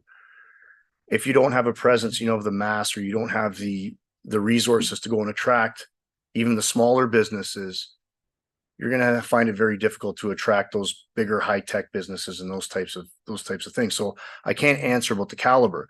What I can say is that at bare minimum, by having a dedicated staff member devoted to economic development, you're directing resources so that you can actually search and you can try to attract those businesses, because the resources are there to devote the time needed to market the municipality and have those discussions and do the legwork for any business who's interested in coming to the municipality. But I think it's important to note also that this is not necessarily this position is not necessarily devoted to just attracting business. It's a position that's devoted to supporting existing business as well and to making existing business sustainable. So for example, if there's a business that's outgrown its property, for example, and it wants to expand, this is a direct conduit from an economic development perspective to say, this is the person you need to talk to from the municipality. They can sort you out with a property that might be zoned for the use you're looking for. It'd be designated and outline the process that you might need to go through in order to relocate within the municipality. And, I would say, planning, a lot of times planning are the no people. We say no a lot. The economic developers are the ones who come in who are paid to look for solutions and how to get things done. And that's exactly what this role would be, because they would have dedicated time to look at those options in a more holistic fashion versus somebody coming in saying, what's the process I need to do here? And thank you. Before I go to Councillor Thompson, I think we spoke earlier today too about the capacity of the current staff that we do have. Things like running a golf tournament, things like putting on festivals. I know we used to have an economic development committee that we used to sit probably 8 years ago talking about having ready serviced land where we can actually come up with an actual plan to direct people rather than having people coming to us and saying, hey, I want to go here, I want to go here. We can come up with a strategy that says, no, you're coming here. So I very much look forward to the position. Councillor Thompson? Just a comment, a couple of comments. I was a little envious a couple of weeks ago when I read an article.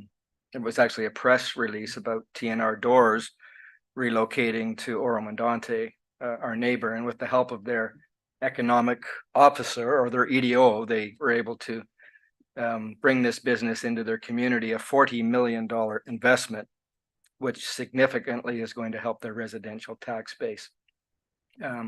I believe had we had one, that we would have had a greater opportunity to be able to attract a business such as that, which I think comes with 80 jobs, which would be beneficial to our community. I also did some research on our own community because Director Spagnell has said that this position is not only to attract new business, but really to support local business. And we would have hundreds of such businesses like the one that I found out that just added a garage to their business this past year, which added an extra $21,000 to our tax basis and in a supplemental assessment by impact. So we have many opportunities that and the correct individual like this could help us to would be very beneficial to us, in my opinion, to help us offset the residential tax base. I think that everything that's going on in our community, that this job is very much needed. We should have had it last year. I was really disappointed when it was pulled from the budget. I think it's cost us, and I would hope that we would be able to go forward with this position that will be beneficial to our community. Thank you. Deputy Cabral? Thank you, Mayor Coughlin. I just I think it's important. I did make mention that there was a municipality that basically listed county's economic development person. But I also would like to point out that there are municipalities who partner in order to provide this service, and economic development, North Simcoe economic development thing. This is something that I became aware of not too long ago. And it includes the municipalities of Tiny, Tay, Penetanguishene, and Midland. So, I mean, there's 4 municipalities, but they're pooling their resources together for one common purpose, and they all benefit from it. I think, if we're talking about economic development, is it necessary to hire a specific person, or can we also pool our resources with that particular organization if they were open to it, and see whether or not we might be able to benefit from that? I mean, that's what they're doing, and we can certainly look at Midland. It has residents, it has commercial, it has industrial, it has everything going for it, and yet they're a piece of that equation. So I just wanted to put that out there so that we didn't get the sense that there are that many that have them when in fact some of them are pooling resources together. So they do have them, but in a different fashion. And thank you. And just further to to those comments, there are the four groups that are together. They still have EDO positions within their local municipality. This group is a group that's hired. It's like kind of like I don't remember the name of it, but I do know that last year there was talk that they were not going to fund that group because they were not able to individually direct that. So what's good for Midland isn't necessarily what's good for Tay. So they were finding much strain in the partnership and the strain and the shared resource. Whereas at that group, at that table, they were saying they wish that they were pulling their resources in-house so that they could have someone focused on what's best for their unique municipality. Deputy Cabral. Thank you. I guess the only other point I want to make here is, as Councillor Fisher mentioned, was the idea of attracting specific businesses. And, you know, while looking at one individual and saying that there's our economic development officer, I think there's a lot more financially that we need to invest if that person comes on board, because they're not going to take clients or people who want to establish businesses here to McDonald's. If they're going to be going to any kind of trade shows, things like that, where businesses are to be found that they might want to entice to come to Springwater, there's an inherent cost to that too. So in as much as you want to, you know, bring on board an economic development officer, this here $90,000 in wages, to my way of thinking, to bring business in that to Springwater Township would entail more than just working in Springwater, but literally, I believe, going outside. So it's not that I'm saying I don't agree with it. And the other thing too is, I think you said 2010 for this last plan. So maybe we should be looking at also updating that. But I'm just saying it's a much bigger package than just an individual, in my opinion. Director Spagman. Thank you, Mayor Coggins, through to Deputy Mayor Cabral. I think the key is that the municipality needs to start somewhere. And, you know, there's economic development budgets out there that are at $150,000. But I think the key point is that it needs to start somewhere with a position that's dedicated to that specific role, to do it justice and to see what opportunities are out there, to see what needs to be updated. You know, I don't think by any stretch anybody from the senior management team, I don't think would ever be suggesting that we jump into a situation with $150,000 budget on a program that's, you know, essentially just starting with the base route, with having somebody to be able to carry forward with the initiatives within the program. But I think it's important to note that it needs to start somewhere and sometime. And I would suggest that it should have probably been in 2010, but it didn't. So I think, you know, from the municipality's perspective, a little bit behind the times with respect to that position, and it's long overdue. Thank you. Councillor Fisher. Be quick. It's not directed to anyone. I guess I like the idea of an economic development officer. I just think that we should identify what we want to achieve with it. Do we want to achieve attracting medium-sized businesses, commercial, industrial? Is that what we're trying to do with it? I struggle with this because I'm hearing small businesses sort of on Main Street, but potential stuff for the Bayfield corridor. And I do agree with Councillor Alexander's sentiment. You know, for $100,000, maybe you'll attract somebody to Main Street. Great. Will the tax revenue ever justify that position? I would say I doubt it. If we're going for medium to large size businesses and attracting them, I hate to say this, but $100,000 a year, I don't think we're getting the, excuse me, the caliber of candidate to go out and essentially bounty hunt those types of businesses to bring them in. Also, too, they're not going to go out, just drive out to them and like I say, sit in a McDonald's with them. You know, they'll have to be an expense account, a gas account, probably a company car. So I think if this is what we want to do, I think we need to identify more clearly exactly what we want to achieve with it. And I think $100,000 a year. And again, I'm the least in favor of spending more money, but I will say, I don't think you're getting the caliber of person to bring in the type of businesses that will bring that sort of revenue in, that from my perspective. Yeah, Counselor Garwood. Thank you, Mayor Coughlin. Wow, this sounds like a really great job.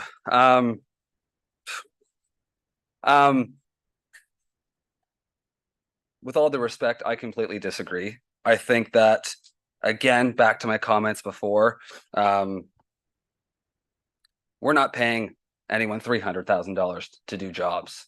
And I look at our neighbors. Councillor Thompson just brought up a example of a $40 million business that was attracted partially because of staff. I'm assuming when staff brought this program change forward, that the $91,000, I believe, is what the estimated salaries are, plus additional costs, which is almost 110, would have been done so in reviewing other municipalities within the area. That's just an assumption, and I might direct that over to Director Spagnell at the end of my comments here. But if that is the case, Ormadante is our neighbor. So clearly they're not paying somebody $300,000 a year to bring in a $40 million business. But again, I also go back to the fact that right now, and this might also be a second part of my question to Director Spagnell, is right now we know that there are planning staff members that do support economic development to a certain extent, again, whether it be events, whether it be the BIA. So this would also free up planning resources as we continue to grow. We talk about the massive growth that is coming to this municipality every single meeting. Well, this also frees up resources so planning staff can do planning completely. So I'll direct that through to Director Spagnell, if I may, Mayor Coughlin. Director Spagnell. Thank you, Mayor Coughlin, through to Councillor Garwood. Yes, there was a review of what some salaries would be of similar economic development positions. The issue with doing that review is that there's not one specific position that carries the same responsibilities. So really the salary that was arrived at for this particular position was really based on the responsibilities of that position in comparison to what would be, a managerial or a coordinator type position. So there's not a one size fits all type salary. It really depends on the position responsibilities. As far as the comments about freeing up planning staff time, yes, the position definitely would free up some staff time with respect to planning. But I think there would still need to be some support provided to this individual from other members, because the amount of work that's involved in this position is considerable. I think on that basis, it's important to note that we're not just talking about attracting business. The program change that's before council is really looking at the implementation of the economic development strategy.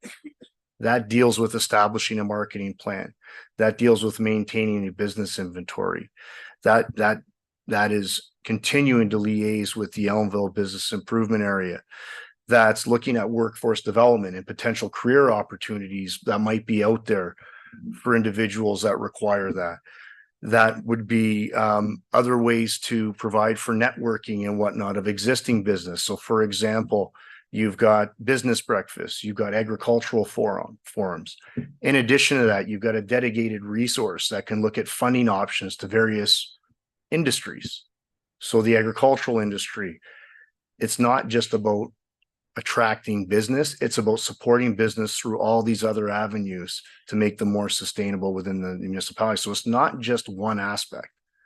And I think that's important to note that really, as far as this position goes, the key responsibilities are really outlined within the program change. And at the end of the day, if there is a push because of the successes of the position,